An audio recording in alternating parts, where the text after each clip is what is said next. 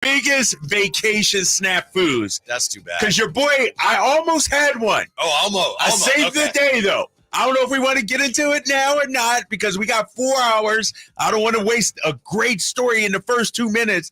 But let's just say Drape's All-Star break was almost disastrous. Like, so much so that the kids might never talk to me again. Disastrous. Ooh. Yes. It was averted all that, yes, right? I averted it because I am who I am, big fella. You know? I know. Drapes to the rescue. That's how it was this weekend. But man, oh man, it was rough. How was your All-Star break, though? It was pretty low key. We went up the coast. We went to Point Reyes. It was very windy. It was rainy. We had some quiet time. Didn't watch any of the All-Star nonsense and came back. So I don't have any stories like that. No All-Star nonsense? No. Didn't set the DVR? Didn't YouTube TV or any? You didn't?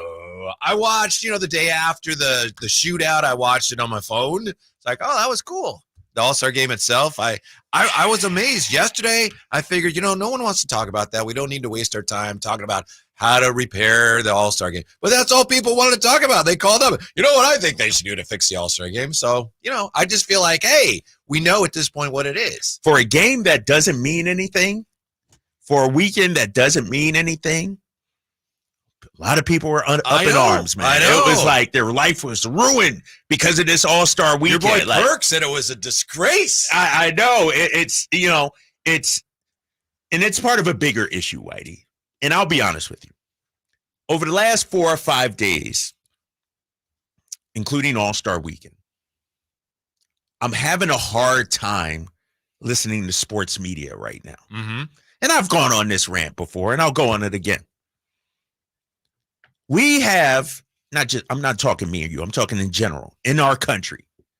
We have too much time to fill and not enough legitimate content. You've been hanging out with JJ Redick? No, he's the worst. I'm so mad at JJ Redick right now, I can't tell you. The way he came after Doc Rivers. That was distasteful. Like, that was distasteful. Like, what are we doing as a society, as sports media, when this is what we call content? Good content, quality content. Now, let me ask you this. Is it sports media's fault or is it the listener, viewer, public's fault? Because JJ Redick also said, I think it was yesterday, nobody's listening to him break down 2-3 zone or how to attack this. But as soon as he says something about Doc Rivers or LeBron James, it goes viral. So what comes first? I'm going to give you a much more serious answer than you probably want. All right. Do you remember the TV show, The Love Boat? Yes. Do you remember Isaac the bartender? Yes. His mother was an instructor I had at San Francisco State, a broadcast class. Okay. And I don't know what the class was supposed to be because the books never arrived, and she would just sit there and just talk to us like for an hour and tell us what the business was about and what it really was about. I remember her telling us, look, everybody has a little piece of gold inside of them. Everybody. You're going to be in this business. People are going to want to take that from you. And it's up to you. Whatever you do, don't let anyone take that piece of gold. That is you. That is your sense of self. And so I think it comes down to that. It's up to each individual has to cross that line. JJ Redick, am I going to throw a former coach under the bus in front of all these people, these yahoos? Listen, they don't have any idea who Doc Rivers is or any of that. Or am I going to, take the high road? He decided, all right, I'm going to, Doc's going under the bus. Then his Doc's son comes out, defends him. Then it gets bigger and bigger and bigger. So it's just every person has to make that decision. Am I going to try to be responsible or am I going to just dive into that, like you say, that raging, it's like a cesspool river. Right. And everyone decides either you're in it or you're out. I don't want to go in there. It's up to each person that decides, all right, everybody in, let's go. Right. I don't want any part of it. Right. And it's frustrating because you turn on TV, you go on social media, and it's just hitting you over the head. And the problem too now is you got your JJ Redicks, your Stephen A. Smiths, all those guys. But then you got Joe Schmo from down the street who also wants to have a hot take, who also wants to show some outrage, who also wants to be a part of the conversation. You can't escape it right now. And it's frustrating for me because, I was thinking about this yesterday, as a matter of fact. there are so many lies out there in sports media. There are so many lies out there on social media. You can make up anything. I can make up, I was walking down the street and so from the Kings did this to some old lady. Won't even be true, but it can go viral. And then that player's or coach's, whole reputation narrative can change. It's ridiculous. I mean, people will throw out fake trade ideas. Yeah, you got to be responsible. Right. That's where I would draw the line. And, people like some of the really sensationalistic stuff. And that's fine. If you like it, fine.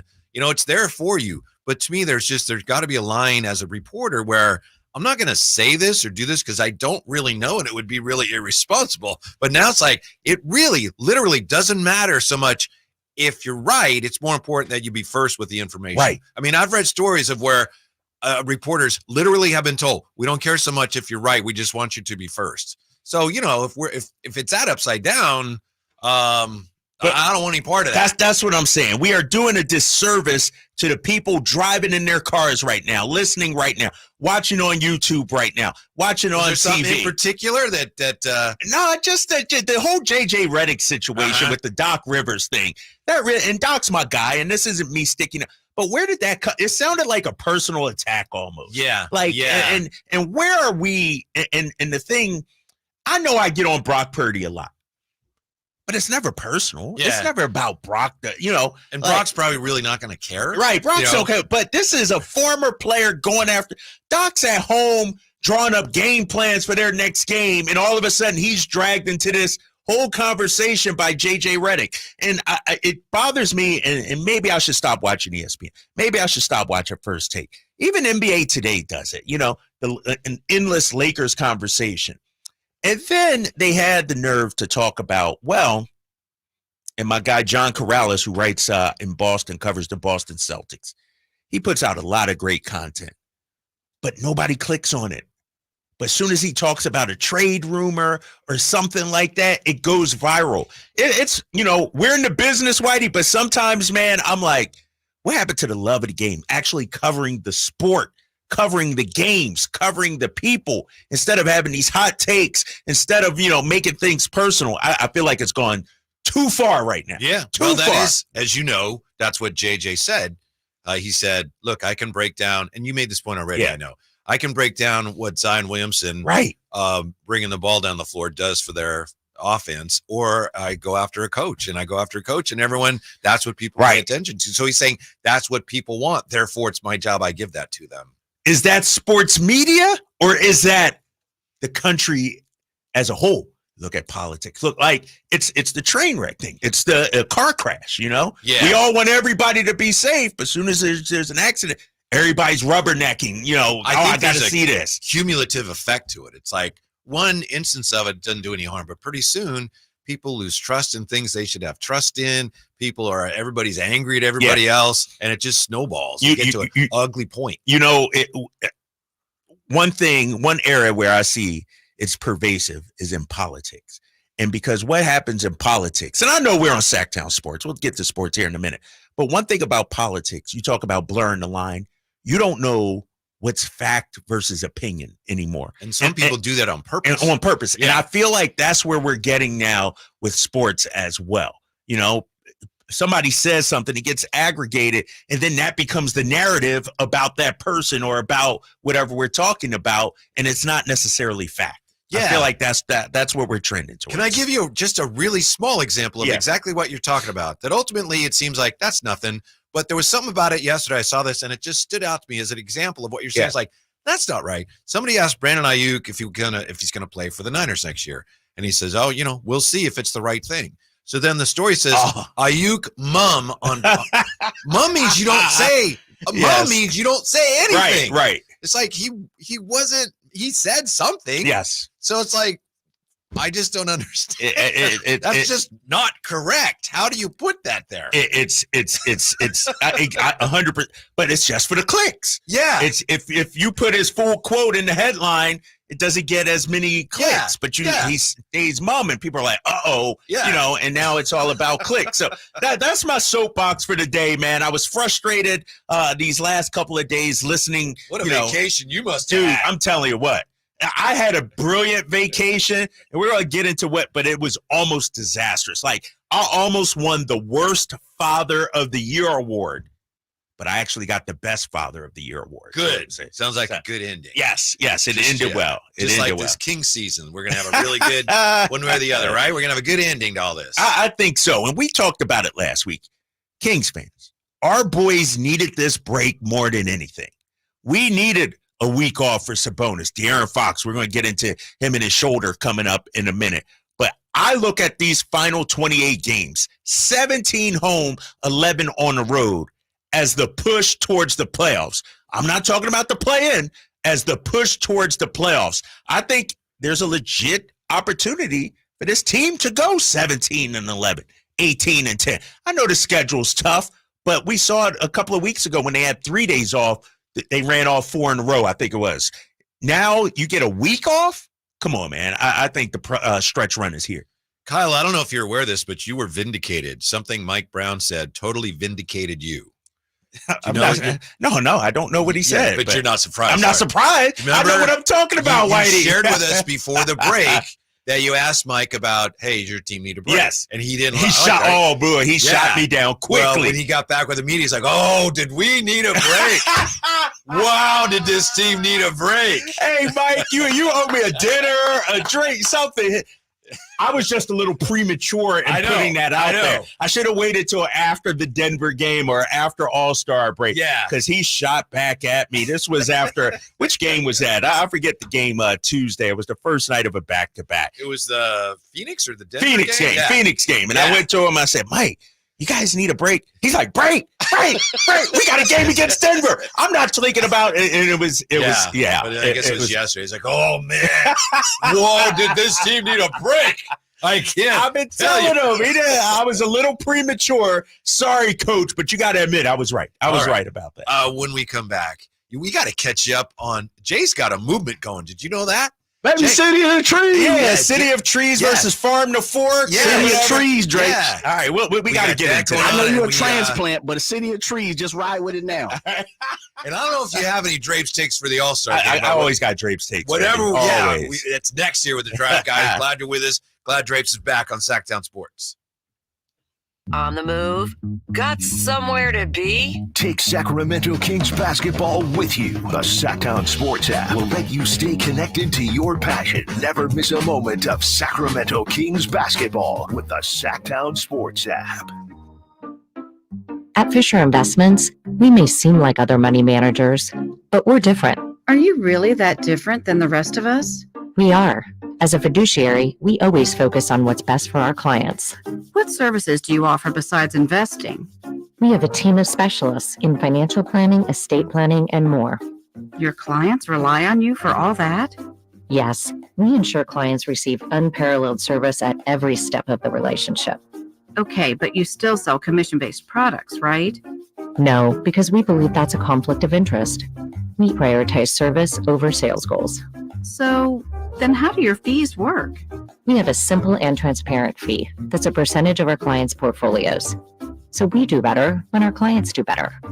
Wow, we're more different than I thought. At Fisher Investments, we're clearly different. Learn more at fisherinvestments.com.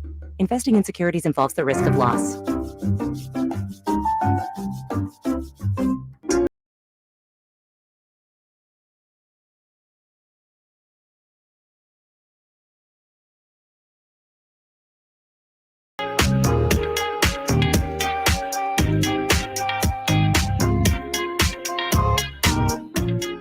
The Try Guys powering your afternoons Monday through Friday on Sactown Sports.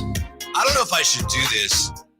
I have this project in mind. Someday I'm going to write a book about all the mistakes that doctors have made that I've been dealing with. I had an appointment today with a doctor and made it here in time and everything. I wasn't sure I was going to. Had a video appointment with a doctor, and it's like he's waiting and I'm waiting, and he came on. He's like, yeah, I couldn't figure out how to get the video to work. It's like, it's a doctor. This is a guy that, if I let him, Dr. Phil or something like that. Who's sticking where? It's like, yeah, I couldn't get the link to work. Sorry. Can I let you know something, though? Whitey? Yes. COVID's over. You don't have to do the video appointment. You can actually go in now. COVID's over, big fella. I know, but I had to make sure I could get here. if I went to see Man, him. come on, man. You know how I am. I roll in Yeah. when I roll in, So you know? we just did it on the phone. Are you okay doing it on the phone? Yeah, I This guess. guy weaving through traffic, video conferencing his doc. Everything good, though? Oh, yeah. Appointment good? Okay. But one time everything's fine. Obviously, it was years ago. I had to get some chemo. Okay, so I'm getting some chemo, and this doctor's giving me and I'm waiting for him. And he's going, all right, it's very potent stuff. All right, it's 4 cc's of this, 8 cc's of that. He stops. He goes, and he turns to me. He goes, did I say 8 cc's? I'm not kidding. I'm not kidding. With your doctors, man. Where they get their degree from? Yeah. Are you back really of a doctor? cereal box I or said, something? I have What? no idea. Can you just start over, please? I tell you what, So- you look healthy now, man. They must be doing something right. You look Thank great you. now. But it's like, are you kidding me? Is that a joke or something? Oh man, Yeah. So anyway, hey, they're people too, right? they are. They Yeah. are. Yeah. Yeah, they make mistakes too. Unfortunately, That's why right? I'm practicing medicine. Right, practicing. Yesterday, already people jumping to life on the chat over Jay's City of Trees Oh, I movement. can't wait to weigh in on this. Yeah. I'm excited. Yeah. What do you got? No, should I do it now? Well, we can get started with it because yesterday we let's- talked about it early and then it just took off. It's still going. I'm back here talking about it right now. It's not stopping, Kyle. I want to hear Jay's reasoning. I missed out on the show. Sorry, your boy was on the beach. I was No, I chilling, got you. hopping on the flight. I On a apologize. mocktail. Yeah, it's your I had mocktail. my That mocktail. boy. Dude, the virgin pina coladas, bro. That's my move right there. What you got, Jay? Tell me why City of Trees. Okay, so should I paint the picture first? Yeah, Wiley? please Let's do. paint the picture. With a broad brush. For drapes. Okay, so the water tower off of I-5 in South Sacramento, which is right in between Meadowview Pocket and Cosumnes, right? Yep, I know what you're okay, talking bingo. The shiny silvery thing, right? Uh-huh. And growing up, and not growing up, I should say years ago, because it wasn't like when I was 7 and Mike Testa said that. But the first slogan to go on that water tower said City of Trees, Mhm. which is what Sacramento, to the best of my knowledge, was ever known for. With good reason.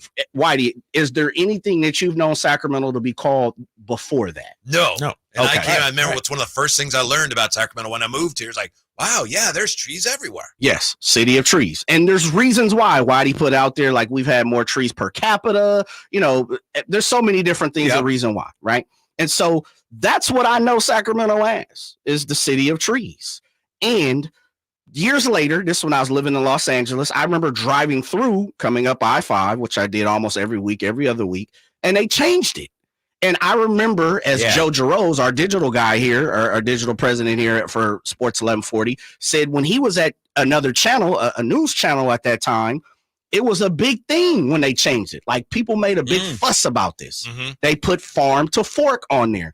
And that just don't got no sizzle, Drapes. It ain't got no pop. That's whack. That's weak. And listen, let me say this.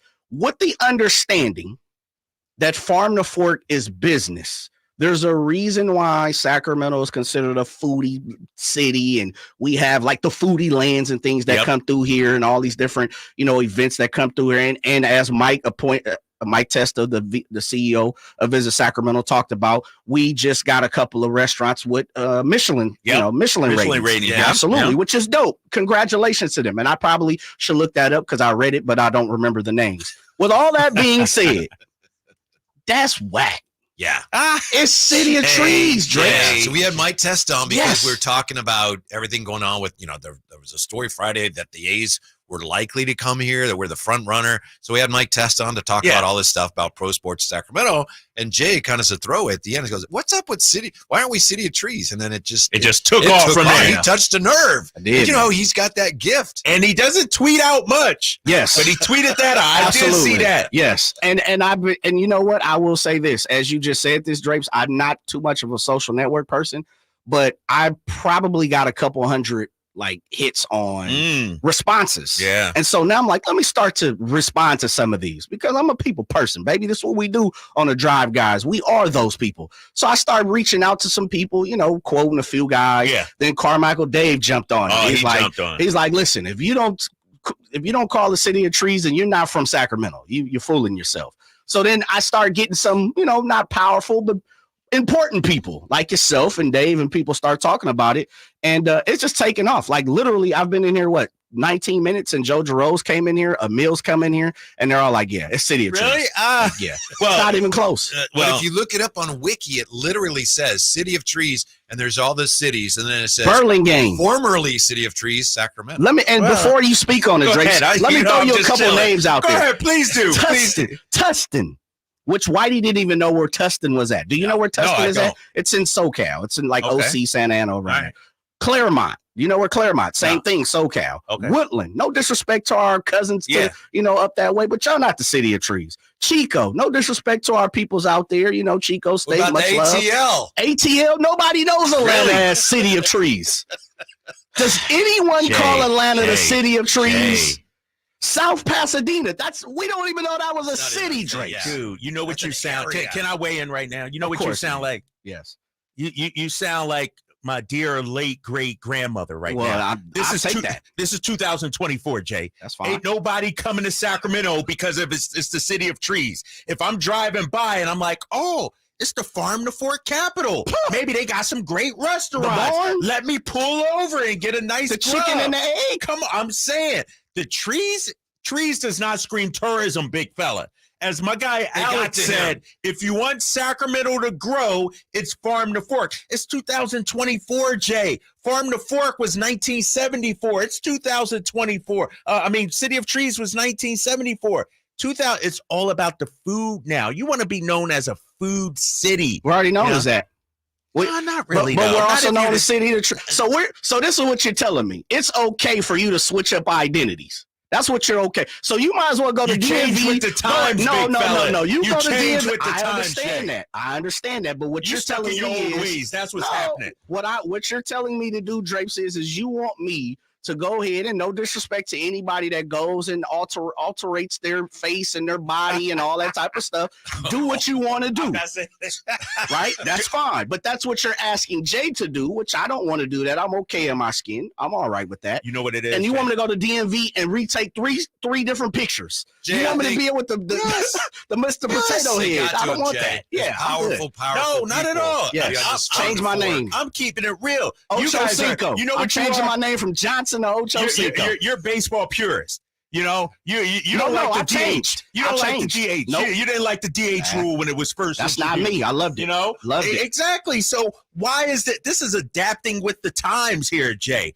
Farm to fork sounds so much more hipper. You say it's whack. It sounds like old McDonald's, which I said yesterday. And I will say, Sacramento is the City of trees. I love the trees. Okay, so we can agree to that. Can we agree to that? But from a tourism standpoint, from a growing standpoint, when I first moved here and they said we're the farm to fork capital, I was like, really? I didn't know that. Let me inspect. Let me check out the cuisine. Let me check out some of the restaurants. I think this is a way for Sacramento to grow. City of trees, you already done maxed out. Nah. You can't grow. You done maxed out. Trees forever grow. There's going to be trees that outlast our lifetime, dude. You just named 20 cities that also claim to be city of trees. And you don't know where none of these cities are. That's what I'm saying. It doesn't resonate. That's the point. Because it doesn't resonate. It doesn't. It's not sexy. Farm to fork for a 25-year-old, a 30-year-old? Nah. See, they're not advertising to me, big fella. They're not advertising. They're looking for the young, hip demographic. You go to the R Street corridor. Look how young and hip it is. True. It's not about the trees. It's about the restaurants. But there's trees planted around. Let me tell you something. This is something I learned very quickly, Drapes. And someone, an intelligent businessman told me this on a flight coming back in college. And he told me he owned a company that was a nursery. And he was like, hey, listen, I'm a millionaire. And we're having conversations. And it blew my mind. I said, wait a minute, off selling trees, off selling little plants. And he's like, yes. And you know what he told me? And if this is some real business game right here, so soak this up. Anything that comes out of the ground is worth money. Minerals, water, electricity, real estate. Guess what? Trees. Food too. Okay. Statewide, more than 400 crops are produced. California is by far the nation's leading food producer. The Sacramento Valley is a powerhouse. Absolutely. Yeah. And I'm not going against that. My whole argument is this. Why give up our identity to change something else? Why we can't be both? Why did we just throw that slogan back to the pool? We just gave that back. Because it says formerly known as City of Trees. Yes. So we just threw that back in there. Yeah. Like, Now, we that's don't somebody on want that. Wikipedia doing Nah, that. well, I'm just I saying. can go in there right now and I'm make just that saying, well, change. please do Hey, then. come on. Please do. You can do that Go ahead. yourself. Here's the thing, and this is what I'm going to say about it. As a young kid, if I'm a young kid growing up in Sacramento, I graduate college. Mhm. I need to make sure the restaurants are there, the nightlife is there, the bar scene to make me want to stay. The trees ain't making me want to stay, Jay. It's everything I just allergies or named. something? I'm just saying. You need some clarity Like, on what's happening. ain't no 23-year-old college graduate saying, you know what? I love Sacramento. I'm going to stay here because of the trees. No, they trying to get lit in these streets, Jay.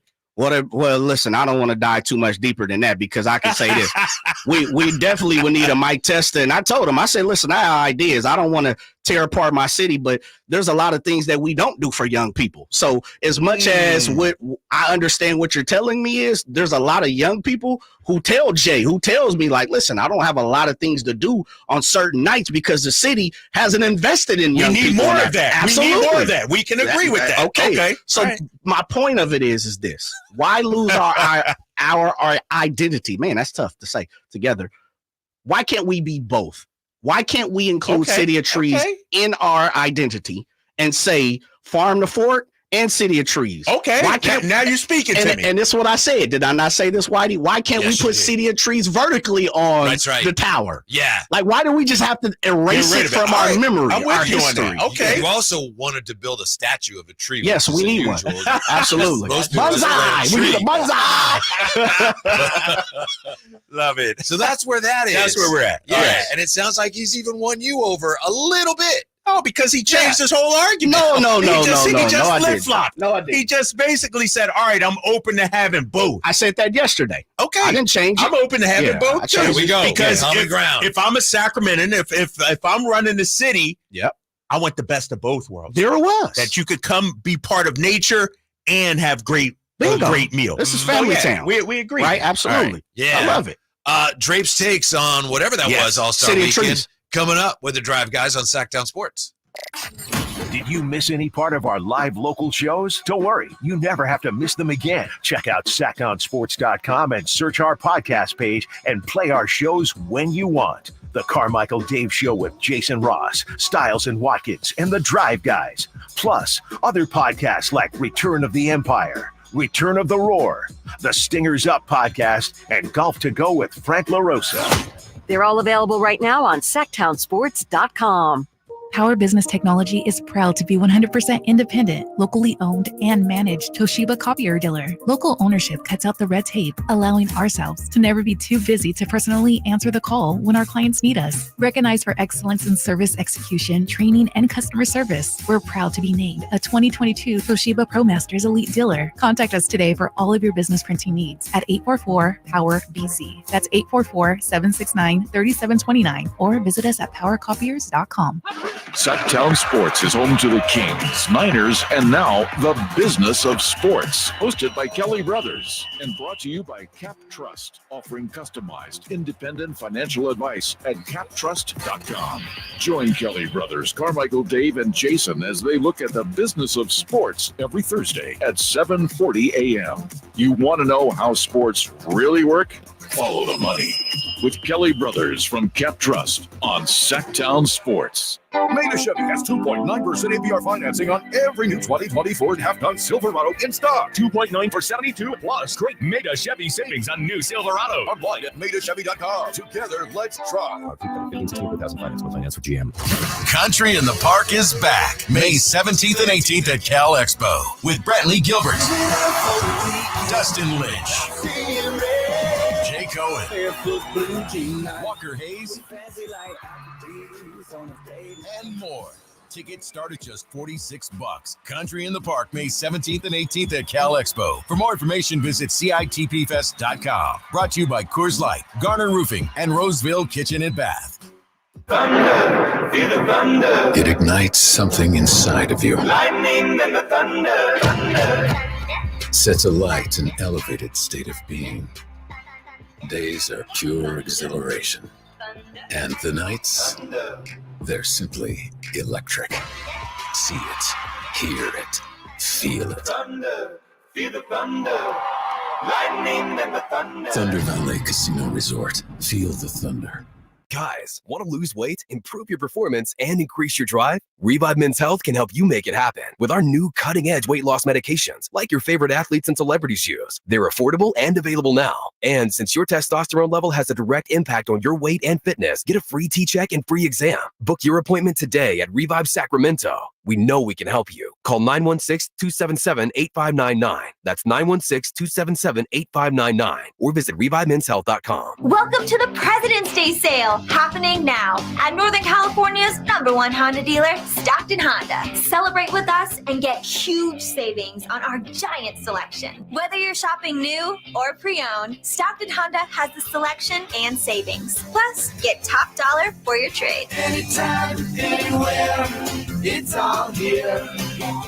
StocktonHonda.com. #1 claims based on 2023 total new and Honda certified pre-owned vehicle car sales from American Honda Motor Company. Sold on report. This segment is brought to you by Subcontractors United, your source for all home improvement needs. Dream big at subcontractorsunited.com.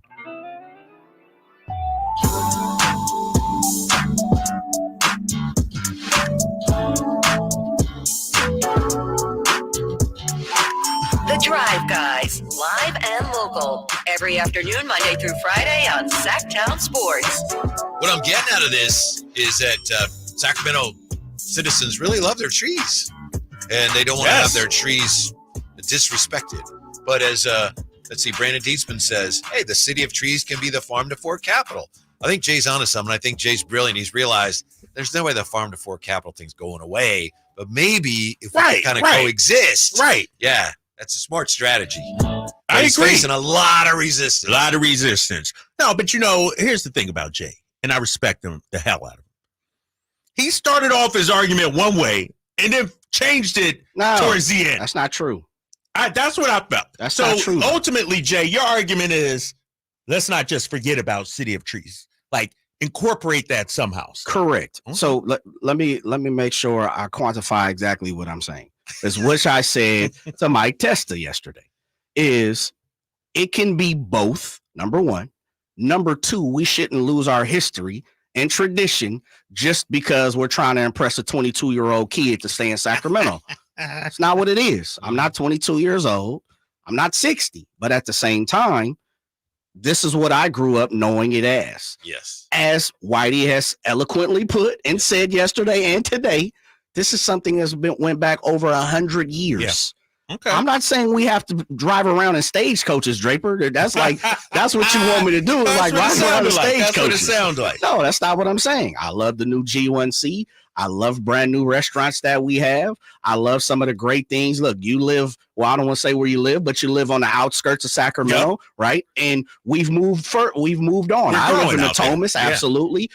So it's not like I live in the middle of Fruit Ridge where, at one point in time, that was the furthest thing you could cross when my grandmother was here. Yeah. So I'm not saying that. I'm saying let's not lose our tradition and our history just because we're trying to impress the Michelin folks to throw some stars our way. Yep. And then the second part of that is we can be both.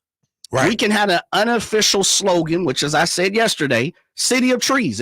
If corporate wants to have farm to fork and want to be, old McDonald, that's cool. But some people, we still want to be called. Absolutely. Be the City of Trees. Come on now. Okay. Yeah. All right. Gotcha. Yeah. Interesting day around here. Emil's hanging around. I don't know why. Niners got bounced a couple of weeks ago. Like, yeah. The dude ain't got no vacation time. What the hell? He says he's waiting to see if news breaks today on who the new defensive coordinator is. Yes. So there's that. Did you happen to share with Drapes the little tidbit that you shared with me, Jay, from a couple of days ago? Chris Sims, what Chris Sims had to say? No, I think I sent it straight to you. Yeah. Yeah. Okay. No, which one? About Jalen Hurts? Oh, yes. Yeah. Oh, yeah, I saw that. Okay. I saw that. Yeah. Chris Sims? Yeah. Talking trash? Said, what did he say? Jalen Hurts is the most overrated quarterback in the league, something like that? Player. No, he said player. This is what I'm talking about, though. This goes back to my, what are we doing here? That's why I brought it up. Yahoo like Chris Sims, why are we supposed to care about what that failed experiment as a quarterback has to say about somebody? Gotcha. Like, I go ahead. You can say all you want. I wasn't sure if you were privy to that. It's one man's opinion. Just like my opinion. I think, Jalen Hurts, the greatest thing since sliced bread. Is that, are they going to be talking about it in Philadelphia? Hear what Drapes had to say about Jalen Hurts, our guy? No, I don't care what Chris Sims had to say. What is your opinion on the NBA All-Star Weekend? Is it anything that we need to address? A lot of people were upset. I feel like at this point we know what it is, and if you're upset by it, then maybe you're bringing some expectations. I'm torn on this. I'm 100% torn on this NBA All-Star Weekend because I hear the frustration. I hear the outrage from everybody. The game is garbage. I admit. I only watched parts of it.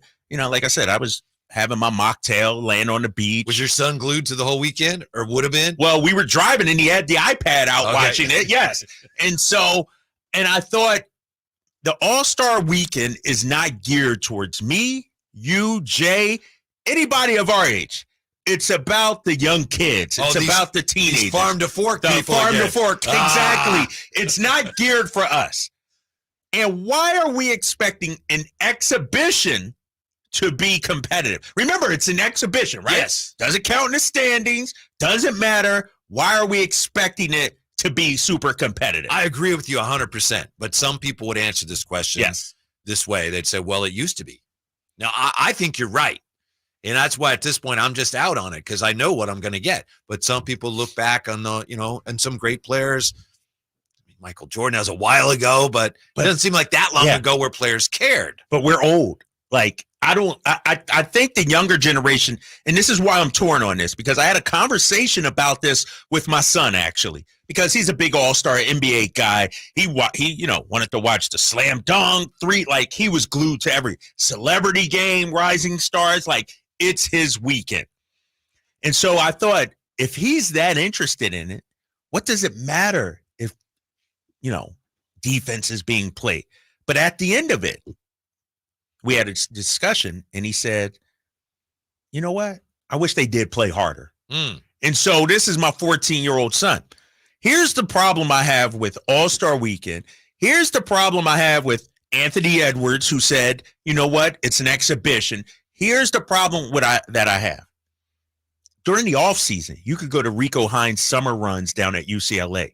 You can go to the Drew League. You could go to Miami and watch guys play pickup, and they're playing much harder. So don't give me the crap about this, worried about injury. It's a game that doesn't matter, because you're playing in games that don't matter in the offseason and playing extremely. This is where I think the players lose all argument that they have.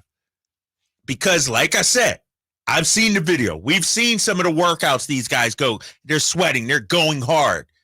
What we saw at All-Star Weekend, that's not basketball.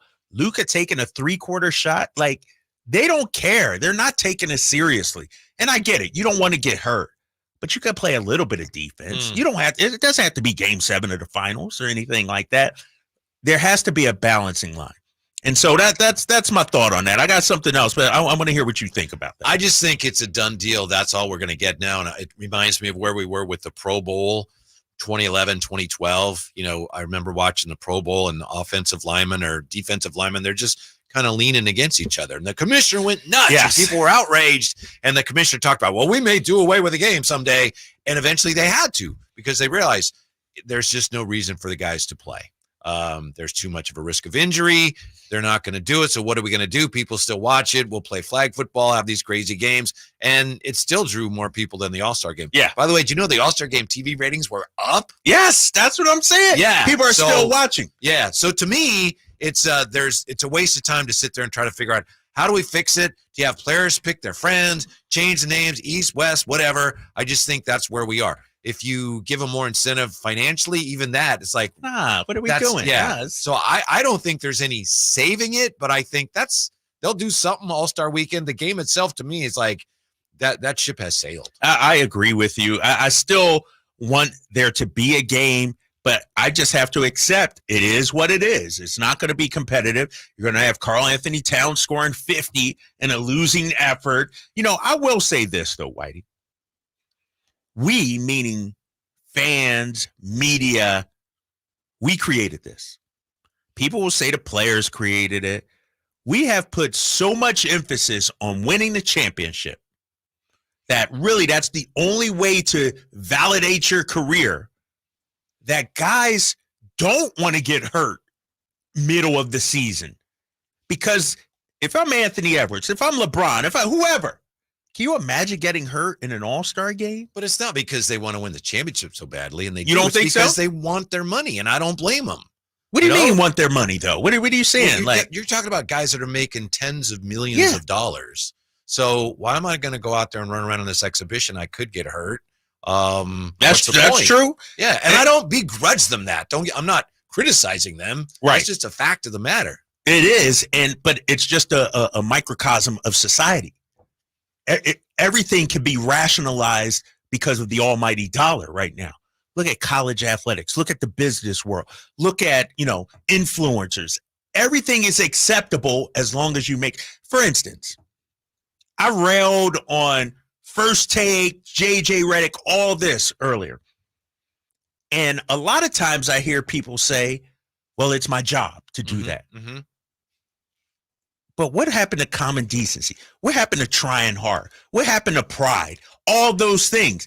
Everything is being excused for the almighty dollar. I know. And that's just where we are as a society. I agree. This isn't an NBA problem. Right. This is just what it is right now. Mm-hmm. And so to your point, if guys are afraid of getting hurt, well, they got kids. They got grandkids. Like, they're trying to leave a legacy for some meaningless game in February.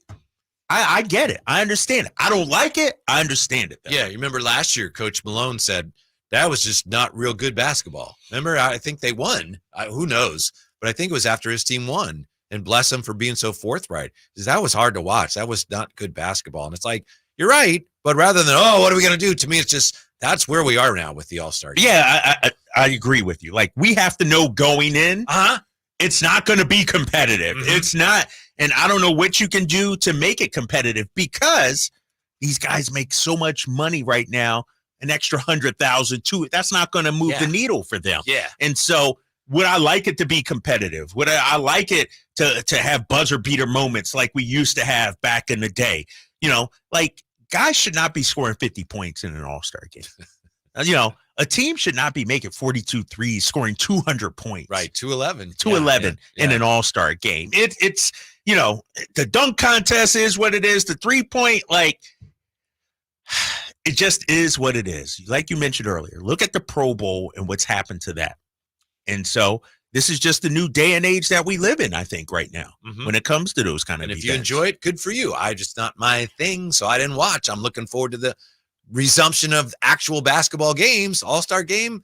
I didn't watch a second of it, and I don't. But I do think the kids still watch. Like, I mean, you just mentioned it's what record ratings, they're up or whatever it may be. Yeah. They were up, and so I do think young kids still are interested in the all. It's just not for me, you, Jay, people of our age. But I do think the 8 to 22-year-olds or whatever are still watching that. When we come back, we've been talking a lot last few days about the A's maybe coming to Sacramento.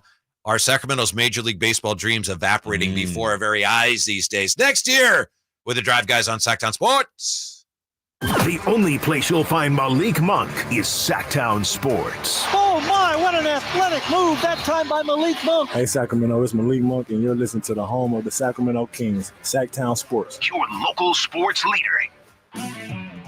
If your passion is bass fishing, only one radio show has the action, information, and excitement of your favorite outdoor sport. Ultimate Bass, hosted by Tournament Bass Pro and California Outdoor Hall of Famer Kent Brown, takes you live to where the fish are biting every Saturday morning. Only Ultimate Bass feeds your passion with the latest news, products, tips, and advice from the pros. Ultimate Bass with Kent Brown, Saturday mornings at 5 a.m. on Sactown Sports 1140, part of SEP's Saturday Morning Outdoors.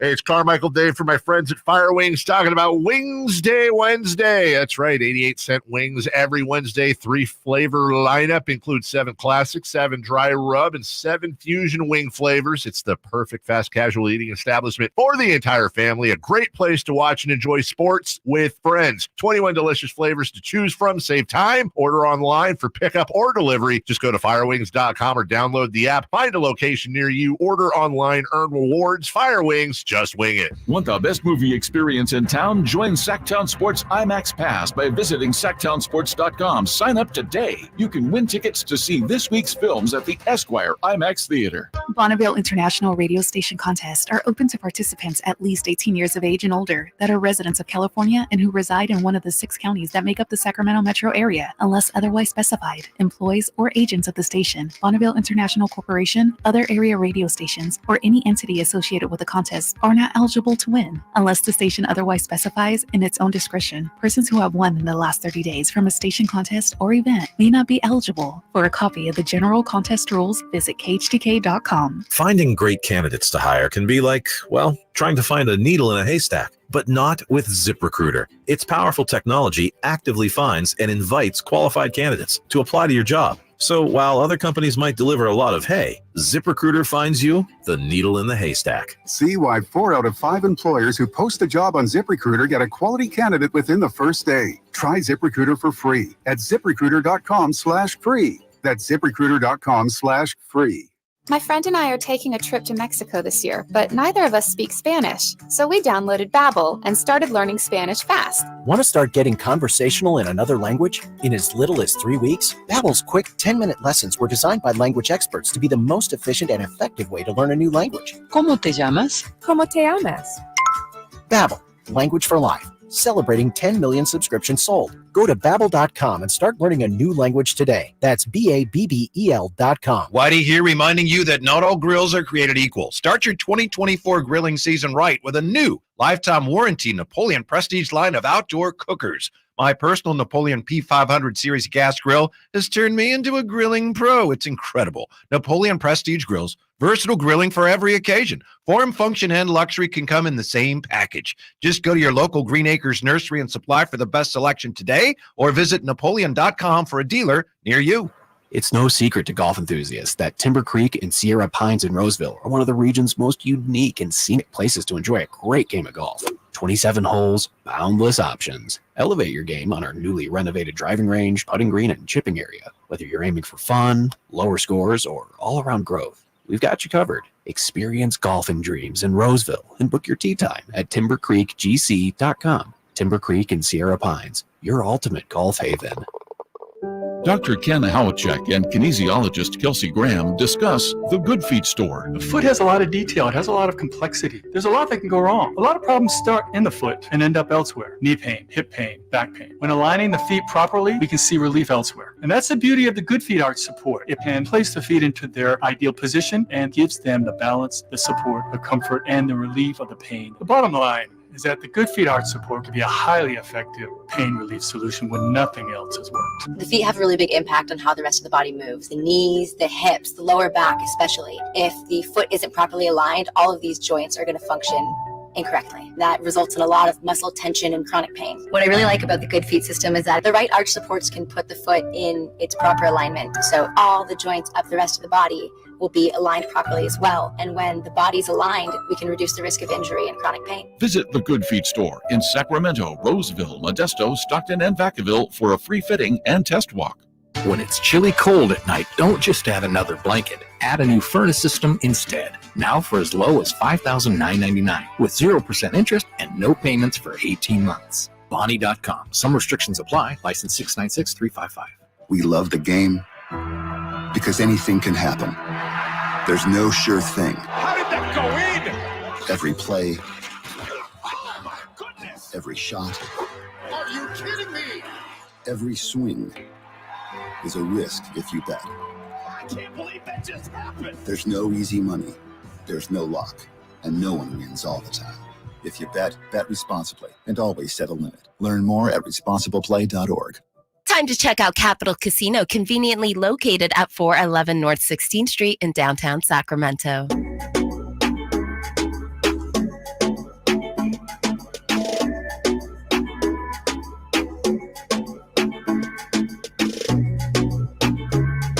The Drive Guys powering your afternoons Monday through Friday on Sactown Sports. Kyle Draper is back. At some point, he's promising to share with us his harrowing tale of a near vacation disaster. It was narrowly averted. That's all we know. let me Pins say and this. needles. We Pins and got to have a needles. segment with this because I want to hear from the people out there too. When we do Yeah. discuss this, your biggest travel nightmare, vacation disaster, because your boy almost had it. I had it, but then I regrouped. Can I and guess? saved But then the you don't day. have to tell me. All I right. mean, yeah, because I know you don't want to talk about it yet. But as you're talking, one of the things I'm thinking of is you arrive wherever you're supposed to stay, and then you find out, like, oh no, you're not staying here. Something like, Nah, I wish it was Okay. that. Okay. That All right. that would be fine. That would be. I would love to. Oh, we're not at this hotel. Let's just go over to this one. Uh-huh. Nah. Wow. Okay. Worse than that. Yeah. I'm still trying to recover from it. But I thought you saved the day. It kind of gave you a little I anxiety. did, but it was, I told. Should we do it, Whitey? It's totally up Let's to do you. it. Let's do it It's right totally now. up to you. So, my plan was to go to Mexico. Yeah. Me and the kids. Nick, 14, Quinn, 11. Excited, She's packed the up. big Taylor Swift fan. Yeah, big Taylor Swift fan. Exactly. My son is a fan of whoever wins. Used to be a Chiefs fan, then became a Niners fan. Now he might be a Chiefs The fan. apple now. doesn't fall far from the tree. So I'm excited. We leave it Friday morning, 6 a.m. Your boy's packed, got the passports, got the luggage, get a good night's sleep, or so we thought. About 9:30, 10 o'clock, I checked the kids' passports. Uh-oh. They expired. Oh, no. The kids' passports expired. I didn't know that kids' passports only last 5 years. Adults last 10, kids last 5. So at 9:30, 10 o'clock. What made you think to check it? I just was double checking, you know? Yeah. All right, I got the passports. Let me double check. Let me look. And then it was like a big punch to the gut. It was brutal. It was rough. I called the airlines. I called everybody I could. Nope, you're not getting on the flight. The flight says 6 a.m. It's like 9:30, 10 o'clock. Uh-huh. The flight is at 6 a.m. I tell the kids, no Mexico, kids. They start crying. My son didn't cry. My daughter, who's 11, cried. I feel like the worst father ever. Like, usually I'm good about these. Like, you had to wake them up to tell them that? No, they weren't even asleep yet. They were about to go to bed. All right. Like 10 o'clock was going to be bedtime because I had to wake them up at like 3:30. It was like, all right. I'm heartbroken. Yeah. I say, I got to do something else. So I said, all right, kids. Now it's like 10:30. I said, we could either go to Disney, and I checked the weather at all these places. I thought maybe I'll take them to Miami. Weather was bad. There was one place where the weather was good. Hawaii. So at 11:30 at night, 12 at midnight, I booked a vacation to Hawaii. Flight left at 7 a.m. Which island? We went to Maui. Nice. Had a blast. Had a fabulous time. But the problem was, I booked my trip to Mexico through Costco. It had passed the refundable part. It was non-refundable. So I'm like, oh my gosh. I just booked this Hawaii trip. That cost a pretty penny. Sure. And I got this Mexico trip that I can't get my money back. Uh-huh. So 5 o'clock comes in the morning. I say, you know what? I'm going to call Costco because that's who I booked from. Costco. I got on the phone with the guy. He said, man, I don't know if I can help you. Let me see what I can do. He got back on. Kyle, he said, is there any other time you can take this trip? I said, probably after the season, after the school year. He said, how about this? You give me a date and I'll rebook the whole trip for you. So June 12th, the boss downstairs doesn't know yet. Your boy is taking off on a trip to Mexico. So I didn't get my money back, but I just shifted the trip from this past weekend. So 2 trips instead of 1. 2 trips, yes. Yeah. But man, can you imagine, Whitey? You and the missus set to go on a trip to, I don't know where you like to visit, Japan. Uh-huh. And the passports expired. Oh. Jay, can you imagine, bro? Man, you had taking the kids and the passport expires? You had a Patrick Waugh God. save right there, man. That was Hall of Fame save right there. How long between oh my God, the time you told them, look, we can't go, and the time when you told them, hey, we can go to Hawaii? So how long were they in that bleak, hopeless period of, man, our trip's ruined? A couple of hours. Okay. Because then, Did they warm right once you said, hey, here's they were still a little disappointed Yeah. because they had never been to Hawaii. Like my daughter had always wanted to go. My son, he didn't know. And so we sat on the bed and I'm Googling, I'm trying to book flights, I'm trying to do this, that, and they're like all up on me. I'm like, kids, I love you, but dad needs some space right now because I'm hurting. I'm in my feelings. I'm losing thousands of dollars, no vacation. LA, it was like 50 and rainy this past week. So, Miami, the same thing. And I'm like, where can Children I take will these never kids? look at you the same way. Exactly. They're going to disown Pops. They will disown me. Worst dad of the year. But then I told you, I'm now best dad. Like, they had a blast. They were like, Dad, thank you so much. These are things they'll remember forever, Uh-huh. But man, and here's the thing, guys. I'm a cool customer. Jay, you know this. I'm a cool customer. But when that happened, your boy was panicking. Ooh. I was like, I'm calling everybody. I text my mom. My mom lives in Philadelphia. It was 2 a.m. I'm like, Mom, I don't know. Are you awake? I don't know what. I was so blown away. What can I do? What can I do? So what happened? Can I ask you? Yeah. And I know this, man. You're a busy person, so I know part of the of the answer. But how did you not check the passports? Did you just assumed everything was good? No, because I my passport is 10 years. Yes. So I knew 5, I hadn't. right? Yeah, I knew I hadn't. Had theirs for 10 years. Right. Because my daughter's 11. So I just thought theirs was 10 years also. And so the night before, I'm like, all right. And I look and I'm like, can you imagine, bro? When you open up something, you get that bad news, you're like, And so I checked it 2 or 3 times. I'm like, my eyes deceiving me. I'm like this. Like, is my eyes okay? And sure enough, dude, unbelievable. But we had a blast though. But my gosh. One time one of my wife's sisters was Heck going of to a go. save, by the way. She was going to go to Japan, and she flew out here from New Mexico, and she was going to go, and she's like, I don't have my passport. She flies back to New Mexico.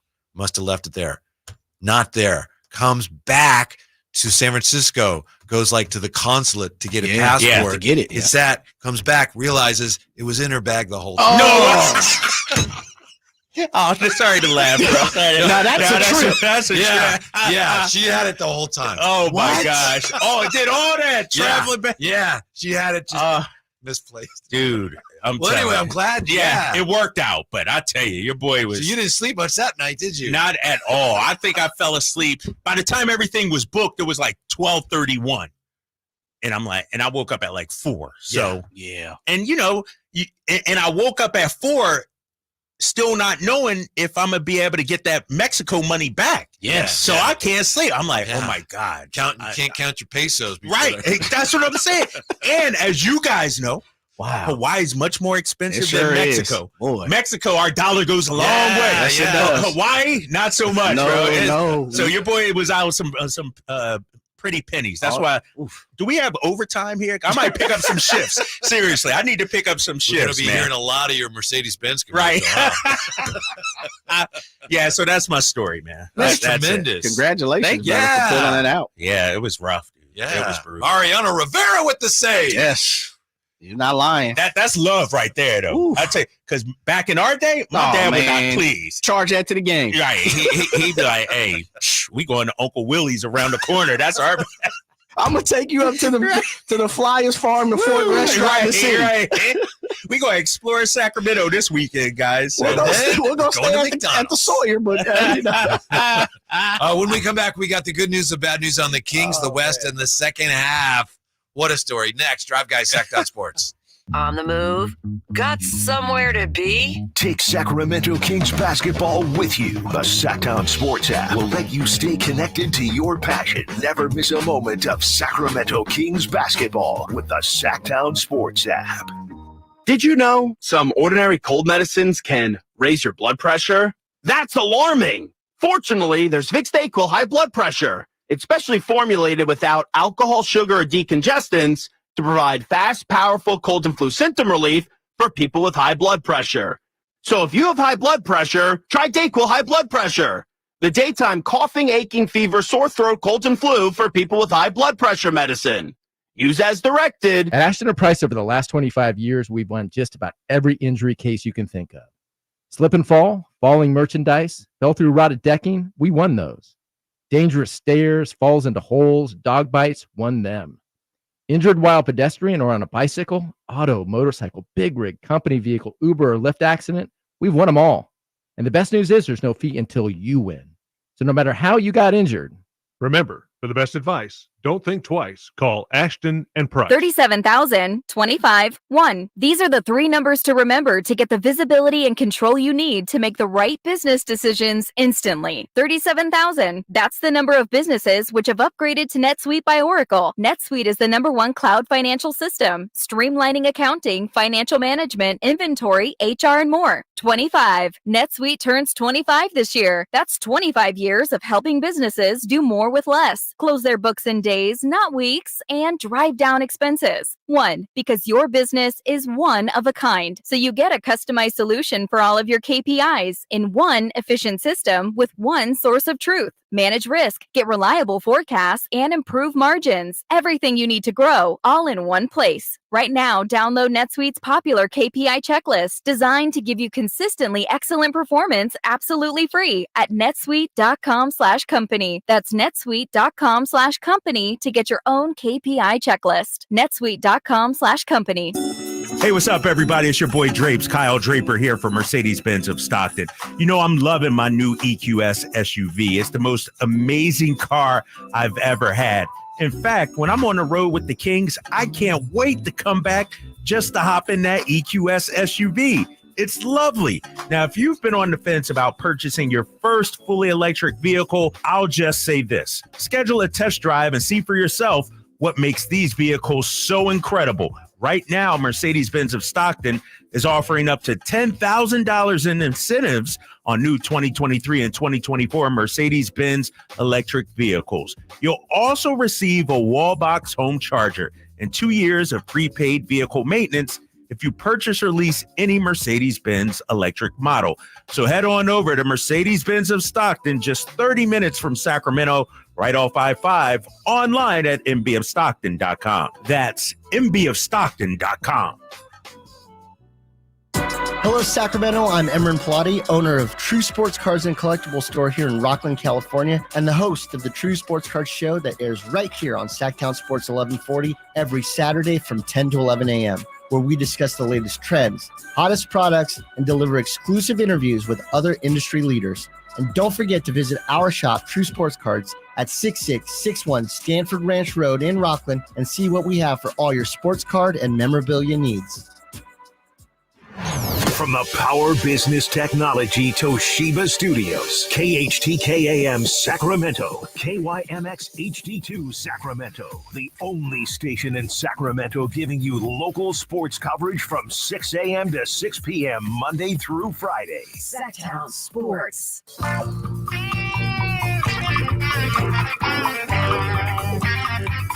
The only station in Sacramento giving you local sports coverage from 6 a.m. to 6 p.m. Monday through Friday. Sactown Sports. Yeah, great to have Kyle Draper back from Hawaii, as it turns out. Yes. Not Mexico. Jay and I were arguing last week. Is he in Cancun? I think it's Cabo. I think he went to Cabo. He didn't go to either one. Bro, Cabo is coming up in June now. Good. Man. But it turned out to be a fantastic. We took the golf clubs, me and my son. We golfed in Hawaii. You know, we went snorkeling or tried to go snorkeling. The winds were a little too much. But every day my daughter was like, this is paradise, Dad. This is paradise. Great. And so nobody gave you that. This is nice, but it ain't Mexico. Dude, I could do no wrong in their eyes right now. Like, I am Dad of the year for them. That's awesome. Yes. Wow. So it worked out. 339-1140, 1-800-920-1140. Going to talk Kings in just a moment. First, Steven on Sactown Sports. Thanks for hanging, Steven. What's going on? Not much, man. Thank you for letting me hang on for a while. Kyle, you're not a bad dad at all, man. It doesn't matter what you did, brother. You are a dad, and just like what JJ said, man. Patrick Ruwa with the save, man. Nice pull. Appreciate it, man. Appreciate nice pull, JJ, with the Patrick Ruwa. I gotta say, man, I'm just saying that was a good pull. Real quick, man. I'm born and raised in Stockton. Did you guys know that Stockton was 30 minutes away from Sacramento? Did you guys know that? Of course I knew that, bro. Have you listened to the Mercedes short drive right down I-5, Mercedes-Benz of Stockton? It is just a short drive. Yeah. It is just a short drive. All right, real quick. I'm born and raised in Stockton, man. I moved up here in 2007. I'm a group home kid. 2 years later, here we are, City of Trees, man. And ever since I've been in here, ever since I've been here, it's always been the City of Trees, and that's what it always will be. JJ starting this movement, man, and sounds like you're behind him. Get all the credit. Yeah. Because, boy, I'm hoping this thing takes off. Hope you had a good trip, man. Sounds like you did. And, man, you guys enjoy your day. Thank you for letting me rant. Yeah, I appreciate you, man. Thanks for holding on, man. It's a movement that Jay has started. You know what, Jay? Dog, you might no. I don't want to say that. Mayor Darrell might be listening or something. I was about to say, you might have to run for office on this platform, bro. This will be your platform right here. I need to be involved. I should be on the board of directors or the regents or something there. I was afraid yesterday to go to my car because I thought like some of the powers that be were going to be like, roughing us up or something. Hey, you guys, maybe better drop this. This whole tree thing. That's not going to fly. Right, that's not going to fly. If you're smart, right. you'll stop talking about it. Got it? We know where you live. Yeah. Cut it out. Yeah, but he's undeterred. Oh, my God. And the movement grows. I'm going to see it through, fellas. Uh-huh. We'll be talking about this in baseball all-stars. Oh, my gosh. Welcome back, boys. Welcome. Yeah. Did you happen to see what your buddy John Hollinger says about the Kings in the second half? We still listening to that guy? I just wanted to saw it. I didn't see what he said. What did he say? He really didn't say much. He says Sacramento. He's talking about the West and how crazy it is. And by the way, one thing that I agree with, he says, Jay and I said this yesterday. I think the top 10. I think we know who's going to be. Yes, 100. Yeah, it's said already. Yeah, that number of teams, teams that actually. So that means the Kings. I mean, they're probably almost certainly at least in the play. At worst, to play. And they work their way out of that. But Hollinger says Sacramento has a favorable slate of home games in its closing stretch, but the underlying numbers thus far don't augur particularly well for a dominant closing kick with a mere plus 0.5 scoring margin. Kings also lose a tiebreak to the Pelicans, although they are likely to win ones with the Mavs and the Suns. He goes on to say Dallas looks like they're playing well. So John Hollinger says the schedule looks nice for the Kings here for that March stretch, but he says they are not playing well enough to convince him that they're ready to go on a run. Here's the thing, Whitey. This is what I'm talking about. We got too much space in our lives for content. People just write things just to be writing things. Mm-hmm. Look at what the Kings did last season after the All-Star. Oh, I know. They hit their stride. Yes, they did. And I understand the schedule's tough. I know you got Denver. I know you got the Clippers. You got all these tough teams. But 17 of the 28 are at home. A week off for this Sacramento Kings team. Why can't they go 17-11? 17-11, that's nothing. That should be doable. And when you look at their schedule, pull it up real quickly. They have some critical games down the stretch that I think will be favorable to them. When you look at how they ended out, they got a tough East Coast trip. But Boston, by Friday, April 5th, may not be playing for anything. Maybe. At Brooklyn, they'll be out of it. At OKC, that's going to be tough. Home against New Orleans, home against Phoenix, home against Portland. You got head-to-head games against teams you're going to be jockeying for position with late in the season. Yeah, I'm talking specifically games against Dallas, too. 2 against Dallas, New Orleans, Phoenix. Clippers, I think they're probably a little ahead of you. But you have time to make it up. And just because you're playing a certain way February 10th doesn't mean you're going to be playing that way. We heard De'Aaron Fox yesterday say he's been dealing with a shoulder issue. Yeah. And we'll talk about that in a little bit here. But I firmly believe this team can go on a run. Remember all the people you and I heard from, was it last week or the week before? How do you guys know he has a shoulder injury? That what are you talking about? You don't know. I'm gonna say something here, and this might piss some people off. But there's a reason why we do what we do. We're not Joe Schmo on the streets watching at home saying, oh, man, well, looking at a box score the next day. My guy Whitey doesn't just look at the box score. He watches the games. I'll give you some respect. I do look at the box score, too. I know you do that, but you actually watch the games. And anybody that knows basketball can see with their eyes. De'Aaron Fox has been dealing with someone. And so everybody got an opinion. Not to say you can't have one, but sometimes trust the people that actually talk to the players or in the press conferences. Well, the thing about that kind of thing. Yeah, that bothered me was some suggesting that you guys are saying he's hurt because you're covering up for him, right? Carrying the team's water, or something like that. Clearly, they don't know, especially you. I could see somebody accusing me of that because they, Vivek signs my check. Because you do that all the time. No, but But I'll tell you, you see me on the post-game show. Yeah. I'm not carrying the water for anybody. When they lose a bad game, I'm coming at them. Now, when I call the game play-by-play, you got to be favorable to the home team. But pre- and post-game? I'm being honest here. I've heard you say some things on post-game where I've thought, I wonder if he's going to hear from somebody on that.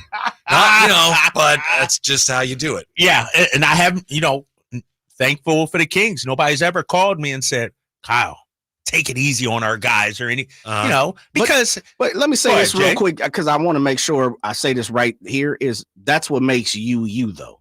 And I want to give you kudos for that because I think what you're arguing is, Drapes, is there's a lot of people who just kind of blowing smoke and JJ Redick is kind of said, he told on himself, but I think it's authentic when you do it. And so kudos to you for that. I just want to make sure of that because I don't think we give flowers enough to people who are authentic. Appreciate that. And it goes back to, who was it? Ryan Clark with his Brock Purdy take. Remember? Yes. It's like guys just be saying things just to say things and not really, backing them up or thinking them through. They're just saying things for clicks. And so when we were talking about De'Aaron Fox, we didn't carry it's clear as day he was dealing. At least that's what I thought. Mm-hmm. And so, to be accused of carrying the water for the organization, that's not what we do. We're not going to do that. We'll talk to Jason Anderson today. Yeah. And he's the one, I believe, who reported that De'Aaron Fox admitted he had the injury. What concerns me is that De'Aaron Fox is saying things like, I don't know what's wrong with it. I didn't have an MRI. And that's his right. And it is not our right to know what's wrong. As much as we as fans think it is our right, it's not our right. He's so vague about it, it suggests to me, and I hope I'm wrong, that there's something really going on in there. Right. You're not having an MRI? And he also said it's not something that a week off is going to cure and fix as well. So I think this knows might what's be going on like there. Yeah. an after the season kind of thing that you got to deal with. Remember last year we knew about Sabonis' thumb. Keegan had something very similar. We never found out. Nobody ever talked about that. Yeah. Keegan had his before Sabonis, I believe, and played through it. And so, no, you're right. And this De'Aaron Fox things, it does concern me a little bit, but he hasn't missed time. And if he's out there, he got to play. But I'm a little nervous about it, But we talked too. They're going to make at least the plan. I still think they have a chance at that top 6. I think those 2 games against Dallas are going to be critical. Yeah. You got to get sweep those. You got the season series. You got the tiebreaker against them. Still not sold on the Pelicans, even though here we are 50-plus games into the season. And so I think they could sneak into that 5 or 6 spot.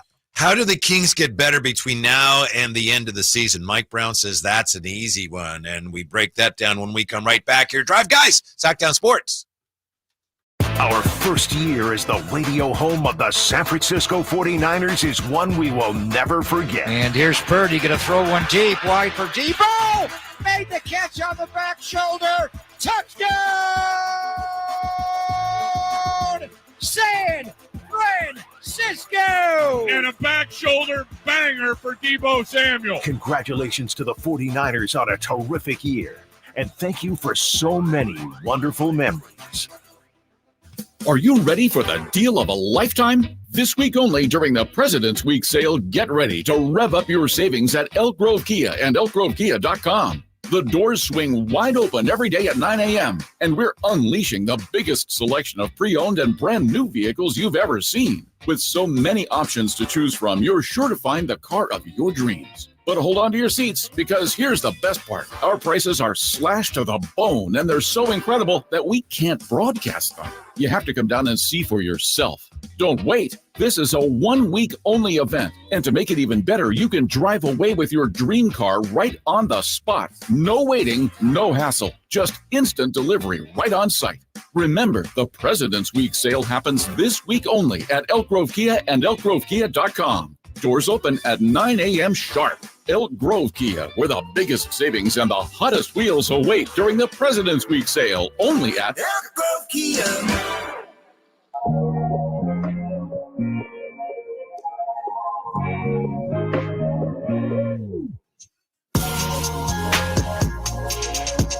Your flagship station for the Beam Team, Sactown Sports. Best thing about the All-Star game is that now it's over, but I don't begrudge players needing their rest, whatever. But Kyle, I want the games to start. Finally, we got basketball again tomorrow night, right? Yes, and this is going to be a sprint. You know, they say the season's a marathon. Well, now we're in the home stretch. We're in especially the way that the West is jumbled up. Every game is going to matter. Tomorrow against Wemby and the Spurs, big game. And so it's, you know, and that's the thing really quickly, Whitey, you know, we talk about the All-Star break and how crappy the game has been, you know, is and has been. This season from a basketball standpoint, regular season, I think it's been a fantastic regular season in terms of league-wide, some of the level of play that we've seen so far. I thought one of the advantages the Kings had last year was that they seemed to take every game in the regular season very seriously. Yeah. And there were some other teams in the West, especially some of the older teams, that seemed to be taking some time to find their way last year. And then when we got to the stretch run, the Kings had a little bit of a cushion built in, and then they started playing even better. Yeah. And this year, I think, not to get negative again, but they've failed to do that because of all the games that we know and they know they should have won. So that's one reason why I think they find themselves right now looking up at so many teams as compared to a year ago. Yeah, they've sort of, you know, used up all their, you know, mulligans or yeah, exactly. Now you gotta, you know, you can't afford, you know, a 2, 3, 4 game losing streak because you had some bad losses. Think about this. You lost 4 times to the Pelicans. If you just split those two, how different would this look? If you just beat the Charlottes and the Portlands, have 3 more wins, let's say, how different does this feel and look right now? And so their margin of error is very slim right now. Mike Brown yesterday was talking to reporters, and he was joking about how, you know, he's got in trouble for the things he said about the officials. And he's talking about playing with his grandson over the break, had a great time. And then the question turned to, well, what do you guys need to work on now? And he went right to it, didn't he? Right away, he says, yes, our 3-point defense is killing us. He says if our 3-point defense was just average, if it was average, we would be 8th in the league in defensive rating. So it's clear as you look at the team, it's a double-edged sword. It's like, wow, that's really a problem area. But at least you know how you can improve. And the Kings 3-point defense defending the 3-point line has been their real Achilles heel this year, and it has cost them dearly to this point. Yeah, and you know, this is something we've talked about in the past. When you look at the NBA and the evolution of the NBA, the 3-point shot is so huge right now. I'm looking at the numbers, Whitey. On average, teams take 35 threes per game. That's second most in NBA history to the 2021-22 season when they took 35.2. So more and more teams are taking more and more threes, and the Kings 3-point defense is the worst it's been. Like fundamentally, if you want to be a good team, and I'm about to pull these stats up, you have to defend the 3-point line. I'm looking at the top 10 teams that defend the 3 in terms of percentage. You got the Pelicans. The Blazers actually do a good job, really? Surprisingly. Yeah, they only allow 34.7. The Rockets, but then after that, Philly, Boston, Minnesota, Milwaukee, Clippers in there, Cleveland in there. Basically, you know, the so-called contenders, if you will, are top 10, top 15 in 3-point defense. Now you go all the way down to where the Sacramento Kings are. Listen to the teams right ahead of the Kings in terms of 3-point defense. Charlotte, Dogs. Utah, Atlanta, San Antonio, Brooklyn, Memphis, Detroit, Toronto. Before we even get to a so-called contender, the Lakers are 21st in the league. Like, the Kings are with the dregs of the NBA in terms of three-point defense. And they can't. Mike Brown's right. They're not going to go anywhere because every team now, and I've read this stat the other day.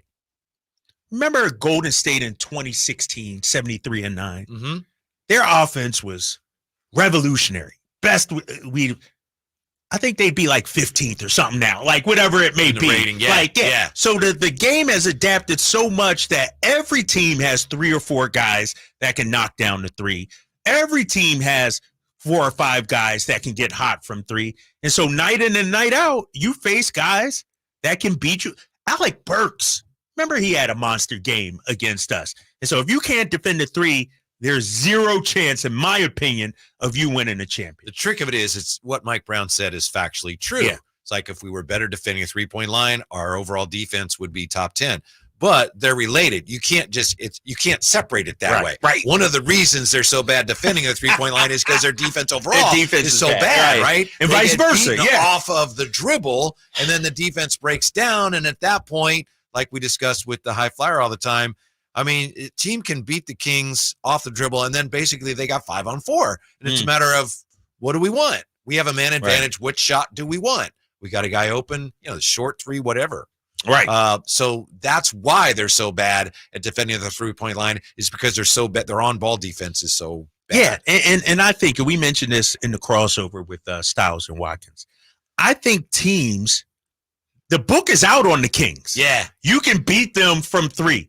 When teams like Orlando, who don't shoot a lot of threes, when teams like Detroit come in, good three-point shooting team, like they know the 3 is going to be there. Mm-hmm. And so they walk into the building with confidence. Yeah. And so how do we fix that, though, Whitey? That's the question, right? Yeah, I know. I don't know. What do you do? That's a great point that Chris made, and I don't know if he had the exact numbers, and I'm not sure what they are, but he pointed out that teams in the league, basically, there's a number that teams average on an open 3. And when teams are playing the Kings, they hit much higher percentage than that, which implies, well, that's luck. If teams make open 3s at this rate, why do they make a higher percentage of open 3s against the Kings? It would seem like maybe it's just the bounce of the ball, but maybe, as you say, there's more to it. Like, teams are just so much more confident. I have a theory, and I don't know if this is 100% right, but this is what I think. When teams play the Kings, and Mike Brown will tell you this, he talks about physicality. Well, when you play the Kings, when you're on the offensive end, it's almost like a glorified pickup game, if you will. And so you're more confident. You come off screens a little freer, clear. Like, I can't imagine who's a top 5 defensive team. Let's say Boston. When you play Boston, at the end of the game afterwards, you feel it. Mm-hmm. When you play the Kings, it's not like you went to battle. It's not like, you exhausted yourself. You laid it all on the line to get the win. The Kings make it too easy for teams on the offensive end. And so that's why I think, you're fresher legs. You're more comfortable. You're more confident because the Kings don't make you feel them. That's what Mike Brown is trying to get to his guys. And he's been trying to get that through to them for the last season and a half. Yes. When I look at Memphis, not this year, but back when they had grit and grind, like when they were the grindhouse a couple of years ago, win or lose, when you left that game, you knew you had to earn it. I think a lot of times teams don't have to earn their wins against the Kings. So how do you fix it? You need somebody who's not playing a lot yet to start contributing at that end. You need like Keon Ellis to become a better offensive player. You need Duarte to start doing some of the things that he's been doing. I don't know, because it's not realistic to expect the people that aren't very good at that to all of a sudden just be better at it because you want them to be better at it, right? No, you're right. You're right. You can't just wish and hope it. And so if you're Mike Brown, do you turn to the Keon Ellis's, the Kessler Edwards, but even those guys, they don't fight you to the death. They're great on-ball defenders. They're good, but I don't know if you're feeling them. They're in position, but they're not bodying you. They're not being physical with you.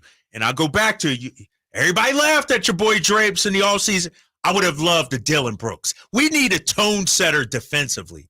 We need somebody who's our tone setter defensively. Who's our leader defensively? Who's the guy that rallies us and gets us in the right position? You know what? Like, we've seen it a little bit with Davion at times. Keegan sometimes, but I don't. But he's not that. He's the closest to it, but he's not it. Right. You know, you go back to the Moneyball days of the A's, and sometimes it's counterintuitive. My point is this, and we've talked about this, maybe the way the Kings correct their defensive flaws is just by getting better and better offensively.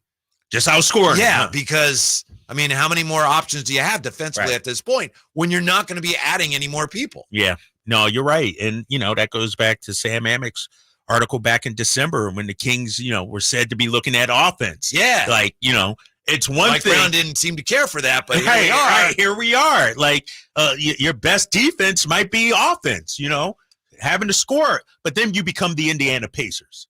Look at the Indiana Pacers. They could score with anybody. Great offense, but they also give up a lot. Is that what we're trying to accomplish? And Mike Brown knows that's fool's gold. Mm-hmm. Mike Brown knows come playoff time, that's not going to get you where you need to be. If anybody knows the answer, it's our next guest. He was a Kings beat writer for 16 years, currently writing for The Athletic. Jason Jones joins us next year to Drive Guys, Sactown Sports. Subscribe to Sactown Sports on YouTube and watch the Carmichael Dave Show with Jason Ross, Stiles and Watkins, and the Drive Guys, live Monday through Friday from 6 to 6. Plus, view archive shows and exclusive content. Subscribe at youtube.com/Sactown Sports.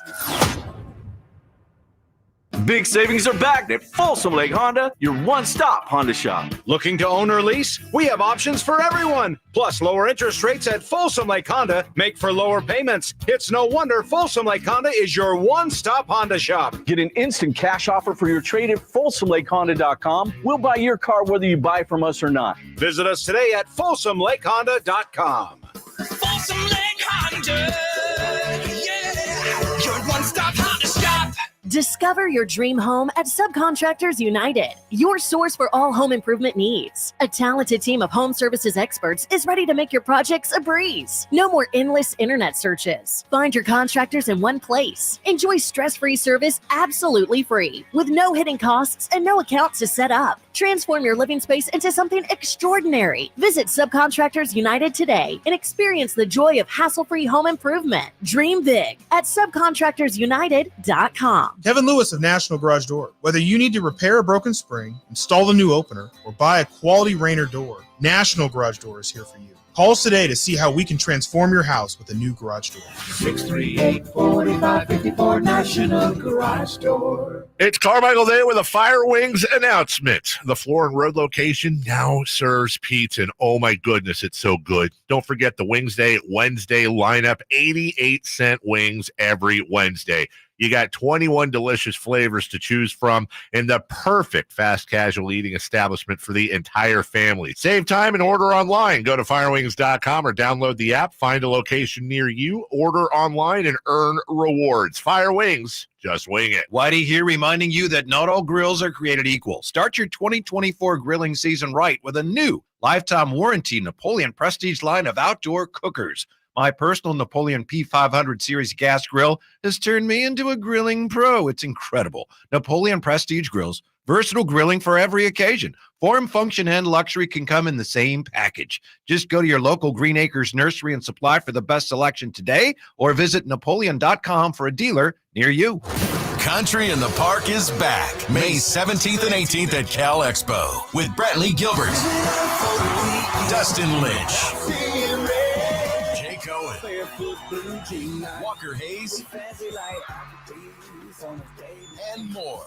Tickets start at just $46. Country in the Park, May 17th and 18th at Cal Expo. For more information, visit CITPfest.com. Brought to you by Coors Light, Garner Roofing, and Roseville Kitchen and Bath. Guys, want to lose weight, improve your performance, and increase your drive? Book your free T-check and free exam at Revive Men's Health Sacramento. Now also offering affordable, cutting-edge weight loss medications. Call 916-277-8599 or visit ReviveMen'sHealth.com. Lead generation is one of the most important aspects of any marketing campaign. Let us help you identify your target audience and market your products or services to them. Go to aimyourdigital.com today. aimyourdigital.com. When the unexpected happens, trust AutoAccident.com. Loyalty and compassion set them apart. They're with you every step of the way. AutoAccident.com. That's AutoAccident.com. Golf to Go is brought to you by the Hagen Oaks Golf Super Shop. Here's Frank LaRosa. It's been estimated that we lose more than 400 million golf balls globally every year. Hitting it in the fairway is a great way to prevent lost balls, but magazine's Josh Sen says, we can do better, people. First, play the right tees. The architect designed the placement of hazards for different handicaps. Second, find a reference point. Pick a tree, a shack, or a path where the shot was headed and keep it locked as you head off the tee. Third, maybe use a highly visible ball. You've got a better crack at tracking your ball if it's the color of a lemon or a tangerine. And anecdotal evidence suggests there's something freeing about knocking around a cartoonishly colored golf ball. 4, do not look away in disgust. A natural reaction to a slice or duck hook is to turn away. As hard as it is to find an errant shot, it's even tougher if you don't know where to look. And finally, be a good scout. Instead of fiddling with your phone, keep an eye on your partner shots. The more time you spend watching, the less time you spend looking. That's your Golf to Go. I'm Frank.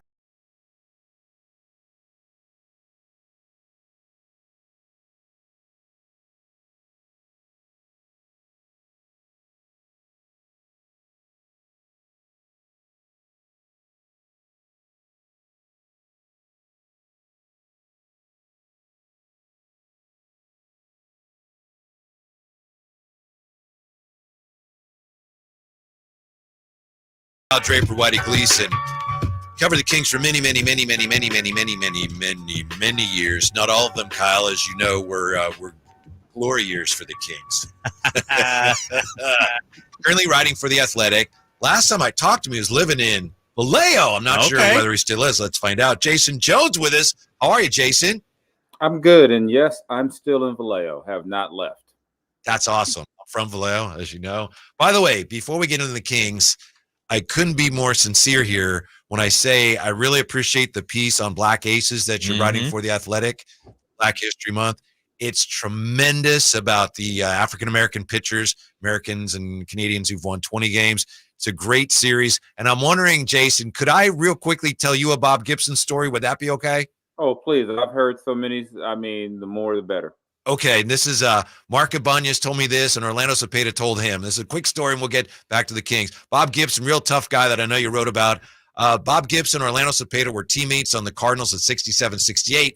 Cepeda gets traded the next year to the Braves. So the first time the Braves come into St. Louis in 69, Gibson's like, come to my house for lunch. They were teammates. They'd been to the World Series 2 years in a row. Cepeda's like, great. So the game starts, and Cepeda comes up in the first inning.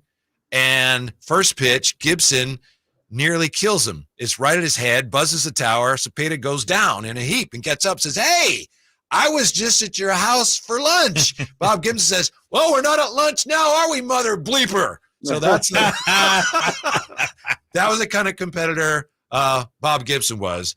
But, Jason, how about these Kings? How competitive can they be the rest of the way when they're having so many problems guarding people? That's what it is for me. How much are you going to commit to defense? I mean, there's a reason why teams like Detroit can come in and beat you when Charlotte can beat you at home. It's because you give teams too many good looks. You let teams get comfortable. And, you know, even on a bad NBA team, they've got guys who can score. I mean, that's the way the league is now. Everyone has guys who can score. And you let someone walk in your building and get comfortable, you can't rely. I think last year was kind of lightning in a bottle. They had so many games where in the fourth quarter, they turn it on and they'd go on these runs and they'd beat teams late, but you can't live like that. And I mean, sometimes, you know, the basketball gods will even things out. And I think a lot of times we've seen cases this year where, like a Detroit game, where the basketball gods don't let you get back in the game and you lose to a team that has 6-7 wins at home. So for me with the Kings, it all comes down to the commitment at that end. You're not going to be able to go out and make a trade. Obviously now the deadline's passed. You're not bringing in some great defensive players, you know, off the street at this point. It's all on those guys in the locker room to commit to that end of the floor. Jason Jones of The Athletic joining us. Jason, it's your boy Drapes. Hey, man, you know, when you look at this season for the Kings, the numbers are similar, record-wise, everything, but obviously the feeling is different. what would your message be to Kings fans about the growth of this team? It seems like we want it microwaved and we want to be a contender right now, whereas Monty McNair, Wes Wilcox, they seem to be taking the patient, long-term approach. What do you think about that? I think you can't – every season is its own story. I think last season, you can't hold on to last season and say, well, last season we were the third seed. This is not last season anymore. And each season has its own individual story. And you go 16 years not making the playoffs, you weren't going to go from that to the NBA Finals more than likely in a year or two. And last year, the Kings were a great story. I mean, the way they kind of caught people by surprise in some cases, but you know what? They had 82 plus games of film on you now. Teams are ready for you. So that's part of the team's learning curve as well. What do you do now that no one's looking at you as the same old Kings or, oh, that's a cute little story over there? You're getting team's best shot now. So that takes another level of intensity, preparation.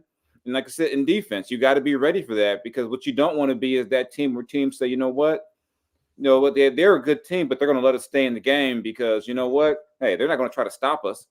So they've got to take that next step collectively to say, we're going to commit to stopping people, not just in the fourth quarter, not for a spot here and there, but over a 48-minute game. Can you get string together stops consistently? But if I'm a Kings fan, you can't hold on to what last season was. Last season was last season. You had a lot of other teams that had a lot of injuries. A lot of things broke well for the Kings.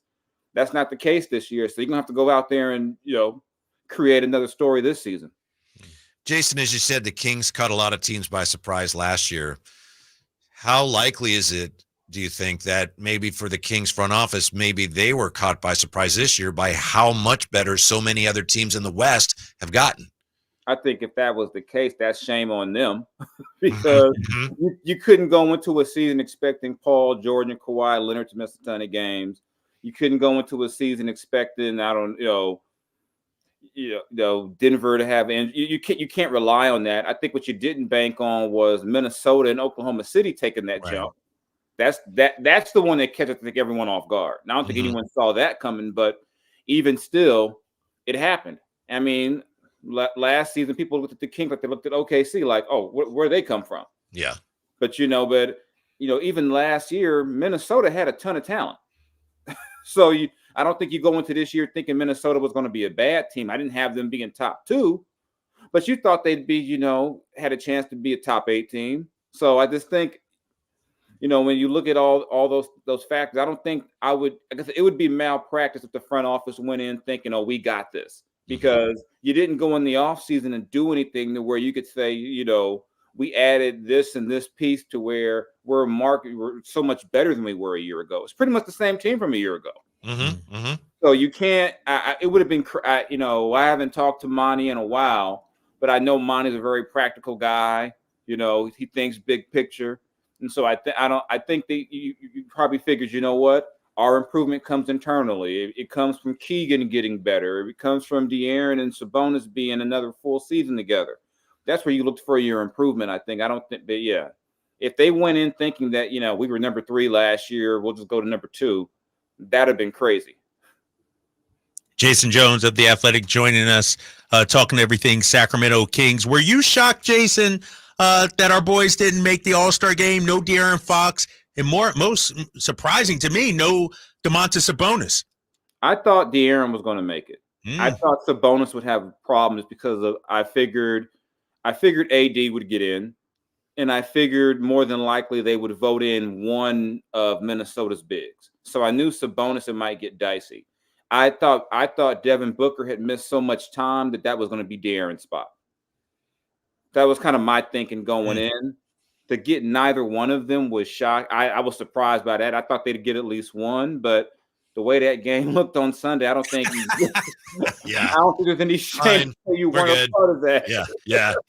I think the real shame is that the way the CBA is set up, that could affect De'Aaron's money. Yeah. To me, that's the crime of it, that his contract should not be based on essentially an opinion poll, which is what a lot of times getting an all-star nod or all-NBA spot. It's an opinion poll. It's like the NBA, all NBA. It's the writers and media members saying, I think this guy is better than these other 5 or 6 guys. And I don't think that's crazy that someone's vote could cost De'Aaron Fox, what, $70 million? It's nonsense. Jason, a moment ago, you mentioned Keegan. What do you made of Keegan's progress this year? The ups and downs, the improvement defensively. He's had some big offensive games. What do you have made of that whole saga this year? I mean, second-year guy. He's made strides. That do I see a superstar yet? No, but it's second year. And that's the reason why around the trade deadline, my thought was, if you can get a star, and if you got to part with Keegan for a star, you do it the same way they did with Tyrese. The way you did with Tyrese. If you can get a star, I didn't think Siakam was a star like that. But I think if you got 2 all-stars already, you got a chance to get a bona fide third guy and put a star with a De'Aaron in his prime and Sabonis in his prime. You got to at least look at it. I don't think you make anybody untouchable, but like I said, Keegan's young, and I think he'll continue to get better. He'll continue to develop, and but you got 2 more years before you got to worry about extending him. Yeah.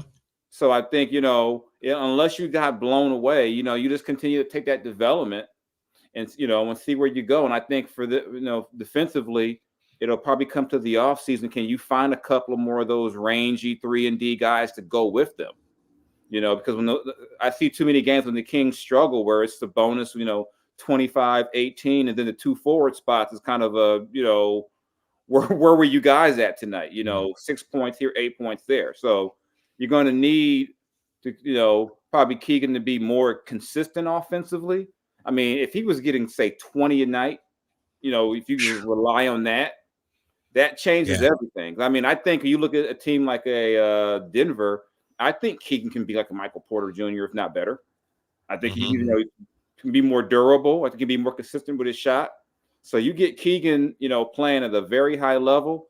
To me, that changes the game for Sacramento, especially with the defensive end. If you got a guy that height, that size, who can defend multiple spots on the wing, now you're helping Sabonis out, because if you can keep guys from getting to the paint, he's not picking up cheap fouls because guys are getting in the paint. Right. And a lot of times I think, a lot of times the bigs will get labeled as foul prone, and it's not really their fault. It's, you keep letting guys drive at your center. He's going to get 2 or 3 just because he's standing there. So I think if you continue to shore up things around, I think Keegan will be a big part of that. De'Aaron obviously will be a big part of that. And, in getting another 2 guard who can be a lockdown defender for stretches, I think that also helps change the dynamic of what you get with the Kings. Jason, you mentioned the All-Star game, All-Star weekend. We all grew up watching All-Star games. We got our favorites. We remember how competitive it used to be. How do we fix it? Who's responsible for the travesty that we're seeing during All-Star weekend? The players. They're the only ones who can fix it. They're the only one. I think someone's got to get mad during an All-Star game. Someone's got to say, you're not just going to get a layup. You're going to at least have to, I'm going to challenge you. They're the only ones who can fix this. I mean, and when I was reading what Edwards was saying, basically it's a break. We don't come out here to be competitive. It's like, it's almost like peer pressure. Like now when the new guys get in, they don't want to be that guy who looks crazy who's actually trying. So right. It's going to take, it's going to take someone who wants to stir it up and say, you know what? This isn't cool. I want to go out there and compete. I want to send a message going into the last 30 games of the season that, hey, I got this guy on the other side. Maybe if you're in the West and you're saying, I want to get to the finals, there's Jason Tatum. I'm giving it to Jason Tatum today. I'm going to let him know where, All-Star game or not, it's not going to be an easy road when you see me. You got to get guys with that mentality. And I mean, after about 2 minutes of watching that thing on Sunday, I said, I'm glad I got this Black Aces stuff to work on, because I can't watch this. I mean, at least give me some fake hustle. Yeah. They didn't even bother to fake the hustle, because even in years past, you got the, hey, we're going to start trying the last half of the third and the fourth quarter. Don't even get that. Yeah, we didn't even get that. We got Karl Anthony Towns trying to get 50. but it didn't even matter. I mean, it was just, it was. I said, if you're going to get some, if you're going to get some kids and show them about the NBA, just don't show them that All-Star game. Don't show them Sabrina and Steph and say this is how you shoot, but don't show them the All-Star game. Jason Jones from The Athletic. If you get a chance, if you haven't already, catch his series on the Black Aces in The Athletic. Thank you very much, Jason. Great to catch up with you. We appreciate it. We'll talk to you again soon. No problem. Thanks. All right, I got my A's hat on today for Stu. Yeah. I see. Dave y'all Stewart. Y'all didn't even give no love to the A's hat, fellas. Oh, my bad, Jay. My bad. Shots out. Smoke just celebrated a birthday too, right? I'm not sure about that, but yeah, he was fun to talk to. I guess I'm having a ball with this story. The guys I've been talking to, like I spent an hour with Dusty Baker talking. So I mean, this has been a joy. That's the best. Awesome. Yeah. Thank you. We appreciate it, Jason. Catch you next time. Yeah, all right, bro. Look forward to it when we come back. Kings bold predictions for the second half. Drive Guys, Sactown Sports. De'Aaron Fox plays here. Stolen by Fox. Breakaway coming up for De'Aaron. And a simple, casual spike with the left hand. The Kings lead by 3. Sactown Sports is your proud home of the Sacramento Kings. Sacramento weather is brought to you by Sacramento County Voter Registration and Elections. I'm Mark Finan in the KCRA3 Weather Center. Skies will be partly cloudy through the evening and then gradually clear overnight. Could see some fog tomorrow morning with temperatures in the mid-40s. Otherwise, tomorrow will be mostly sunny with highs in the low 60s. Get the latest forecast on the KCRA News and the KCRA3 app. The next election is March 5th. Vote centers open February 24th. Remember to vote early and avoid the lines. Learn more at elections.saccounty.gov or call toll-free 762-8019. Hey, it's Carmichael Dave asking you, are you feeling the pain of paying more and more for your gas? PG&E has increased their rates 4 times in the last 5 years, and the new forecast says PG&E customers may see their bills increase 32% by 2026. The good thing is there are steps you can take to protect yourself from these rate hikes, and better yet, American Energy may be able to help you completely eliminate your gas bill with a new ultra-high efficiency comfort system. Did you know SMUD offers huge rebates to eliminate your old gas guzzler? They can help you guide through the whole process. Seriously, listen to me. You go to the SMUD website. There's tons of rebates available, but it is confusing on how to do it. Listen to these rebates. $2,500 from American Energy, $3,500 from SMUD, $1,000 from Caltech, $2,000 home system upgrades. That's $9,000 in rebates. Let American Energy help you out at 916-520-9990. Call 916-520-9990 now. Welcome to the President's Day sale, happening now at Northern California's #1 Honda dealer, Stockton Honda. Celebrate with us and get huge savings on our giant selection. Whether you're shopping new or pre-owned, Stockton Honda has the selection and savings. Plus, get top dollar for your trade. Anytime, anywhere, it's all here. StocktonHonda.com. #1 claims based on 2023 total new and Honda certified pre-owned vehicle car sales from American Honda Motor Company's L1 report. It's no secret to golf enthusiasts that Timber Creek and Sierra Pines in Roseville are one of the region's most unique and scenic places to enjoy a great game of golf. 27 holes, boundless options. Elevate your game on our newly renovated driving range, putting green, and chipping area. Whether you're aiming for fun, lower scores, or all-around growth, we've got you covered. Experience golfing dreams in Roseville and book your tee time at timbercreekgc.com. Timber Creek and Sierra Pines, your ultimate golf haven.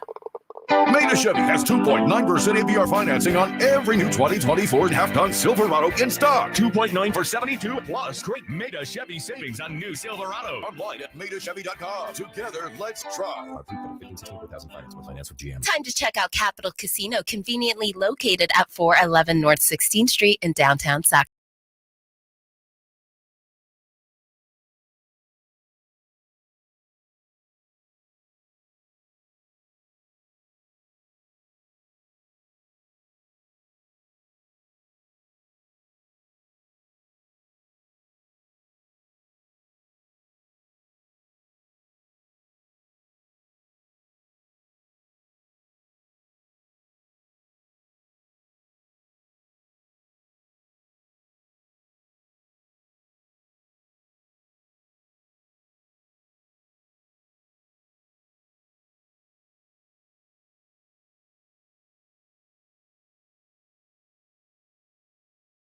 I ignored him here. 2-piece extra crispy. Yeah, exactly.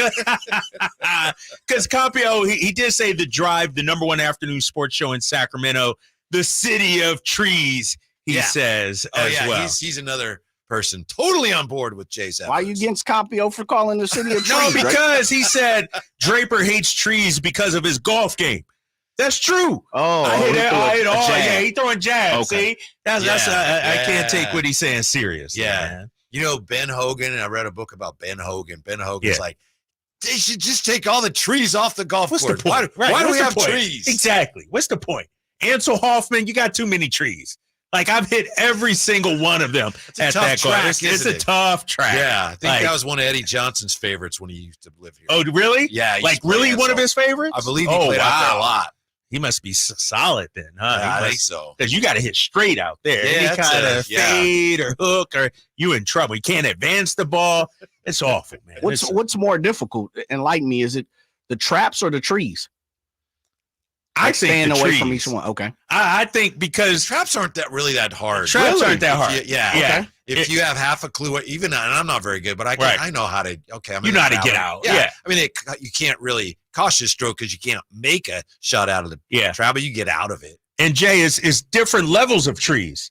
Yes, sir. Like if you hit it in the trees, but can still maybe advance it. Okay. Like, but when there's just lined with trees and you just gotta chip out it's like it adds a stroke. It's way more difficult, man. First time I ever broke 100, which I know isn't much, but with the first time you do.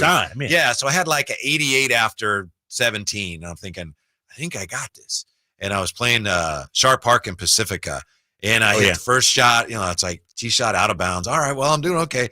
And I'm hitting like 5 into the green, and I hit one up and it goes in this tree, one of those gnarly cypress. Yeah. And it didn't come down. Hey, what's the rule? So you just drop it, right? Is that what you do? I think so. Yeah. Okay. I think taking one though, right? Oh yeah. You got to take a stroke on that. Yeah. You have Mike Bibby rules for something like that. Oh, Mike. I think I barely made it. Text Mike. We gotta get it. Let's get him on this week. We gotta get Mike on this week. Friday. Let's get Mike Bibby on. We'll get Mike Bibby on Friday. You want to text him or you want me to text him? I got it. Okay. I got him. Man. All right. We just he's one of the ones that responds to me. Campio says his low at Ansel is 68. Oh, I think that's just on the front 9. No, that's just. I'm not believing you, Campio. That's really impressive. That's it, right? It's 68 is hella good. Like, wow, that's pro type. That is. That's 68. I'm not playing with him. He was playing from 100 yards out or something like that. 68. Wow. I got to tell you this story. I was out at Ansel one time with David Sutherland. Okay. David Sutherland, who was on the PGA Tour. Yeah. Great guy. Haven't talked to him in a while. Great guy. His brother is Kevin Sutherland. He's also on the PGA Tour. So me and David are teeing off. And as I'm teeing off, this single joins us. And so I hit my tee shot, and I hit this scud, scooting through the trees on the right, like 170 corkscrew. Terrible shot. And I hit it. I go up to the guy. I go, hi, I'm Kevin. He goes, hi. Then David comes up, and you can imagine where he stripes one, power fade. Then he goes up, the guy's, hi, I'm David Sutherland. So the guy goes, wait, so you're David and Kevin Sutherland? And David starts cracking up. And he goes, no, that's not my brother. Oh, he thought that was so funny. And even the guy's confused, like, wait, that's Kevin. That's Kevin? Like, No. Yeah. Didn't hit the ball that well. Dude, I'm shutting my computer down. What's the matter? Campio is at a dog. I'm giving him way too much love on this show, first of all. You see his last comment right there? And you can check it out on the YouTube chat, Sactown Sports 1140. David and Kevin, you see that one? Yeah. Way at the bottom. Yeah. We're a year ahead of me in high school. Uh-huh. Okay. This guy knows everybody. Yeah. Ray Allen, he was at Wilkes 100-point game. Yeah. What did you make ridiculous. of Jason Jones' idea that, hey, the players just, somebody's got to get mad and the All-Star game's going to get – I just don't think it's going to happen. I don't think it's going to happen because these guys all like each other. Like, they all come up, playing AAU, knowing each other from tournaments, college ball, summer ball. Like, these guys, they look at it like a fraternity. Like, and like they got to stick together. And so there's no inherent competition. Yeah. There's no, oh man, Like Kobe wanted to go at guys, AI wanted to go like Tatum's like, you know what?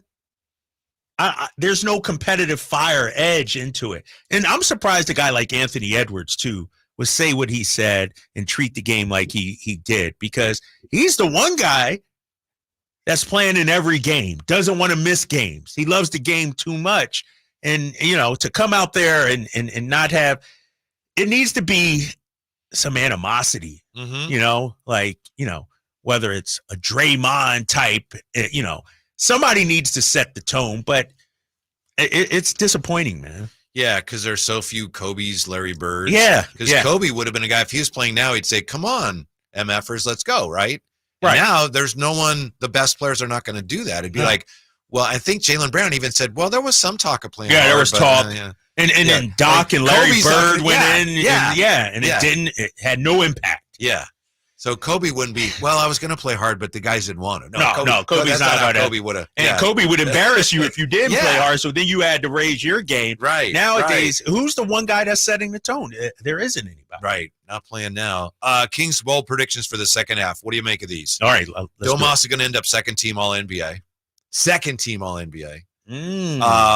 Fox is still going to get his first 50 burger this year. Okay. I think Davion's going to get his 3-point percentage up around 35. Really? I know he's 70. He's like 70% over his last 5. Yeah, he's playing well, shooting well lately. And I said this earlier in the crossover. If the 3-point defense does not improve, if it does not improve, they're not getting out of the play. Let's take them one by one. Yeah. What's your top one? Domas, Sabonis? second team All-NBA. I'm buying that. Because Embiid's hurt. You got the 65-game minimum rule, and Jokic is already first team. We all agree on that. Who's the other center that would be there? Gobert, Anthony Davis. Yeah. No, I think, Domas keeps up what he's been doing. I think by the end of the year, that's it. He'll get his recognition. Fox gets his first 50 burger. 50's a lot. I know. 50's a lot. It depends on his wing. Yeah. It among other things. Right. That shoulder. Ooh, that's tough. Because to me, to get 50, he's going to need 7 or 8 threes. His 3-point numbers have been down last month or two. I think he's going to flirt with it. He's going to flirt with it, but that's going to be tough. That's what I wonder about the shoulder. If it's something with the joint, and I know I'm going way over my skis here, but some of that stuff with the joints in your shoulder affects the stability. So it's not just, hey, it hurts, but it's like, if it's like a little wobbly, you can imagine how hard it is to shoot a basketball if your shoulder's like sliding in and out of place a little bit, Yeah. It's not just a matter of, it hurts. It's like, it ain't doing what I need it to do, potentially. And as you say that, I'm looking at it and I'm thinking the percentage is down. Yeah. But also his attempts around the basket are down. What if the shoulder is making him less likely to incline to drive, but also messing up his 3-point shot? So you might be right, man. That might be why the numbers have dipped the way they have. And Davion will get his 3-point percentage up around 35. 35 or under. You can't say around. Call it now. Yeah. 35-ish. 35. You don't even sound confident in that. That was what I said before the season started, so I don't want to walk it back. Right. But, I know he's going to have to continue to shoot at a really impressive clip to get it there. The thing is, he doesn't take a whole lot. So it's not going to take a lot to, boost it up. Yeah. Give it another month or so of hot play. I'm buying that, actually. Really? Yes. Because the shots look good. It's not like he's wonky with it or anything. Like his form looks perfect. The feet are set. And so, he's not going to be 70% like he's been shooting, the last week or two. But I think he's putting so much work on that shot. 35% should be something he achieves. Yes. So I'm buying on that. We haven't heard from Drapes yet about all the talk that the A's could be coming to Sacramento. Ooh.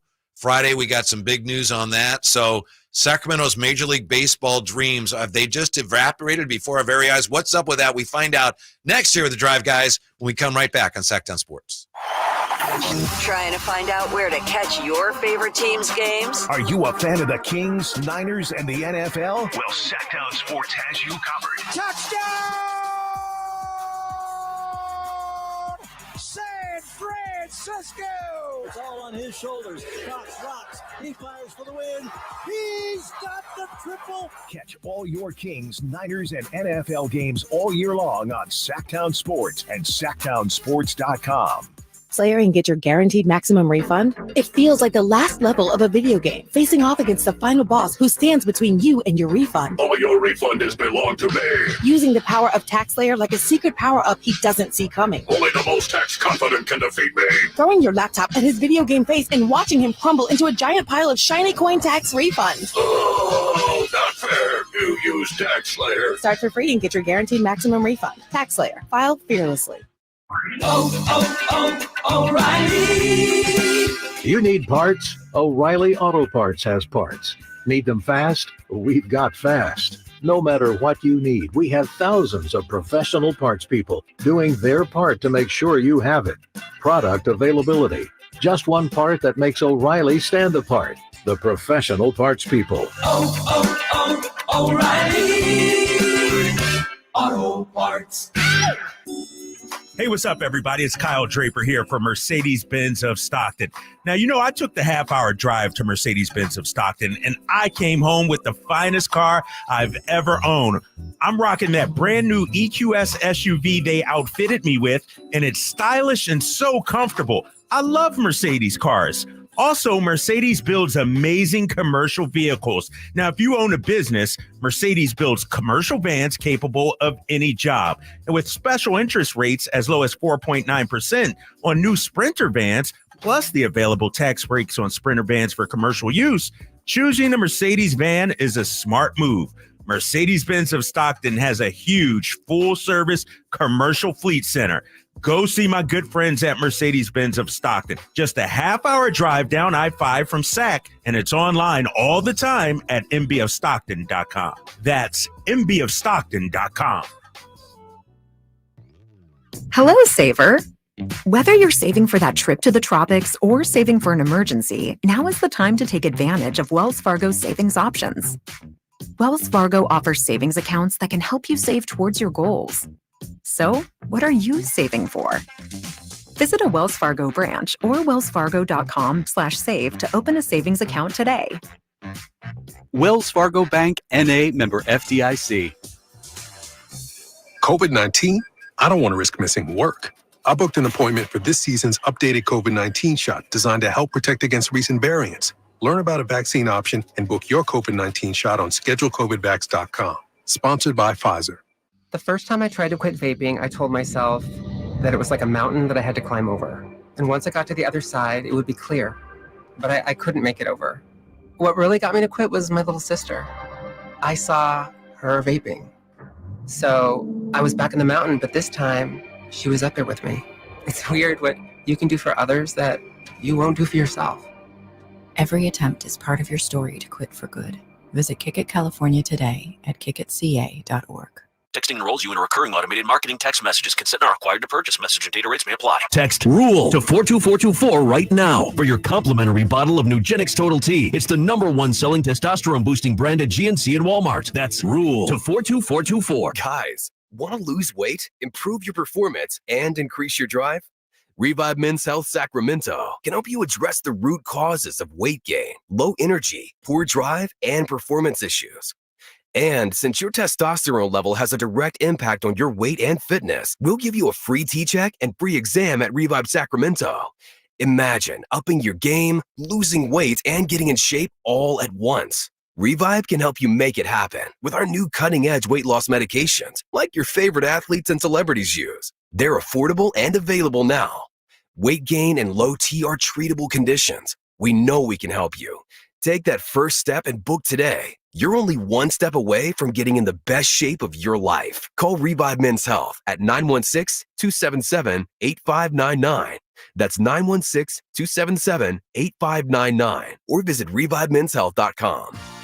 Whether you prefer thrills or serenity, the 2024 Accord from Elk Grove Honda delivers both.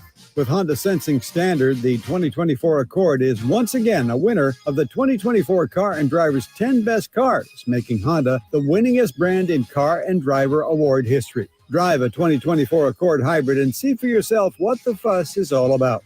We're Elk Grove Honda in the Elk Grove Auto Mall, Highway 99 at Elk Grove Boulevard. I gotta get an Elk Grove Honda. From the Power Business Technology Toshiba Studios. Your home for Kings basketball for over 25 seasons. No look, Bibby to Weber, down the lane, flying jam. There's your play of the night right there. It's inside is Sabonis, a two-hand rip, a brilliant pass from De'Aaron Fox. KHTKAM Sacramento, KYMX HD2 Sacramento. Sactown Sports.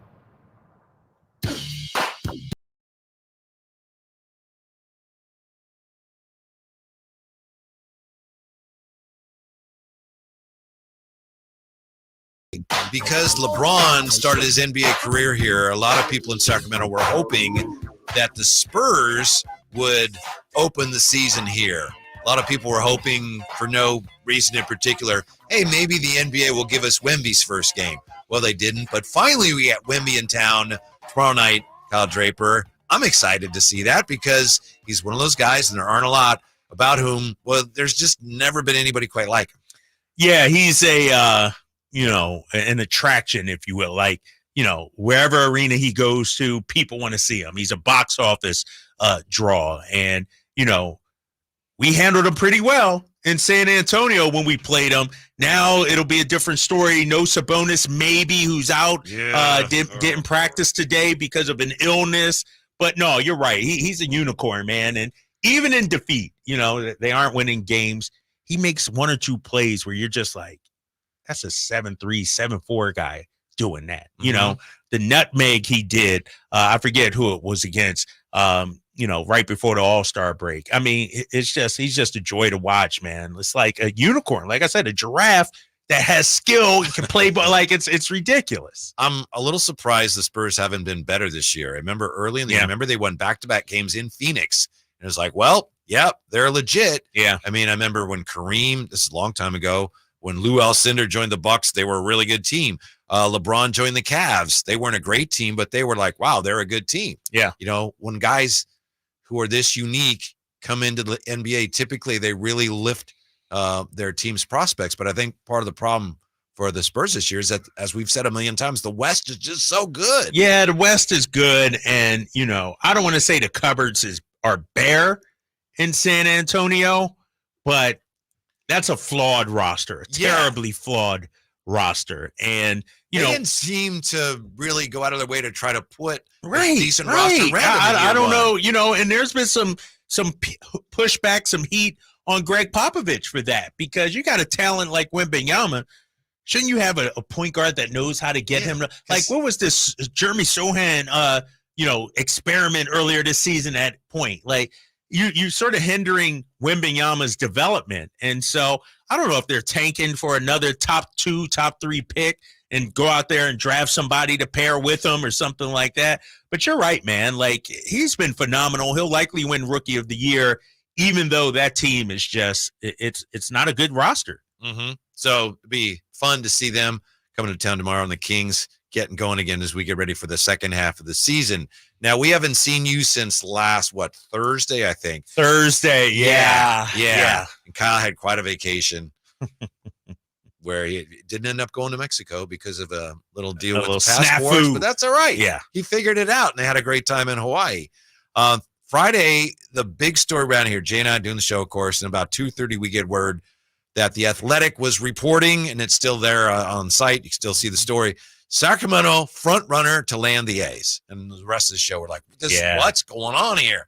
The next day, the Las Vegas Journal-Review has a story that says, A's focusing on staying in Oakland. So, and then Scott Ostler in the Chronicle, San Francisco Chronicle, had a story that the A's and Oakland are talking about, like, guaranteeing Oakland to get an expansion team. Right.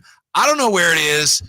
We were pretty excited Friday, but right now it looks like maybe, Kyle, believe it or not, we were just being leveraged a little bit. No way. Yeah, maybe. What? Maybe. You're lying. It looks You're that putting way. me on. Perhaps. Perhaps. Yeah. If I'm Sacramento and I'm talking to fans, the city, one thing I will not let happen is for me to be used. And that's what is sounding like it's happening. You said leverage. They're using Sacramento and the threat of Sacramento, the possibility of Sacramento to get what they want. And if I'm the city, if I'm the fan base, Yeah. Well, it's tricky. I understand what you're saying, and you're right. But Jay was trying to line up, the mayor, somebody to talk about this. And we ended up with Mike Testa from Visit Sacramento. And he said before we had him on, he said, we don't have any details. Not that we can't talk about it, but we don't know anything. Wow. So clearly it wasn't coming from Sacramento. Sacramento was not the one saying we're the front runner. Right. But my point is, what is Sacramento going to do? Because right now they're just kind of like the rest of us waiting to hear something from the A's. So that's where it gets difficult. How are you supposed to not allow yourself to be used unless you remove yourself from the process? From it altogether. Or you just say, look, if we're going forward with this, and this is what a caller said, Sacramento needs to establish that we have a few things that we would need as well. Which would be what, though? I don't know. It's, I think the city is in a difficult position because emotionally I'm talking about I won't be used. We can't be used. But the broader picture, the big picture of it all, having a major league franchise in Sacramento for, what are we talking? 3 years, I think we're talking. 25, 26, 27. 3 years. That would do, I think, a great service to your city, to your industry, will put you on the map. I mean, when you look at, let's keep it real. When you look at the great American cities, usually they have some sort of professional sports team, and not just one, 2, 3, 4. And if we're trying to grow the city and compete with the likes of, I don't know, Cleveland, separate ourselves from the likes of Orlando, let's say, become Detroit, Pittsburgh, whatever, that's the one thing we don't have. We got the one team. During the summer, nobody's talking about us. Right. During the NBA. But now if we get the A's, Sunday Night Baseball, Yankees A's, live from Sacramento, that puts you on a bigger stage. Maybe, Jay, we would have to say, if you're going to play here, you got to change the name of the team for the 3 years to the Sacramento Trees. Yes, I like it. I like it. Sacramento Trees. Sacramento Forks? Yeah. I think that's something you spoke on, though, Whitey, is you can't get a guarantee, and this is something that we've had multiple guests on, Drapes, who've kind of, blown my mind in the fact of baseball's really not in a position to expand. Yeah. And they're probably not even close to expansion. It's not an overly healthy industry. Yes. Right. And so, you propose a great question of what are you looking for in return? Right. Because you almost want the guarantee to Yeah. When it does, we want to be the next franchise. Which could be 2050 at this point. Even if baseball does expand, I saw this today, ESPN has a list, and I'll go through it real quickly here. Potential cities, top locations to land MLB expansion teams: Austin, San Antonio, Charlotte, Mexico City, Montreal, Nashville, Tennessee, Orlando, Florida, Portland, Oregon, Raleigh, North Carolina, San Jose, Salt Lake City, and that's the end of the list. So we're not even on on list. the potential, not even on the bottom of that list. And some of those cities have no chance. Yeah, like Montreal is never getting a team again. But which is something we've spoken about, Whitey, is how much are we screaming, meaning Sacramento, saying, look at us, we, me, that we want to be in that conversation. Well, if we had the A's for 3 years, actions speak louder than words, of course. If we had the A's for 3 years and fans supported it and it was going well, then we'd be, for what it'd be worth, we'd probably be somewhere on that list. Baseball would have to say, wow, great job. But it's so hard because you got Oakland wants a team, San Jose wants a team, and we're so close to the Bay Area. It's tough, man. It's really tough for Sacramento. Talking about Major League Baseball, woo! I'd love to see it, but it's hard to envision. It is. And you mentioned some of the other cities. Like, take baseball out of it. just look at vacation destinations. Nashville. Nashville's a hot market. I think Nashville is about to explode. You know, you look at even a Portland, even Montreal, that's an international city. Baseball probably feels like they did the Expos wrong. And I a think lot of there's these cities, they have groups that have been working on this for years. Exactly. Portland's been on it for years trying to get I think, one. Russell Wilson was even part of that group for a while. I think at times we are overshadowed by the Bay. When people say California, oh, you live in California? Where? LA? San Francisco? Like Sacramento doesn't even register. Theus, when they moved here, said Sacramento ain't California. Right. It doesn't even register. You know, it's 1986, man. 5, 6, man. I'm speaking as an outsider right now. I get somebody from Philly. You know, you know, I hear people saying, "Oh, we're gonna go party in Nashville this weekend." You know, "Oh, we're gonna go to Portland." You know, Austin. You know, South by Southwest. Austin is taking off. You know, and so when it comes to expansion, and I think Sacramento's behind all those for sure. It's sad because you know what it reminds me of, to a lesser extent. I'll tell you this story, guys.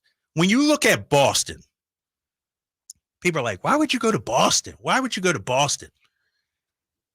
But once you're there, once you're a professional athlete there, once you're Kevin Garnett and there, you're like, man, this place is great. It's the same thing with Sacramento. Why would you go to Sacramento? Then you feel the love from the fan base, how great it is to live here. Then you see why. Like, okay, I get it now. And I think the narrative, the perception, whatever, we need to start changing that to get people to be like, yo, Sacramento got it going on. We're on the come up. Yeah. I think the good news for Northern California A's fans is, you know, the Sacramento situation is unclear at best. But there was a Jeff Passan story the Friday that we were talking. You were on your vacation, and we were talking about Sacramento being a front runner in the A's. Jeff Passan was on Tony Kornheiser, and they were talking about the A's in Vegas, and Tony Kornheiser asked him, I thought this was all a done deal. And Jeff Passan's like, laughing. Yeah, he laughed at it. Like, I heard about no that. No one would be surprised if this fell whole thing through. fell through. Yeah. Yeah. So it looks increasingly like, wow, there's a really good chance that Las Vegas is just not a viable option for them. You know, but here's the problem. And if they stay in Oakland, I think a lot of fans here would be, it'd be nice to have them, but that's great if they stay in Oakland. I agree. I 100% would like to see them stay in Oakland. But our problem that we have is that it's not just John Fisher. MLB wants to be in Vegas. He's got the backing of Manfred. He's got the backing of the other owners. They see a pathway into Vegas as dollars for the league. It becomes hip in their eyes. I'm not saying it will, but, you know, it's the up and coming market. And so when you look at, you know, Sacramento and the A's possibly coming, it would just be a short-term rental. And there's no guarantee, like we just talked about, when there's time for expansion, that Sacramento would be at the top of the list. Right. And so with that being said, would you accept the A's here for 3 years without any kind of guarantee? You'd have to. You don't have any leverage. There's no choice unless you, how are you better if you say, nope, we need a guarantee. Yeah. Also, I do think if they came here, you'd have to at least have Sacramento in the name somehow. Yeah. Like, remember when OKC took on left New Orleans? Hornets? Yeah. Yeah. And they were the OKC New Orleans. Yeah. OKC / New Orleans. Years. Yeah. Yeah. But I know your point, but what leverage do you have? If you say, no, we don't want you, then the A's and baseball, okay, fine, we'll go somewhere else, right? You know, Whitey, I think this is a larger issue. And Jay, I want you to chime in on this. Let's keep it real. How do we turn Sacramento into a hot destination for people? Change the slogan back to City of Trees. City of Trees. That's part of it. No, but I think, you know, people, when I, for instance, lived in Boston, Philly. Oh, I want to go to California. Oh, I want to go to LA. I want to go to San Francisco. What makes me say I want to go to Sacramento? How do we get to that point? Yeah, Whitey, I see you getting ready to speak on it. Well, I was just going to say it's just tough to compare to those major cities. Mm-hmm. You know, in the state. But why is Nashville? Why is Austin all of a sudden popping up? Like, what did those cities do? They have the country. They're the country. Nashville, I get it. I get it. Right? But what about Austin? They had a Austin, big festival. Yes, South by South They had a Southwest. major university there. Yes, UT. You know, so what? Yeah. How do we get to that point? For me, and this is something that I've always said, Drapes Whitey, is kind of what, and I spoke on this a little bit earlier. I think there has to be a change in the leadership in Sacramento in a form of this. If you look at who is the mayor of our city, and I'll go back to, let's just say KJ, right? KJ Far from the Kings. There were, they had implemented a certain family nights downtown. They had a small Mardi Gras in Old Sac. And, patrons of the city didn't always treat it correctly. And so I understand that, violence and things change momentum. But sometimes I think Sacramento lacks in the fact of this, and this is the toughest part about my city, is there are a lot of people who want to keep Sacramento a family town. The leadership, they don't want to, as you said, Drapes, push the narrative. We don't want to move forward. You know what, we Jay, want to that's keep been- that same feeling. Excuse me for No, interrupting, please. but I think it just accents your point. That debate has been going on since before I came here. Yes. Some people didn't want the basketball team to come. Correct. It's like, we don't want to be. Yes. Yeah, there were some like, no, we're Sacramento. We don't want to be that big. So that there's always been some of that push and pull. in this town. And again, you see it in the mayoral race when you have Mayor Yee was kind of more forward thinking, and prior to him is escaping me, young lady, oh goodness, escaping me, but she really wanted to kind of keep it more of a family town. No, doesn't sound right. I can't remember why I can't think of it off the top of my head, but I think that's part of it, Drapes. And the other part of that too is, man, and this is something Mike Testa kind of talked about, is when you really sit around and look around Sacramento, we're no longer 500,000 strong. We're 2 million strong. And so the fact of trying to keep this a family town, unfortunately, we've passed that. Right. We're past having 300,000 in the city. No, we have 700,000-800,000 in the city. You're talking about Heather Fargo. Sorry. Thank you. There you go. Yeah. And then when you add the Folsoms, you add the Galts, you add the Elk Groves, you add the Cordovas, you add the Natomases, you add the Rio Lindas, you add the El Dorado Hills, and we're further expanding. We just have to be honest with ourselves and say, listen, it's time to move on, and it's time to grasp, bigger straws and think bigger. And that's why I can accept the farm to fork situation. I really can. But everything's about city of trees. But I think that's part of it, Drapes and Whitey. I really think we need some forward-thinking people. And I'm not saying the people who are downtown aren't forward-thinking people. And I understand politics and there's so many yellow tape that you have to go through.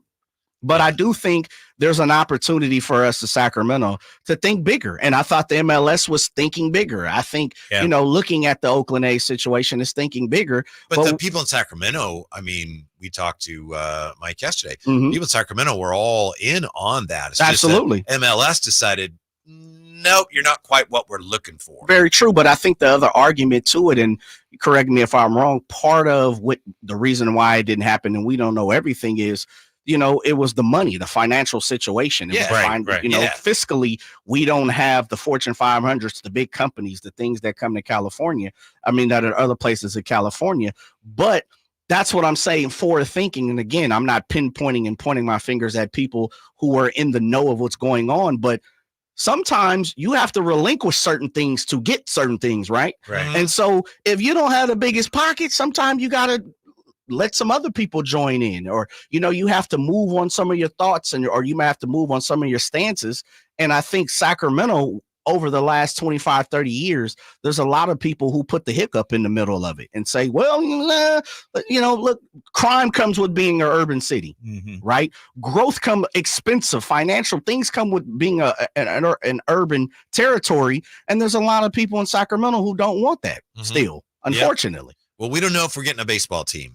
Doesn't look especially promising right now. But we were also talking last week about an NBA All-Star game. Will we ever get an NBA All-Star game here? Well, the NBA has just laid down some new ground rules for cities that qualify to host an all-star game. Do we meet those criteria? We'll look at that brand new list next year with the Drive Guys on Sactown Sports. You never know what you might hear when listening to a Sacramento Kings game. Out of Keegan, going for another triple. Man, is he feeling it. Keegan, can he do it? Yes, there's number 11, Keegan Murray. Keegan steps back.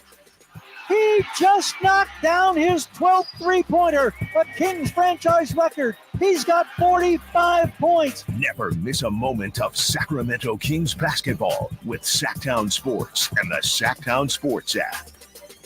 Hi, I'm Henry Winkler. My eyes are very important to me. My eyes connect me with everything I love. I loved my late father-in-law dearly. He always lit up a room, but his vision dimmed with age. He had age-related macular degeneration, or AMD. And since partnering with Apellis, I've learned there's an advanced form of dry AMD called geographic atrophy, or GA. His struggle with vision loss made me want to help others know about GA's warning signs. For some, colors appear dull or washed out. For others, hazy or blurred vision make it hard to see details, like fine print on price tags. Many have trouble seeing in the dark, making driving at night difficult. GA gets worse over time and cannot be reversed.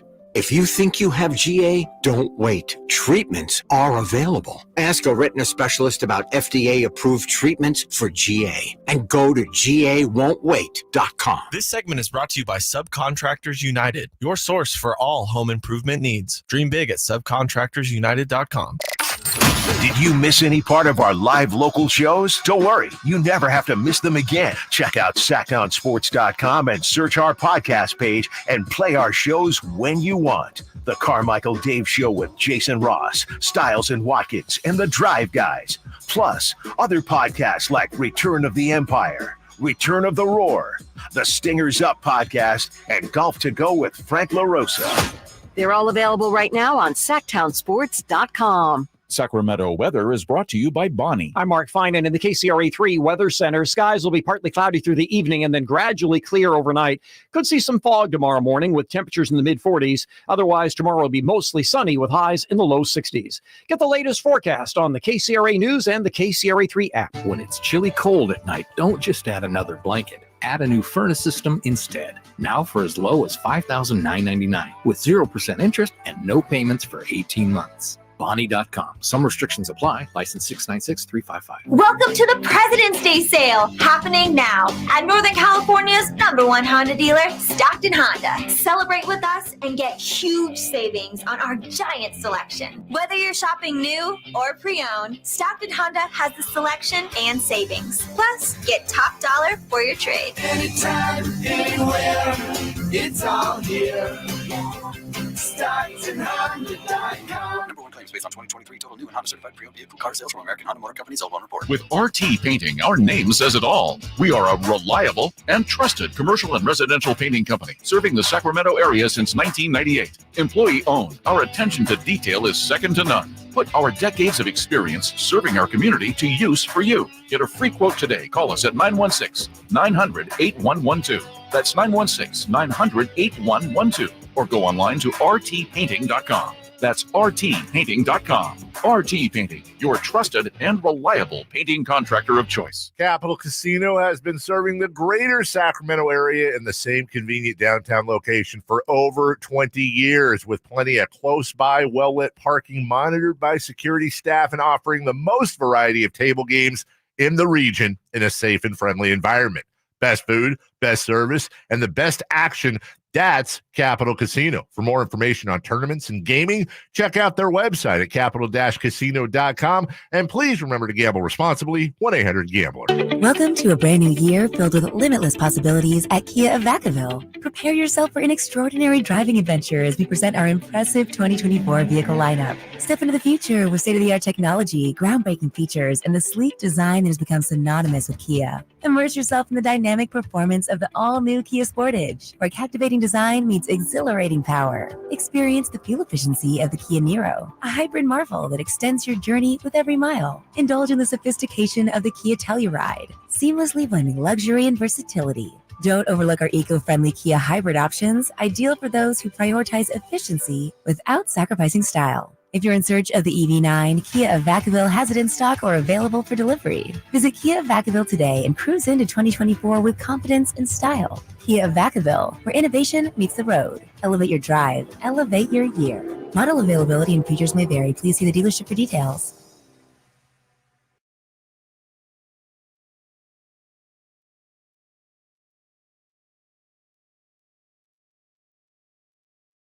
The only place you'll find Harrison Barnes is Sactown Sports. He's got the bucket at the buzzer. Harrison Barnes. Hey, Sacramento, it's Harrison Barnes, and you're listening to the home of the Sacramento Kings, Sactown Sports. Your local sports leader. They do not know what Sactown brings. When on the low, that's a Sactown thing. Talking about us, it's a bounce out thing. The Drive Guys powering your afternoons Monday through Friday on Sactown Sports. Hey, Kyle Draper is back from his All-Star break. I don't know if Dave's back from his break yet, Kyle. I don't know. He's not. He's still in New York. Yeah, he in New York, posting every. He got so many. He was Washington D.C. too, wasn't he? Was he? Yeah, he was in D.C. Yeah, so. You're right. It's amazing that this guy needs a break during All-Star break. Like he's doing heavy lifting during the season or something like that. It's ridiculous, man. Hey, he deserves it. I guess he deserves it. One of the things that we've been talking about since the NBA broke for the All-Star game is the possibility of Sacramento ever getting an All-Star game. Have you ever heard anything about that one way or the other? None. Zero. Nothing. We know that Sacramento has made efforts. I know since Vivek has bought the team, he's been trying to come up with plans, and he's had committees putting together plans. And so far, Sacramento hasn't come up with anything that satisfies the NBA, which is too bad because we have a new arena, and it seems like, hey, we have a new arena. We should get an All-Star game. Well, somebody in Oklahoma City is doing some research as well on that because they're getting their new arena. And apparently an NBA spokesperson responded to this columnist in Oklahoma City and came up with this list of requirements for an All-Star game. Some of these are new to us. Most significant requirements per an NBA spokesperson include, for Sacramento, whatever city, 7,250 hotel rooms and a minimum of 3 5-star hotels. Wow. Jay, I think we just heard yesterday that we're a little short just of the hotel rooms, right? We're at 44 something? Something around there, about 4,500. And I think Mike said there were 2 more that they're kind of already operating and working on or in the works or something. Convention center, by the way, 3 5-star hotels. I don't think we have 3 5-star hotels, do we? Don't think we have one. Convention center of 650,000 square feet of exhibition space. Which ours, a new one is almost 240, 245. Okay. Safe Credit Union Convention Center. It's 240. It lists. Third and finally on this list, 75 nonstop domestic flights and at least 20 international flights. So you want an NBA All-Star game, you got to meet at least those 3 criteria. And we do not right now. We do not. Yeah. So that's where we are. We've got an NBA team. Yeah. That's great. We're not going to be getting an NBA All-Star game. And then even if we were in line for one, they're giving one to San Francisco. So they're not going to come back. Yeah. I mean, let's keep it real. And we look at all the city. I mean, Vegas will get one before us. They'll do one in Vegas, a non-NBA city, I think, before we get one. Well, they did one, remember? Yeah, they did. They did. 09, was that 13? Yeah, you're Moose right. had a lot to do with that, actually. Yeah. But then there was a lot of things didn't go well. They had a lot of violence, I think. Yeah. Towards the end of the weekend. Yeah, they consider that damper on things. There's actual pieces written and spoken about how bad that All-Star game actually kind of turned out to be. Yeah. So you're right. Yeah, they actually already have one. So as we talk about Sacramento, how do we do these things? That's the reality. There's just certain criteria here, at least for the NBA All-Star game. We just do not physically meet. They were going to, you probably heard the plans. They were going to have a cruise ship. Did you hear that plan? No, I didn't hear that plan. Yeah. They were I was going to serve as a substitute for some of the hotels. Space. Yeah. Where? Put it on the river right here? Yeah. West Sac. Yeah. West Sac right there? Port. Okay, West Sac. Wow. Interesting. But, and we're going to have this conversation, going forward, of course, but is that what we want? Do we want an All-Star game here? Yeah, it would be great, but Well, we're just nowhere near that. Right. So, well, then you just laid down a list of what needs to happen. NBA requirements. But you can't put the cart before the horse. If you just instantly, we need an all-star game, so build those things, those businesses wouldn't survive. No, I think what you need is to build the infrastructure. I was just texting with someone who said, let me pull this up here, quote, Sacramento needs to become more business friendly, more business, more money. What industry do we have here? What's our biggest employer in this area? Intel's government is probably government. Yeah, I would say, but we government, need DMV, agriculture, something around there. Right, that's what I'm saying. We need to be business friendly here, and I don't know. And you guys tell me. And this is getting into politics too much. Is California business friendly? No, at this point, not this point. Yeah, and not so perceived as such. Not perceived as such, and so. I think we're in a tough predicament right now between, we're wanting to attract more businesses. We're wanting to attract more people, but economically, financially, it doesn't make sense.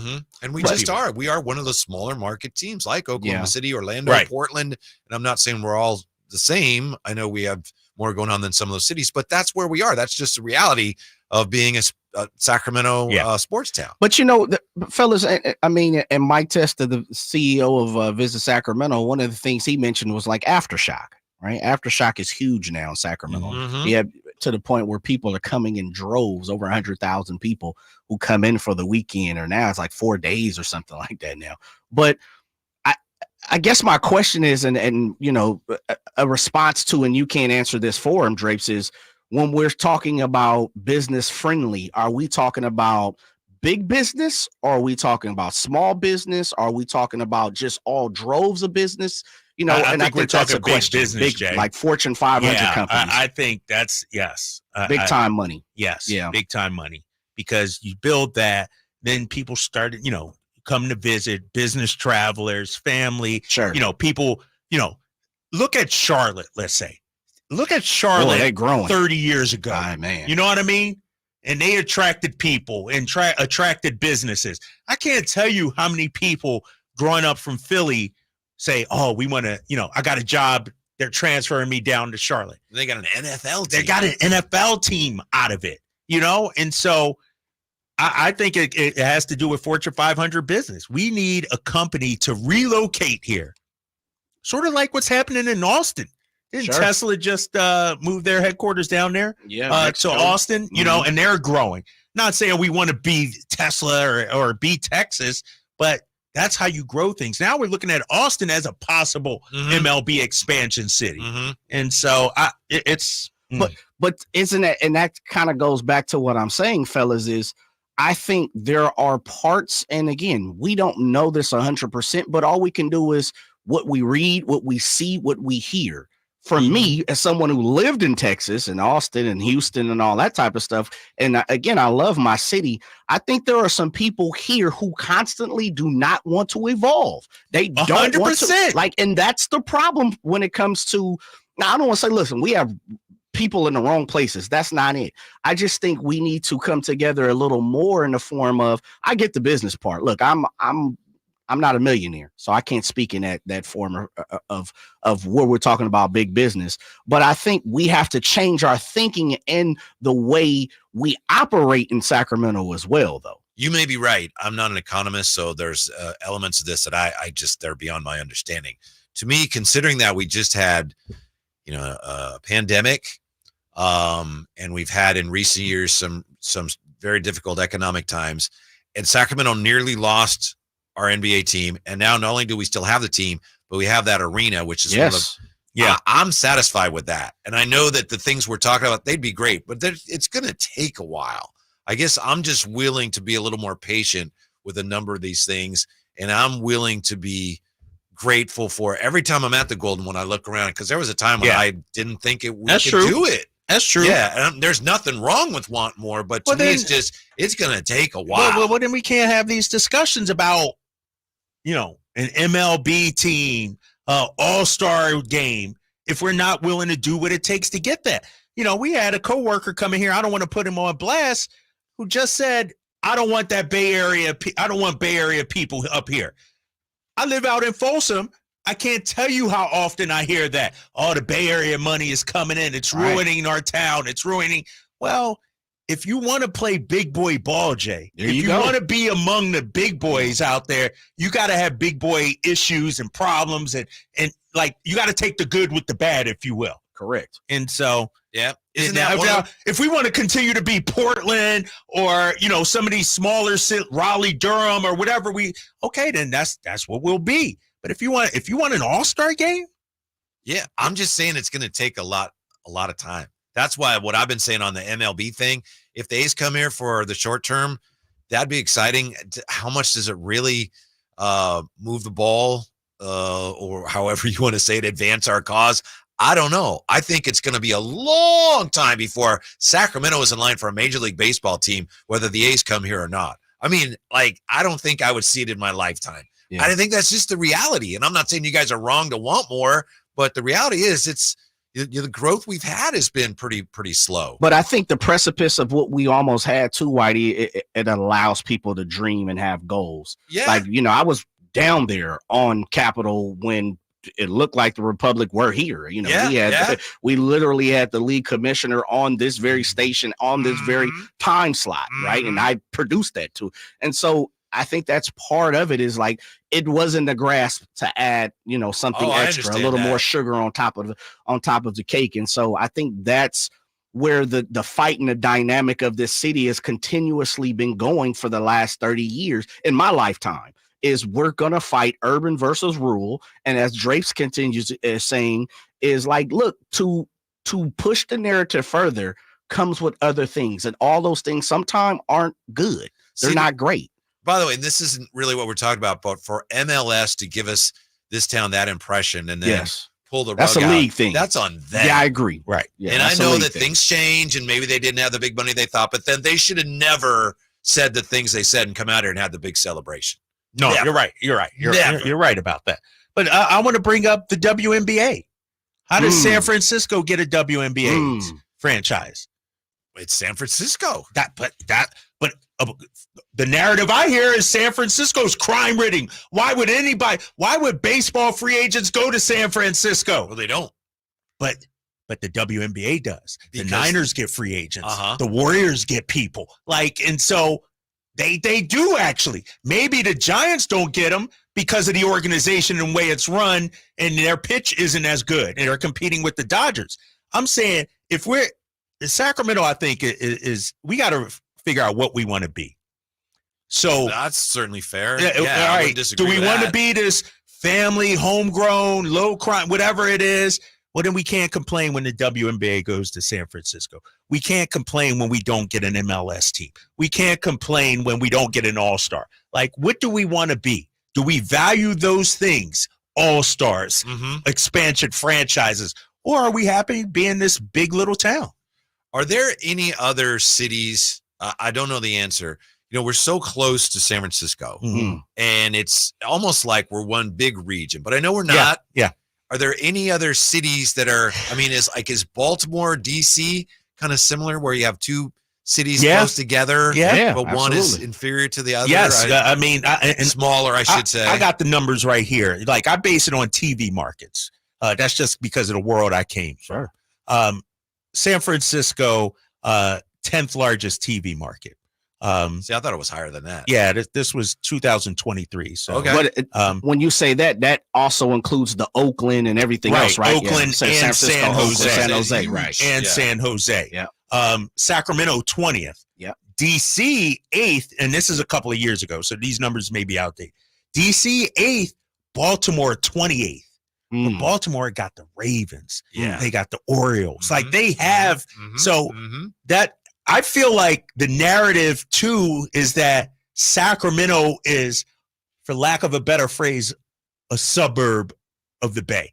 We're part of the Bay. Agreed. And we don't stand alone when it comes to, thoughts of an expansion or whatever. Nationally, yes. Nationally. Yes, I agree with that. They got something in San Francisco. They don't need it an hour and a half away, And that's something we got to fight, too. Which is actually, and it's funny you say that because one of the great things that we do have as entertainment is just about comes through here almost all the time. Madonna's going to be here Friday night, I believe.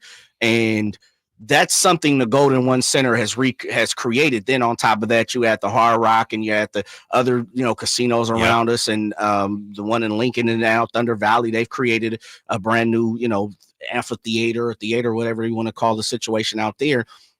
Big time talent is coming through here now. Yeah. Yeah.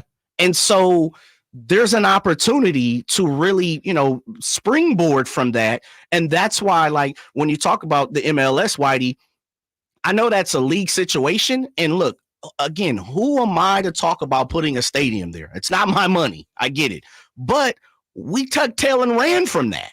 Like, that was another venue to throw on the rails and, whatever. And I know that was predicated on get into the MLS. But you can, from what we heard, and I'm not in these meetings, Sac State wanted a part of that. You can't tell me Sac State football, which has had a resurgence in the last 5 years, wouldn't want a new 15,000, person seated arena to go down and play. Mm-hmm. And now we're starting to talk about other things. And so I'm with you, Drapes. Like I've been saying this for years, man. That's all part of the progress, which I still think is inevitably going to be slow here. But people like you guys pulling this, like, come on. We need that, but I still don't think it's realistic to think any of it's going to happen soon. But without that, without what you guys are saying, it never happens at all. So yeah, it's tough when you're in the shadow of freaking Bay Area. Yeah. Well, when we come back, what we learn about the Kings during the All-Star break next year with the Drive Guys on Sactown Sports. When accidents turn life upside down, AutoAccident.com is in your corner. Compassionate advice, loyal support, and the courage to fight for you. AutoAccident.com. That's AutoAccident.com. Are you ready for the deal of a lifetime? This week only during the President's Week sale, get ready to rev up your savings at Elk Grove Kia and ElkGroveKia.com. The doors swing wide open every day at 9 a.m., and we're unleashing the biggest selection of pre-owned and brand new vehicles you've ever seen. With so many options to choose from, you're sure to find the car of your dreams. But hold on to your seats, because here's the best part. Our prices are slashed to the bone, and they're so incredible that we can't broadcast them. You have to come down and see for yourself. Don't wait. This is a 1 week only event. And to make it even better, you can drive away with your dream car right on the spot. No waiting, no hassle. Just instant delivery right on site. Remember, the President's Week sale happens this week only at Elk Grove Kia and ElkGroveKia.com. Doors open at 9 a.m. sharp. Elk Grove Kia, where the biggest savings and the hottest wheels await during the President's Week sale, only at Elk Grove Kia. Imagine your team always looking and feeling their best in high-performance technical workwear. Cintas can make it happen. They have garments for almost every job imaginable. And with the Cintas Workwear program, you get freshly laundered garments delivered every week for everyone on your team. Great garments without the bother of laundry. That's a real perk for employees. Find out how Cintas can boost team image and morale. Visit Cintas.com. Oh, I'm ready! And get ready for the workday. Why choose a Sleep Number smart bed? Because no two people sleep the same. Only the Sleep Number smart bed lets you each choose your individual firmness and comfort, your Sleep Number setting. The Climate 360 smart bed is so smart, it actively cools or warms up to 13 degrees on either side for your ideal sleep temperature. And now, during the final days of our President's Day sale, save 50% on the Sleep Number limited edition smart bed, plus 10% off all bases. Ends Monday. To find a store near you, visit sleepnumber.com. Finding great candidates to hire can be like, well, trying to find a needle in a haystack, but not with ZipRecruiter. Its powerful technology actively finds and invites qualified candidates to apply to your job. So while other companies might deliver a lot of hay, ZipRecruiter finds you the needle in the haystack. See why 4 out of 5 employers who post a job on ZipRecruiter get a quality candidate within the first day. Try ZipRecruiter for free at ZipRecruiter.com/free. That's ZipRecruiter.com/free. My friend and I are taking a trip to Mexico this year, but neither of us speak Spanish. So we downloaded Babbel and started learning Spanish fast. Want to start getting conversational in another language? In as little as 3 weeks, Babbel's quick 10-minute lessons were designed by language experts to be the most efficient and effective way to learn a new language. ¿Cómo te llamas? ¿Cómo te llamas? Babbel, language for life. Celebrating 10 million subscriptions sold. Go to Babbel.com and start learning a new language today. That's BABBEL.com. Hey, it's Carmichael Dave. I got good news. The American Energy Heat and Air $0 HVAC diagnostic has been extended to February 29th. That's right. It expired at the end of January, but want to give you all an opportunity who missed out to get in. It's a $99 value. All right, it's $100, and right now it's free. I don't know how much easier I can pitch that. Normally $100, now $0. Let the American Energy team test your system, your connections, and all the moving parts of that system to make sure it's functioning properly. And you know who's going to be coming to your home? A group of people that have an A+ rating with the Better Business Bureau. A group of folks that have been making the greater Sacramento area proud since 1981. $0 HVAC diagnostic. Normally a $100 value right now at American Energy Heat and Air.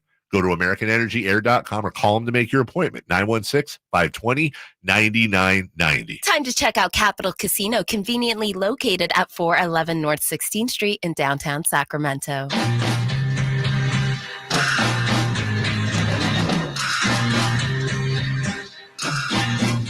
Your flagship station for the Beam Team, Sactown Sports.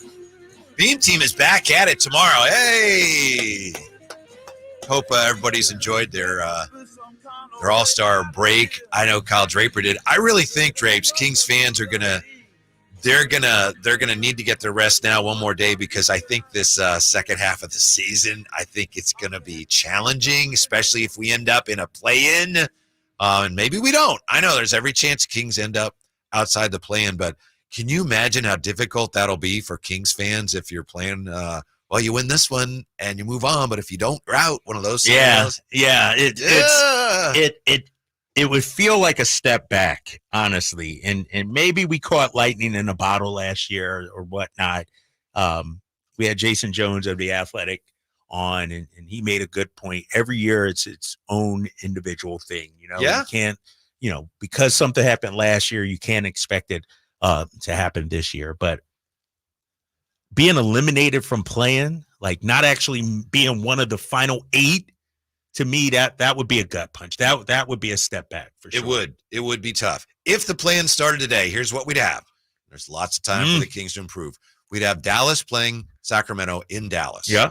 If the Kings lost that game, if they won that game, I'll start with that. If they win, you're in. You're the 7th seed, and you're in.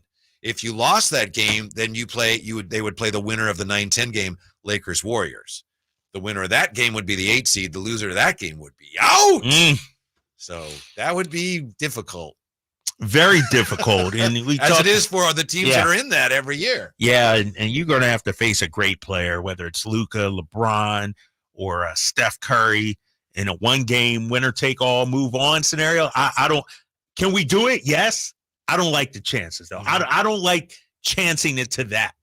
Let's go ahead and get one of those top 6, sit back, and then look at, those other teams trying to scrap to get in. I will remind everyone there's not necessarily any shame in being in the play-in. I mean, look at the Heat last year. Yeah. You're in the play-in, and then once you get out of it, and you're in the play, it doesn't matter. You got to get out of it, though, right? Yes. Like, you got to make it through. And no, you're right. And who's to say you get the 7th spot, you take on OKC. You got a shot, as long as you advance, as far as I'm concerned. If you play the Clippers first round, I could argue right now, Whitey, it's better to be the 7th seed as long as you get through the play-in than it is to be the 6th seed. Who would you rather face, Oklahoma City or the Clippers right now? Oklahoma City. Exactly. Yeah. So, but I don't know, man. You got to chance it. One game. And then, if you lose to Dallas, then you got to play LeBron or Steph for one game to get the 8th seed. Woo. I say do your best. Don't even look at the play-in. Win every game. Go 28-0, and you ain't got to worry about it. Now, these 10 teams, the one team that you still think is not as good as their record suggests is New Orleans, right? Isn't that the one team you're still not sure I'm of? still, they're a solid team. They've had our number.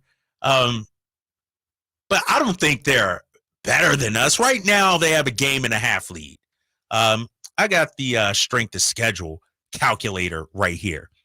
Their strength of schedule a little easier than ours. Ours is 516. Theirs is 509 left. But we have 17 home games. Let me look at New Orleans really quickly, pull it up here. New Orleans has played 26 home games. We've played 24. So they got 2 fewer home games than us. I don't know, man. But here's the thing, Whitey. They're 33-22. It's not like they're playing at an amazing clip or, they're like playing, 40 and 18 or anything like that. And so I think we can catch them. So when I look at the top 6, I think the team we most likely can catch in the standings are the Pelicans. I'm sorry. Go ahead. No, we got them one more time. Mm-hmm. That's going to be a key game the last couple weeks of the season. One more time. It may come down, maybe you're up a game and you take on them. You have a chance to go up 2 games. So I think that's going to be a critical game later this season. They can guard people. Yes. Their defensive rating, they're 7th. And, Minnesota is really good defensively. And that's the thing. We don't want to face it. The Kings right now defensively, they're not good. And I know defense isn't what it used to be in the NBA, but it's still, relatively speaking, you have teams that are better at it than others. And I know, last year, Denver won the championship. They were 15th. It's hard to imagine the Kings making a lot of noise in the postseason if they don't improve defensively. And that's not just me talking. Mike Brown has been saying that all year long. He's been preaching that. How does the defense get better? I don't know. He said yesterday one thing that they have to focus on is defending the three-point line better. Right. So that's one of the things that has to get better. Or else really, I don't know how realistic it is, to be honest. If the Kings don't improve defensively, is it realistic to think, they'll get out of the first round this year? I mean, maybe if the ball bounces your way, but otherwise you can't have success in the postseason when you can't guard people. Yeah. You know that. I 100%.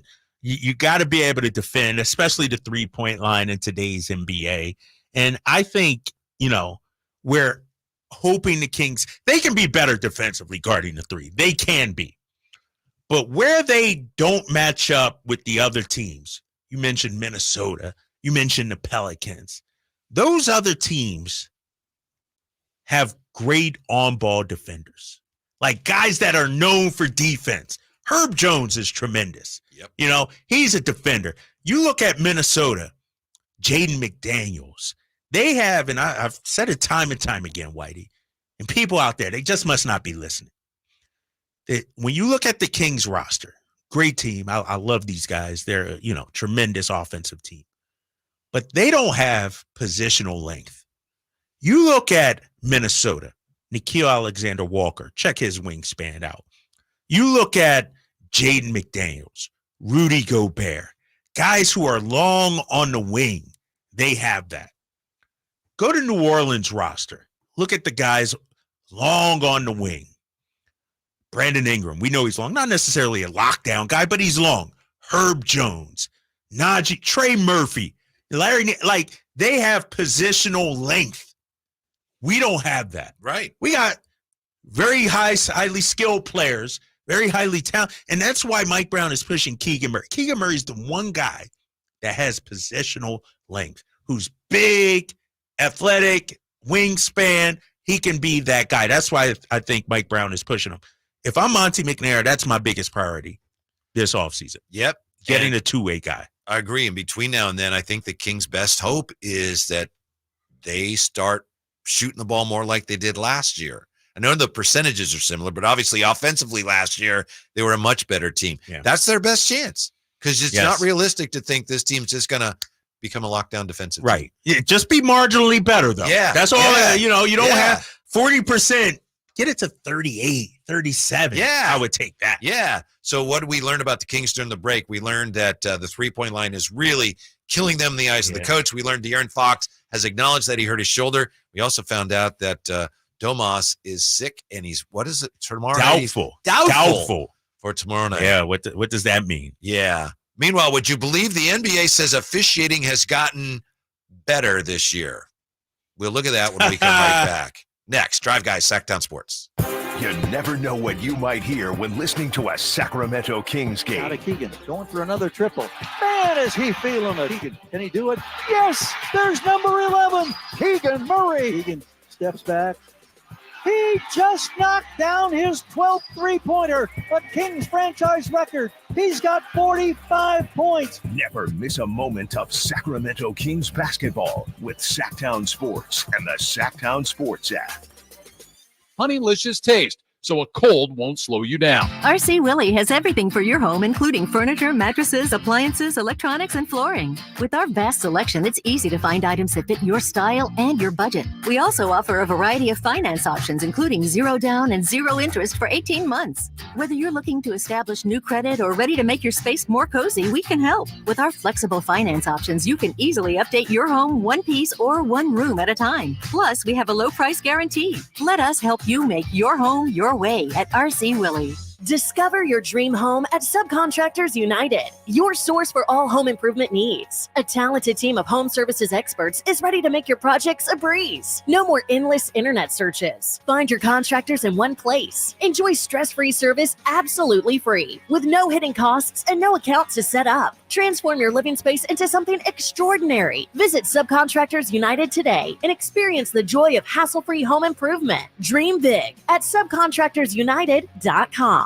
What's up? We're talking to Chad Hoblet of Hoblet Dodge Chrysler Jeep Ram in Woodland. What's happening, Chad, for Chrysler's President's Day sale? I haven't been this excited about a deal in a long time. Right now, you can save $18,000 off MSRP on new 2023 Jeep Gladiator EcoDiesels. This thing can get up to 28 miles per gallon on the highway, and it's the perfect combination of off-road fun and work truck. Plus, it's the #1 new quality vehicle among midsize trucks, according to J.D. Power. And you're selling them with an $18,000 discount? That seems a little crazy. Well, we do things a little different here at Hoblet. We're here to help you find the vehicle you need at the best possible price. That's why we don't have a bunch of dealer markups, surprise add-ons, or fees. At Hoblet, you get the small town experience with the big city savings and selection. There's no better time to take advantage of this savings at Hoblet. See their full selection at HobletDodge.com. Unbeatable prices, unbeatable selection. Nobody beats Hoblet, period. At Hoblet, you get the small town experience with the big city savings, selection, and no surprise hidden fees. $18,000 net savings after $11,096 factory rebates and $69.04 dealer discounts. Rebates may include $500 first responder bonus cash. Must be current member of eligible first responder association. Qualify 5 with this net savings. Sample VIN 553-385. See dealer for details. At Ashton & Price, we get injury victims to yes. Experience, yes. Ashton & Price has been around for over 25 years. No more insurance companies? Yes. Our clients focus on getting better and we handle all the rest. Results? Yes. We've collected over $100 million for injury victims. No fee until we win? Yes. Our clients pay nothing until we win. Ashton & Price, the best at getting to yes. Remember, for the best advice, don't think twice. Call Ashton & Price. Country in the Park is back May 17th and 18th at Cal Expo with Brantley Gilbert, Dustin Lynch, Jay Cohen, Walker Hayes, and more.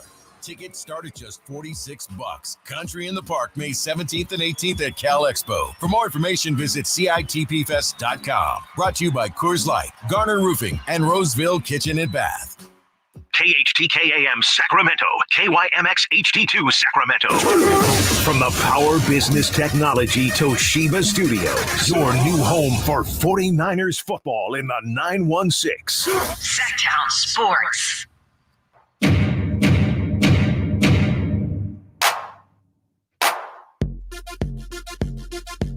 Live and local, 6 a.m. to 6 p.m., Monday through Friday. Sactown Sports. Yeah, we're getting ready for this restart of the NBA season. Hope you had a great break. Kyle Draper had a great break. Did you hear the story shared earlier? Please jump in if you need to correct me, Kyle. Go ahead. He was all ready to take the kids to Cabo, and the night before they're going, he realizes their passports have expired the night before. Yeah. He has to tell the tearful kids, we can't go to Mexico. Then he figures out, what? Maybe we could go somewhere else. Saves a vacation, makes plans to go to Hawaii and have a great time. Incredible. That, you know what? Incredible. On my grave or at my eulogy or whatever it is, like, that needs to be brought up because I went from the lowest of lows, heartbroken, kids crying. I felt like I lost my puppy. Like, it was that bad. and to pull off a Hawaii vacation 7 hours before And very boarding. affordable at that, right? The bills haven't come in yet. I don't, it's so bad. I don't want to even check my bank account right now. Like, I've been avoiding looking at my bank account. Because you still have to pay for the other trip with Right. down the road. It's not like there's a refund involved. Oh my gosh, man. It's hi, this is Kyle Draper for whatever you want me to promote. you know what? Your boy, oh my gosh. I can't tell you, Whitey. I just can't tell you, man. How bad I felt, how bad I like I said, I've not looked at my bank account. I don't want to see it. It may be negative cares? right now. It's I just don't know. money. But the kids had a great trip. That's it. That's all That's that matters, man. Yeah. Oh my gosh, spoiled kids. I'll What a tell you what. Great story. You can never accuse me of not loving my kids. Uh-huh. Like, this is one that I think when they're 20, 30, 40, they should repay me the rest of their lives for pulling this one. No, I don't know your kids, but it sounds to me like the way you described your daughter, the impression I got was that she knew that you really were struggling with it all, and she made a point of telling you what a good time she was having in Hawaii. Oh, yes. That yes. is awesome. I can't tell you how many thank you, dads. Yeah, or, see, this is great. awesome. The trip of a lifetime. Like, I mean, yeah. And she's very appreciative. So is my son. Sure. She'll send me a text. Thank you, Dad, for all you do. Like, it's all love. Just yes. a little awkward when her friends asked, how was Mexico? well, about that. Like, can you imagine, Whitey? Like, the kid, you know how kids are. They get super excited over everything. And they were fired up. Mexico. They were going out of the country for the first time. First time using their passport. And you too, you had your Eagles. My Eagles, whatever you call that thing. Yeah, I was ready, man. That. I was going to wear that. I bought a sombrero at the local Walmart. I was ready, dude. I was ready for Mexico. And around 9:30, 10 o'clock, I looked at the kids' passports and realized it had expired. Now, back in the day, you used to be able to travel to Mexico without a passport. Yeah. Just had a birth certificate or ID or whatever, but, not recently. Right. Last few years. You need the passport. And so I did an audible. I told you I was Peyton Manning, Omaha. Kill. Yeah. The blitz is coming. Right? So I did a check down, and the check down just happened to be to Hawaii. Touchdown. Not a bad fallback plan. It was amazing. It was tremendous. It's a great story. And glad you're back with us. Glad you had a great time. Unforgettable trip. Yeah. One of the things we've talked about a lot in the first half, Mike Brown talked about this yesterday, referee errors. Yes. It seems like NBA referees have made more errors or more glaring errors. It seems like things are out of control. So, we just had Ty Lue coming out and saying the referees are cheating. And Mike Brown going on, at least a couple of rants, Yes. right? One was not really a rant, but he made it clear how he felt. So now we have the NBA Senior VP of Referee Development and Training, Monty McCutcheon, coming out. And he says that in general, the refereeing, it's been better. He says there have been fewer incorrect calls. Quote, errors are down about an error per game. He cites the NBA's independent grading group. Free throw attempts down slightly to fouls to scoring has ticked up this season. McCutcheon insists that's more about the evolution of the game than the way it's being officiated. He says it's the way teams are playing. They're playing very efficiently, but he says, missed calls, bad calls. He says, they're down about a call a game. That's according to the NBA's own research. Doesn't seem like it, does it? It does not seem like it. And I'm not, I'm part of the NBA. Kings employ me, but I'm not buying that. Not when you had a 2-minute report. What was it? Last week against the Phoenix Suns. And, last 2 minutes, everything was perfect. Every call, even the Devin Booker over the back on our boy Domantas Sabonis was a call. Like, based on their review, which we know now has proven to be flawed based on the 2-minute report. And so, and the thing with the 2-minute report and with this report that you have in your hand, you can massage things, and you could say marginal contact on almost anything. Marginal contact to me is not an absolute thing. What you consider marginal, I might not. I think that's the key to this whole thing. Yeah. McCutcheon says contact. This is an NBA referee. Contact does not mean a foul. Now that runs counter to everything we've ever thought we knew about basketball, right? Let's see here. You had Edwards' frustration came after getting no whistle on a late drive against the Thunder. Replay appeared to show Shai Gilgeous-Alexander hitting Edwards' arm as he went to the rim. In the last 2-minute report, the contact was ruled marginal and the non-call correct. McCutcheon stands by that decision. This is an NBA referee quote. Basketball is a contact sport. The difference is, of course, the difference between legal and illegal contact. So you're right. The officials are saying, yeah, he got hit, but it was incidental. It's legal contact. Where the rest of us, especially, that's why you see so many players going, he hit me on the arm. And the officials there are like, yeah, but it wasn't a foul. Well, okay, if hitting a guy on the arm is not a foul, what's a foul? And how are you going to know just sitting there watching it? And if you could, Whitey, go back for me and read what they said regarding, was it one correct call more per game, or what was that wording? Quote, errors are down about an error per game. An error per game. Yeah. He says it's how teams are playing. They're playing very efficiently. They're playing smart basketball. Through the coaching and the analytic information, they become much more in tune to what is good basketball. Somehow that's contributing to the appearance that the officiating is poor. What I don't buy is that I don't think they're going back and looking at. There are a lot of missed calls, and I don't think the missed calls factor into this, because I can't imagine that they go back and look at every second of every game and say, nope, that should have been a foul. Nope, that should have been a foul. And so what you see, and you just brought it up, when players feel like they were hit, they throw their hands up and what about those calls that weren't called, like the non-calls?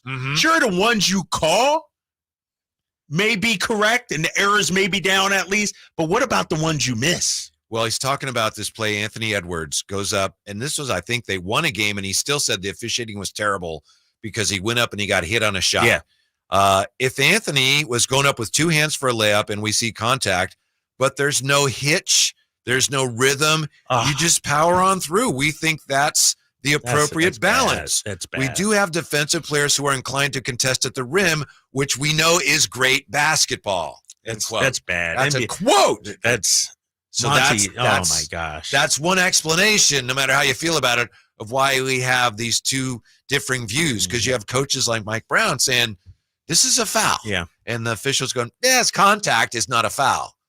Wow. Yeah. That's an incredibly slippery slope. It's a big time gray area, right? You know, this marginal contact is an extreme gray area that's the problem I think the NBA has.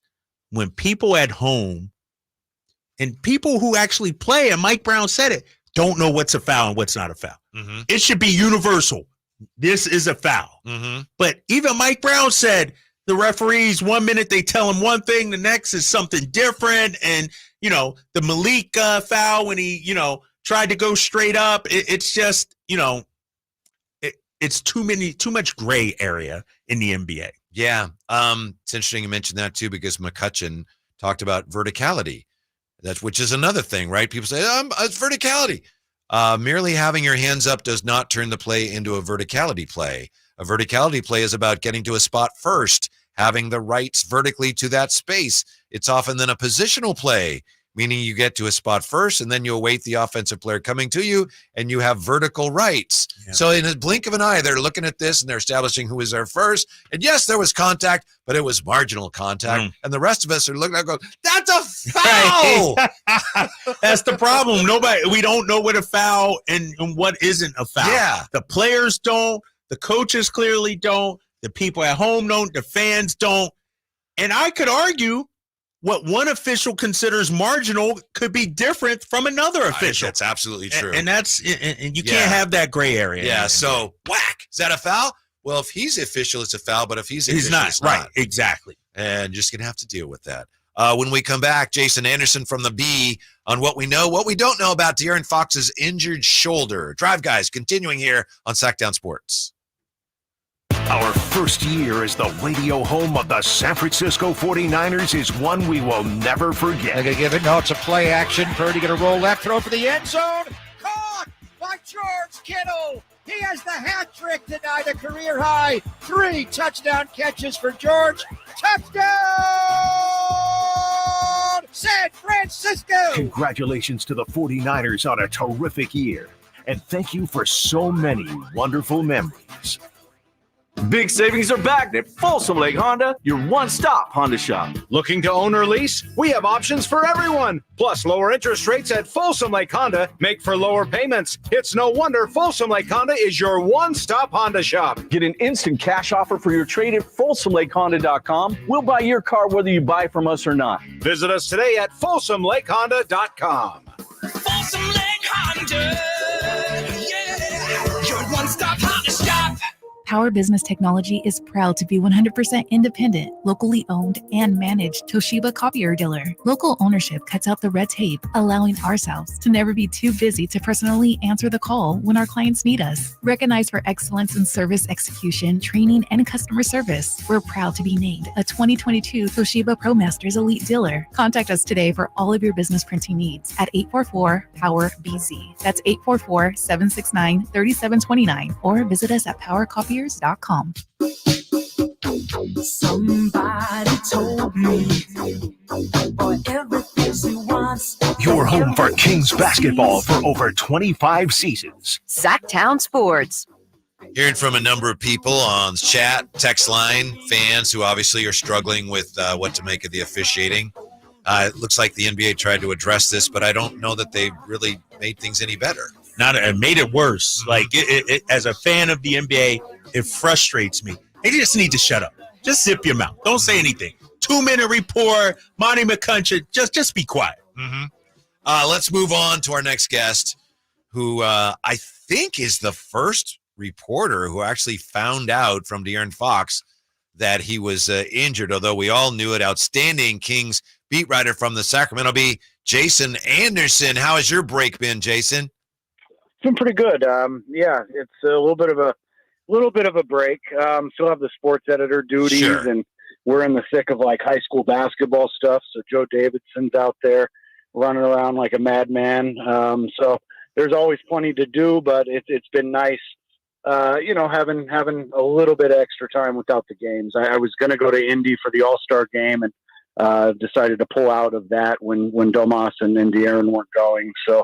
I actually did get a little bit of a break to recharge a little. Sure. Jason, what do we know? What do we not know about De'Aaron Fox's shoulder injury? We don't know much. We know it hurts. We know, we've seen him many times, like kind of move and grab the shoulder when I think he gets bumped a little bit and it gets irritated.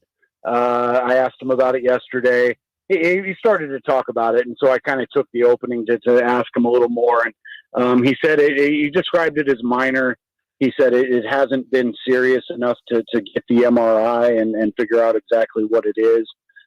So we don't know if there's a strain or a tear or there's any number of things that it could be. And so we really don't know what that is because it sounds like they haven't gone in and looked at it real closely, but he didn't seem overly concerned about it. He did describe it as minor. He also said it was something that 5 days wasn't going to fix, but he doesn't seem too concerned. And at this point, I think we just have to take him at his word. Jason, how much do you think it's impacted him, though? Because we look at the numbers and he's shown some flashes, a couple of great games right before the All-Star break. But how much do you think, physically the shoulder has impacted him? How much do you think he needed this All-Star break? Yeah, I think the All-Star break really could be really good for him and this team. They all are dealing, not all, but like Keegan said, everybody in the room yesterday had something that they were dealing with. And that happens over the course of a season. With De'Aaron in particular, it's hard to say. Like, clearly it's affected him at times, but it's not the only thing he's dealing with, and it's so I think it's important to remember it's the right shoulder, not the left. He's a lefty. So, I'm not going to assume that it's affected his shooting or anything like that, although maybe it has. We saw some pretty big fluctuations in his numbers, like in November, December, January. He went from being like an MVP candidate early in the year to where his scoring average was down to, I think, about 22 points in January. So, I think that, among other things, he had an ankle. He's had a little bit of a wrist issue at times where you'll see him grab at the wrist. So these are bumps and bruises that these guys deal with. De'Aaron's always been a tough guy and played through a lot of that stuff and really doesn't say much about it even. So I think, cumulatively, they've all taken a toll and may have contributed to slowing him down. In addition, just being tired and worn out. The way that guy plays, I can't imagine running up and down the way he does. And I think his body has taken a little bit of a beating over the year, and I think he could be rejuvenated coming out of the All-Star break. Jason Anderson with us from the B. If I may, Jason, I want to circle back to something you told us. I think you were the only reporter in the locker room up in Portland, and I remember you were telling us about De'Aaron, and you said you were worried about him. Yeah. Can you? Where are we with any of that? Is there anything more you can tell us about whatever was going on there? Well, it was actually Phoenix, when I got back from Phoenix. Thank you. And at the time it was kind of in the middle of that weird thing with the media blackout and just not granting any interviews for like 16 days. And there were a couple of times I saw him and he just didn't seem to be in the same kind of spirits that we had seen more recently. It kind of reminded me of going back a year or so before the Domas trade happened, where he, I don't know, had kind of withdrawn a little bit and just wasn't himself. And so that's kind of where I was coming from, when I said I was a little bit worried about where he was mentally. But really he's been, once we got through that period and things, worked themselves out and he's been, having conversations with us again. Like he's been fine. I mean, he's been great. He was in great spirits yesterday. He was in good spirits before the break. Drapes, I think you're right. I think we saw right before the break some pretty explosive stuff from him, where he, like, I think in that last Denver game, he went up and tried to just jack one. And I think he missed the dunk, but like the explosion was there. I mean, in the legs and everything else. And so, I think he's worked through whatever was going on there. And I think he's in a better place now. Thank you, Jason. Jason Anderson, Sac B, joining us here on the Drive Guys, Sactown Sports 1140. What can you tell us about Domas and this illness? Anything to be concerned about or anything like that?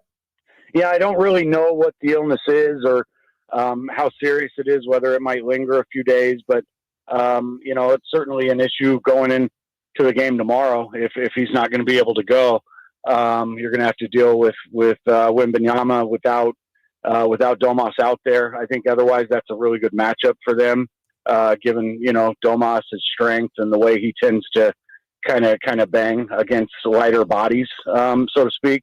So if you don't have him, that's an issue for tomorrow.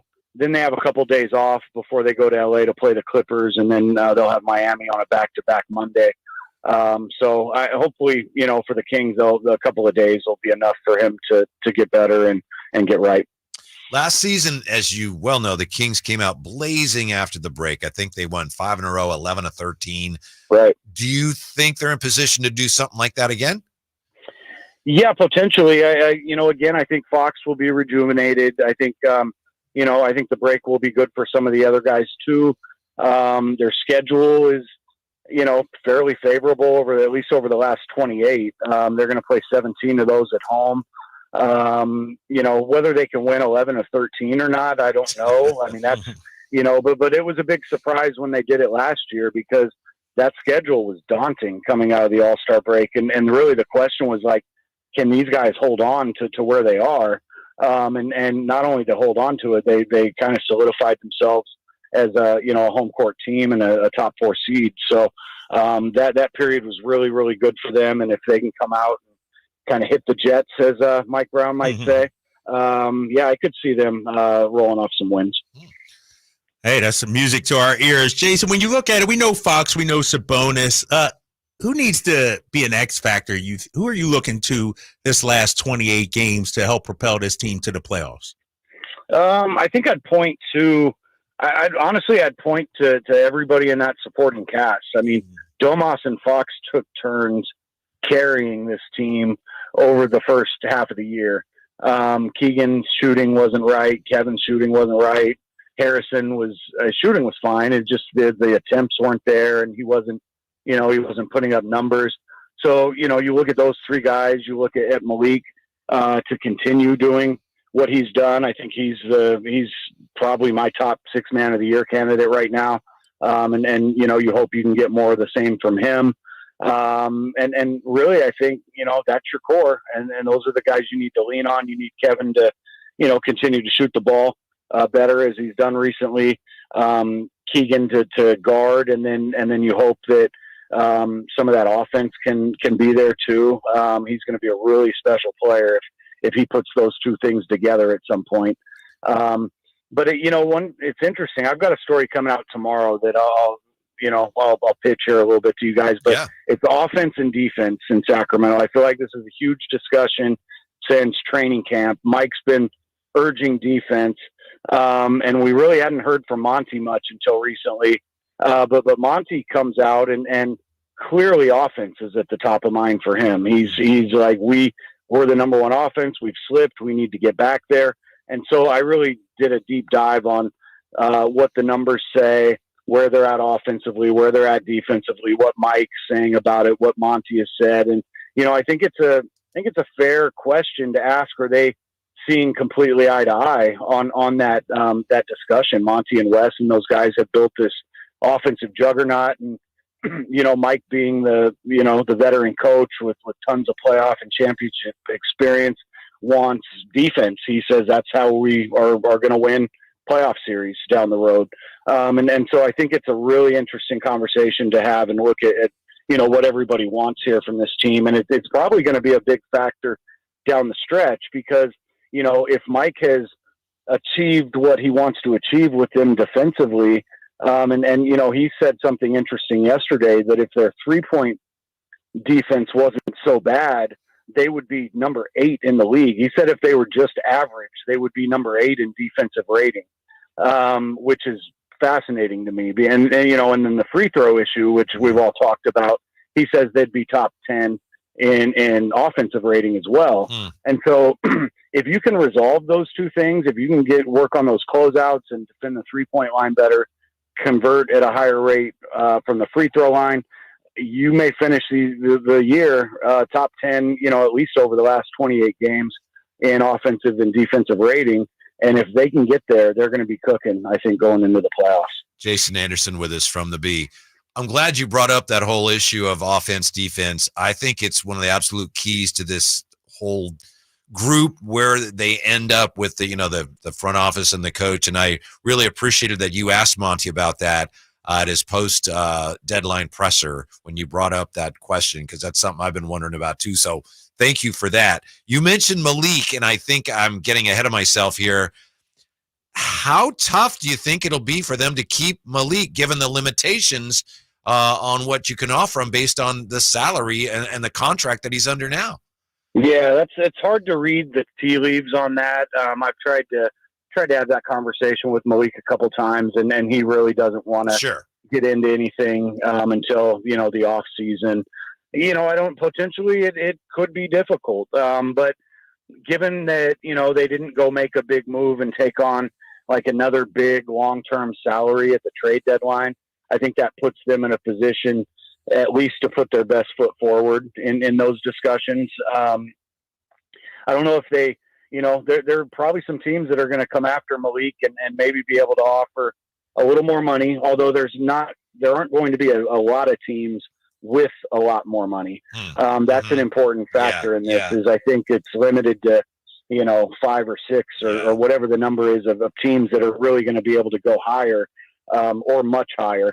But teams may come at Malik and say, we want you to start for us. And that may be a decision, that him and his agent and the people around him will have to make at that point. So really, I don't know. I wish I had I wish I could tell you more, but I think that's kind of up in the air, and that's going to be a big factor going into the off season. Don't need to tell you, for great Kings coverage, SacB and SacB.com, Jason Anderson.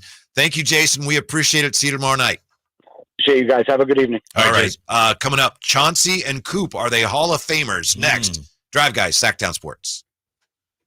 Subscribe to Sactown Sports on YouTube and watch the Carmichael Dave Show with Jason Ross, Stiles and Watkins, and the Drive Guys. Live Monday through Friday from 6 to 6. Plus view archive shows and exclusive content. Subscribe at youtube.com/Sactown Sports.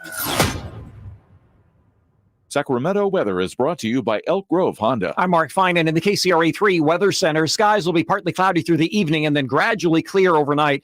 Could see some fog tomorrow morning with temperatures in the mid-40s. Otherwise, tomorrow will be mostly sunny with highs in the low 60s. Get the latest forecast on the KCRA News and the KCRA3 app. The 2024 Accord is once again a winner of the 2024 Car and Driver's 10 Best Cars, making Honda the winningest brand in car and driver award history. Come drive it. We're Elk Grove Honda in the Elk Grove Auto Mall, Highway 99 at Elk Grove Boulevard. I gotta get an Elk Grove Honda.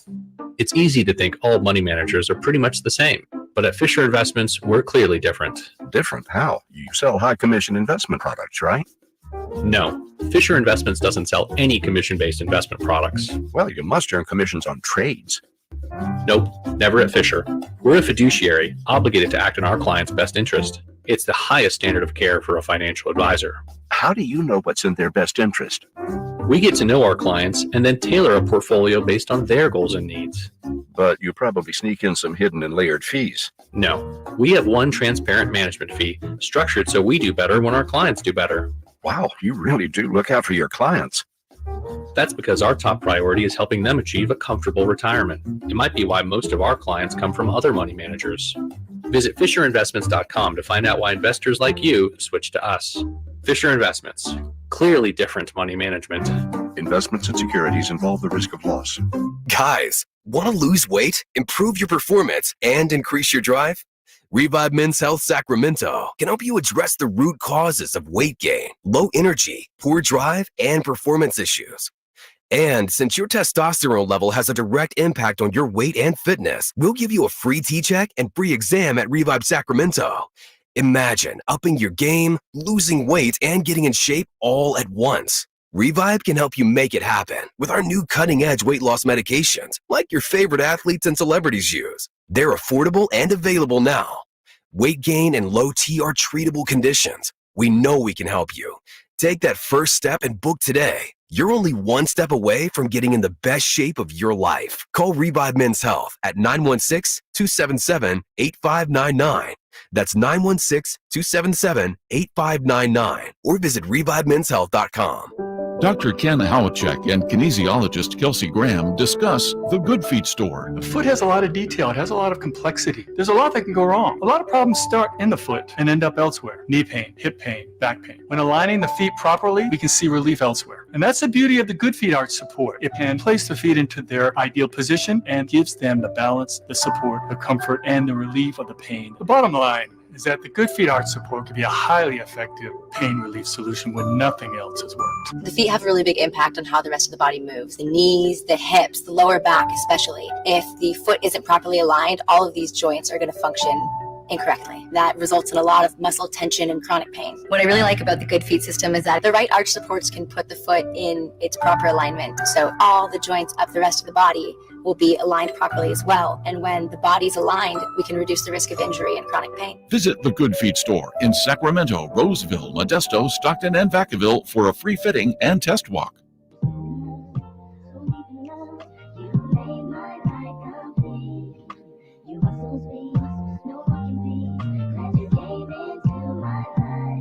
Your flagship station for the Beam Team, Sactown Sports.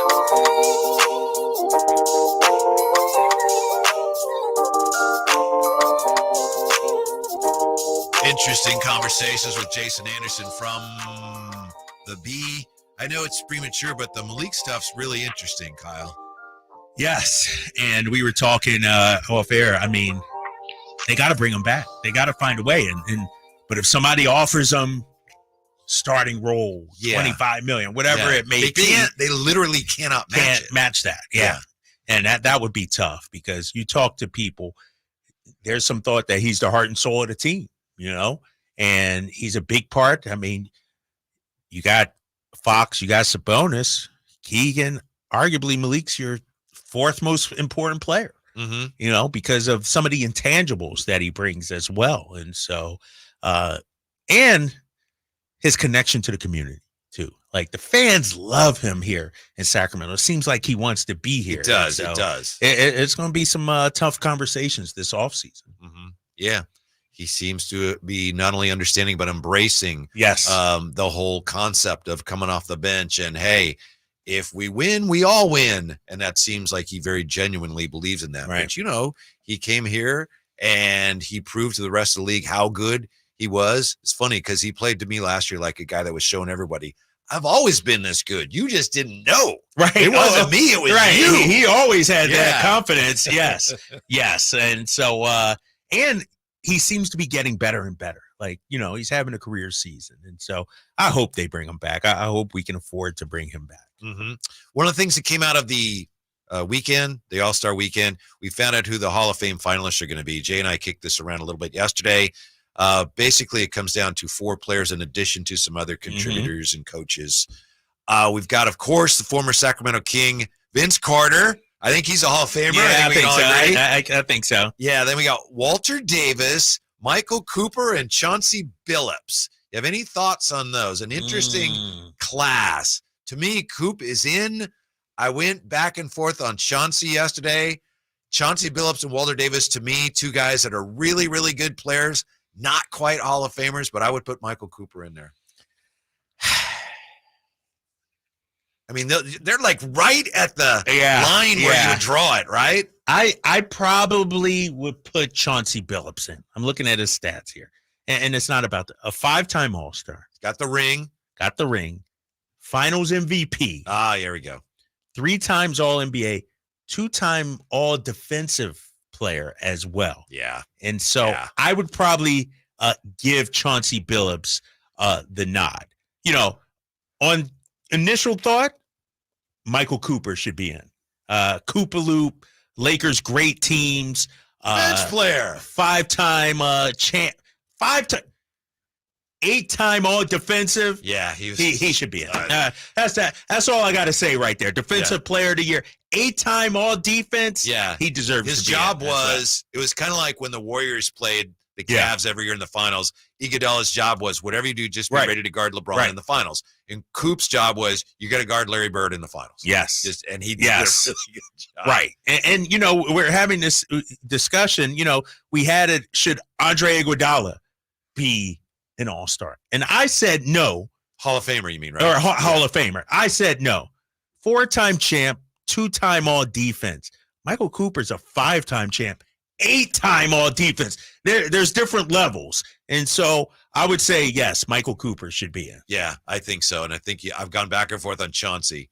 I didn't realize that, I forgot about the finals MVP and all defense. Yeah, pretty solid.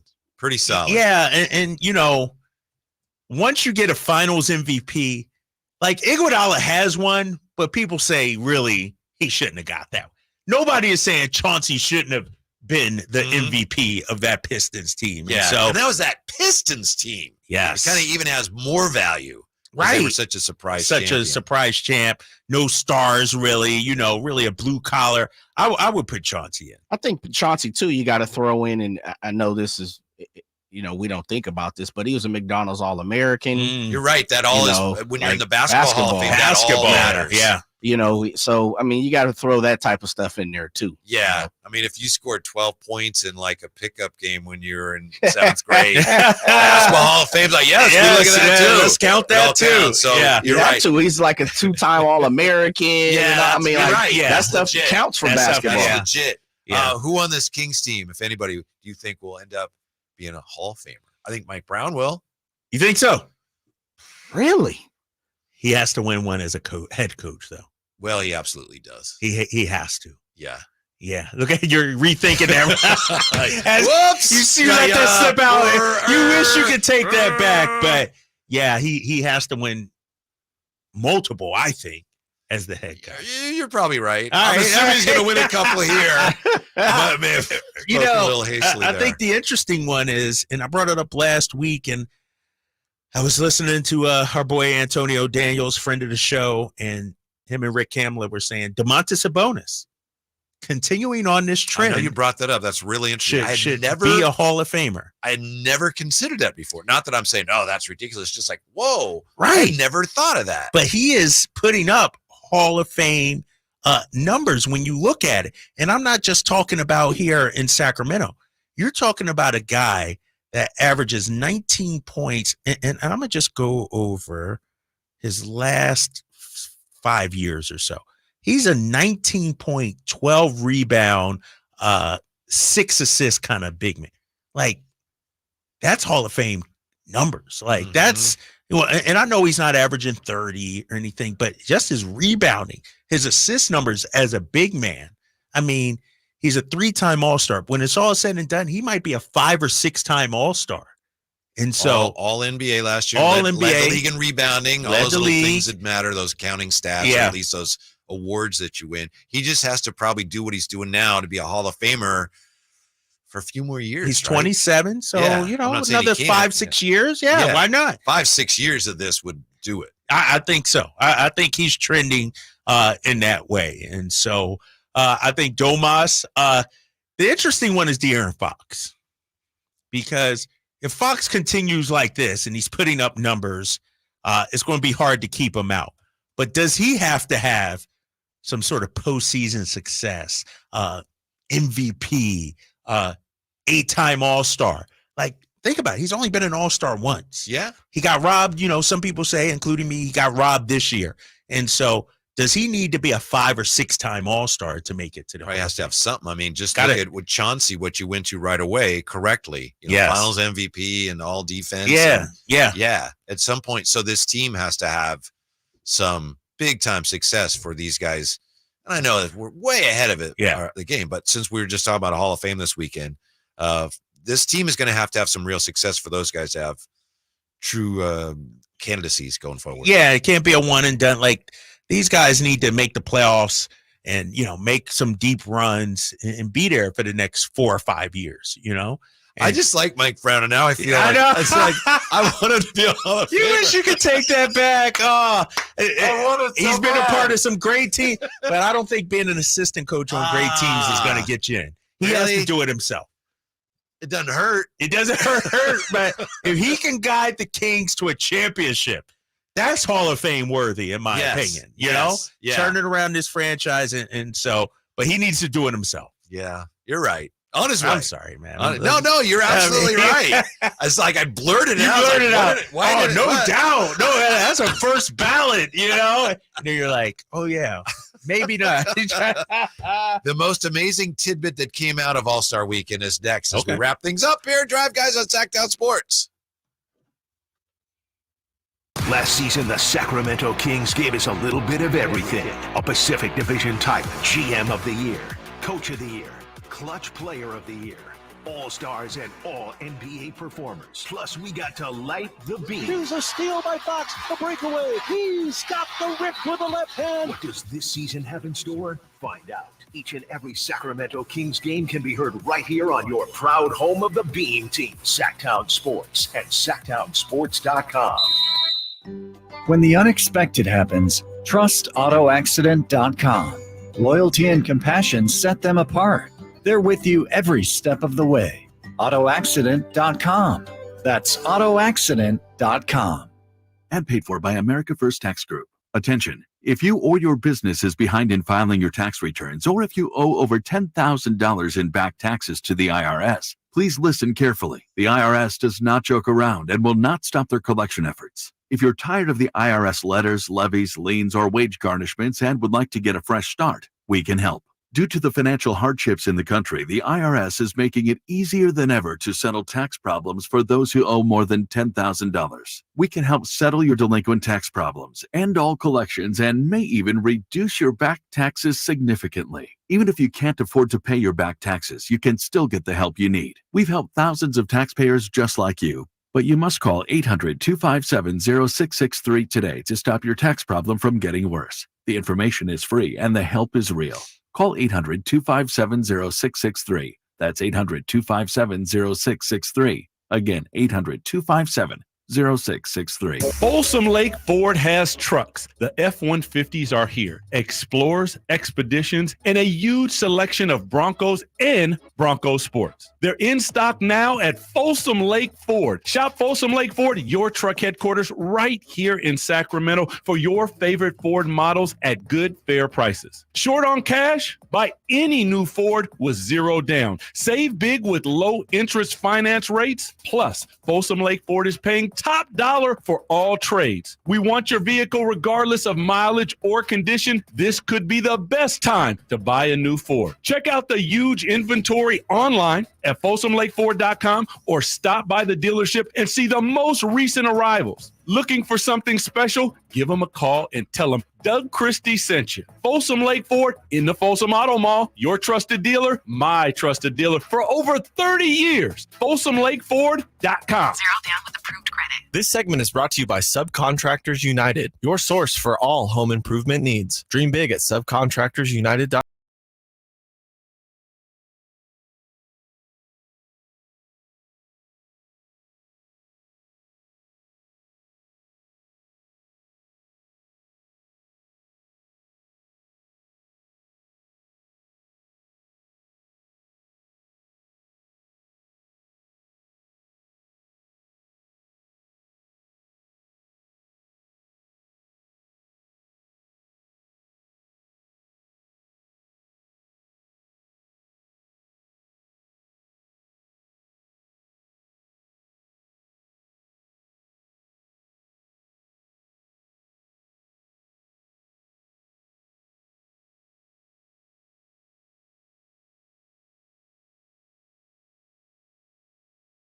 A piece, like Right. a 5-year kind of stint where they expressed, or excuse me, they showcased, him making Exodus for the most part. Yeah. That's disappointing, man. I wanted to go check That's it I out. told him about man. a documentary I saw that I think is probably way better than the movie. Anyway, I hope you get a chance to check that out. Question for you guys. Maybe you've seen this at ESPN.com. What do these coaches have in common besides the obvious? They're NBA coaches, but you got Jamal Mosley, okay, Willie Green, Ime Udoka, Darvin Ham, and Monty Williams. What do you think they have in common? Something they can all do now. Give me one more time. Yes. The names one more time. Jamal Mosley. Yes.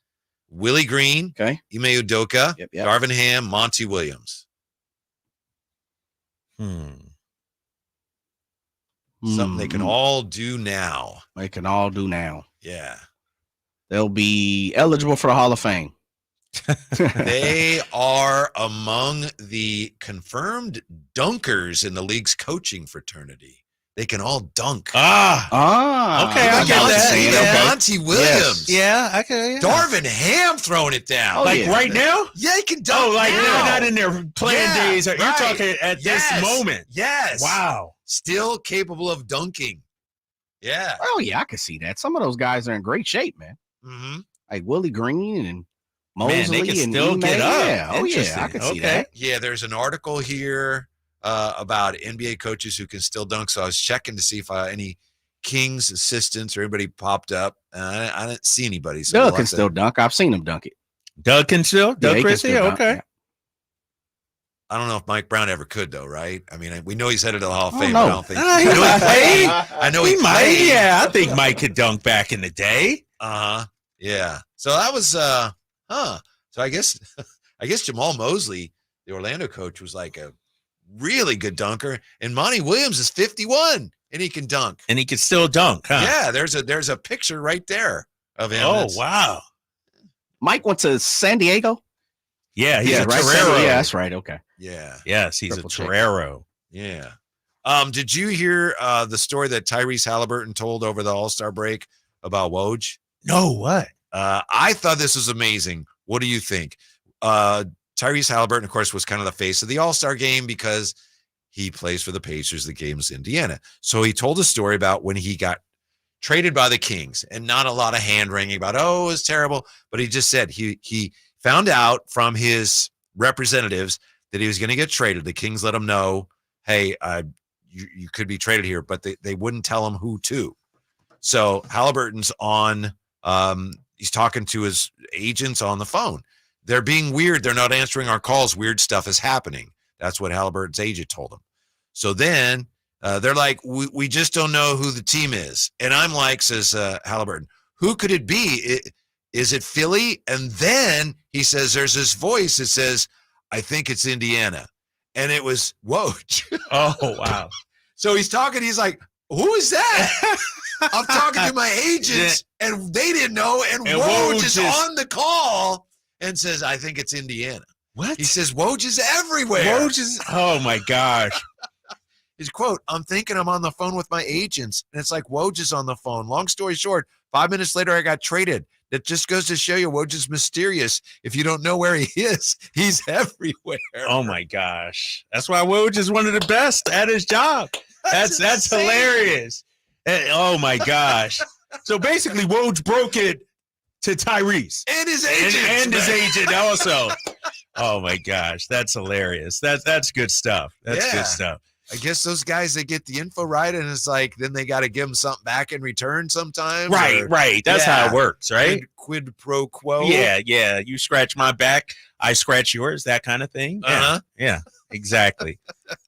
Oh, my gosh. That's hilarious. Yeah. The All-Star weekend finally over, and now we can focus on basketball and the Kings tomorrow night and the San Antonio Spurs, but we don't know whether Domas is going to play as the Kings come out of the gate for the second half. Yeah, that's tough too, man, because you want, you mentioned the stats, 11 out of 13 last year. Yeah. You want them to come out raring to go, and when you look at the upcoming schedule, this is one of the easier games, in terms of strength of a opponent. Mm-hmm. And so, and we had Jason Anderson on earlier this hour, and he was right. Like, this is the kind of matchup Domas usually dominates, those thinner, less beefy big guys. And so, and we've talked in the past too, when you look at Domas, there isn't anybody on the team that can replace him, that does what he does. And so do you have to change your offense to an extent? And maybe a little more traditional. Malik Monk at point. De'Aaron Fox, more a traditional point. Right. Getting guys involved, setting guys Can't up. run the offense through JaVale or Alex Len or something. Right. You just It's can't do totally different. It's totally different. So I think, he's probably the one guy that's irreplaceable on this team, and obviously we had All-Star break. I don't know where Domas went, but man, this is the time we talk about the stretch run where you want everybody raring to go. And for him to be doubtful, which means he likely won't play tomorrow, that's a big blow. Speaking of centers, our Sactown Sports Kings insider, Brendan Nunes, was on yesterday, and you can see it at sactownsports.com. Mm-hmm. One of the things he's writing about is it would behoove Mike Brown and the Kings to settle this backup center situation. Mike Brown, as we know, he goes back and forth depending on matchups. Sometimes it's JaVale. Then you see Alex Len plays for a few games, then he doesn't play. And Brendan says if you look at the numbers, the team plays much better when Alex Len is on the floor. So he says that's one of the things they need to get, well, not necessarily straightened out. He just says they would benefit from being more consistent. What do you think of that? And then also we had somebody yesterday who said, hey, they need to put Sabonis on the floor with Alex Len, which I know we've talked about all year, and I know you don't like it. That ship has sailed. That's not going to happen. A double big lineup. We saw it briefly in that Milwaukee game, but that was because of who Milwaukee was and what they had. It just exacerbates your defensive problems, right? Doesn't it? Exactly. We have struggles now keeping guys in front of us. Now you throw out there 2 7-footers. It just doesn't make sense to me. I would like to see more Alex Len, because here's the thing I like about Alex. He doesn't hurt you. He's a high IQ player, stays within his game, doesn't try to do too much. He's sort of, a coach's dream. You do what you ask of him. And, we've seen him in spurts, look impressive out there. And so maybe if Domas can't go tomorrow, you turn to an Alex Len in that starting spot. And Alex Len is a solid passer too. He's not DeMontis Sabonis, but he can be sort of a facilitator, not as much a willing passer. Exactly. Yeah, I could see that happening. What he did last year, where he didn't play, Right, and then didn't end of play, the year he started yes. playing a little bit, and then he plays a lot against the Warriors and was productive. To me, that is so impressive. Yes. Not only in terms of just being physically ready, but having that attitude where, okay, I'm playing now. Right. And then playing well. That impresses me. That's being a professional, right? Yeah. Guys that don't play, and no matter what team they're on, and then when it's their times, like, all right, we need you to play now, and they produce. To me, it's very impressive, and as you say, very professional. Very professional. Somebody the coach can always count on. And so, if Domas can't go out, I look to see him getting some minutes. And to Brendan's point, like here we are, 28 games left to go. Mike Brown keeps going. Is it JaVale? Is it Alex Len? I'm sure those guys would like to know. I'm definitely the backup center. And I think, at this point in your season, you should know who you are, what players you have and your rotation. And you could tweak it here or there, but depending on matchups or a hunch or a gut. But, hopefully we're done, guys in and out of the lineup. Couple questions for you, Drapes, here on the text line here. Would the Kings be a better team if they had a Dylan Brooks type player as a starter and Herter off the bench? I've always been an advocate for Dylan Brooks. I've always thought this guy would be perfect for Sacramento. And I don't know if the Herter's off the bench or would Dylan be the 3. I don't know about all that. But in terms of his moxie, in terms of his compete level, in terms of his nasty, we talk about who sets the tone defensively. We really don't have that. Dylan Brooks would do that. And I know he comes with some baggage and everything. I'm not saying anything. But you don't have to. Because I know the listeners are thinking, oh, man, that guy Dylan Brooks, trust me, Dylan Brooks would be an addition for this Kings squad. And a couple of good questions on Malik from the 530. Why can't they pay Malik that much? From the 209, can't you go over the cap and just pay the luxury tax and pay him whatever he needs? No, I think we only have his partial bird rights. And, based on the NBA salary structure or something like, you can only pay him. I think it's a max of 4 years, 80 or something like that. That's about what it is. And that's contractually, you're limited. Yeah. As far as what you can offer him. Right. 14%. You can't go over 14% of. And it'd be like 17 something the first year. Yeah. And I think it comes out to about 80 over 4. Yeah, 79, 80. Yeah, that's what I think a lot of fans are going to misunderstand. If it comes to that, it's like, why don't they pay him more? It's like, no, given that he signed a mid-level deal, a 2-year mid-level deal a couple of years ago, there's only so much they can offer. Right. Yeah. By rule. Yeah, exactly. And so, hopefully that's enough. Yeah. But if somebody comes and offers $25 million, that'd be hard to turn down if I'm Malik Monk. Mm-hmm. Yeah. And that's already that ship has sailed as far as what they can offer. Yeah. But as Jason Anderson pointed out, and I know Chris Watkins told me who the teams are that could pay him more, that have cap space, and it's not a really impressive list. Like I think Atlanta, Orlando, some teams like that. So yeah, not a whole lot of teams with money out there like that. Yeah. So we'll see you tomorrow. Out at the arena. Yes. You on play-by-play tomorrow? Play-by-play tomorrow, yes. Wemby in town. Yeah. How do you call a game? Well, you've done it before. I've done it. I like Wemby. I've done it. Yeah. Rely on my notes I had earlier this season. I was down there in San Antonio with them. I'm excited, though. I'm fired up for this one tomorrow. What do we need to see from the Kings tomorrow? A win! Limit the Spurs three-point shooting. How about that? 33% shooting team? I don't think they are. I don't think they are. So no excuses tomorrow. Yes. All right. Thanks for being with us. Good to have you back, Drapes. All right. Stick around. More coming up right here on Sactown Sports. The NFL's leading rusher plays here. The handoff to McCaffrey, walks in the end zone. Handoff to McCaffrey, takes it right down to the goal line. He does his thing again. McCaffrey goes in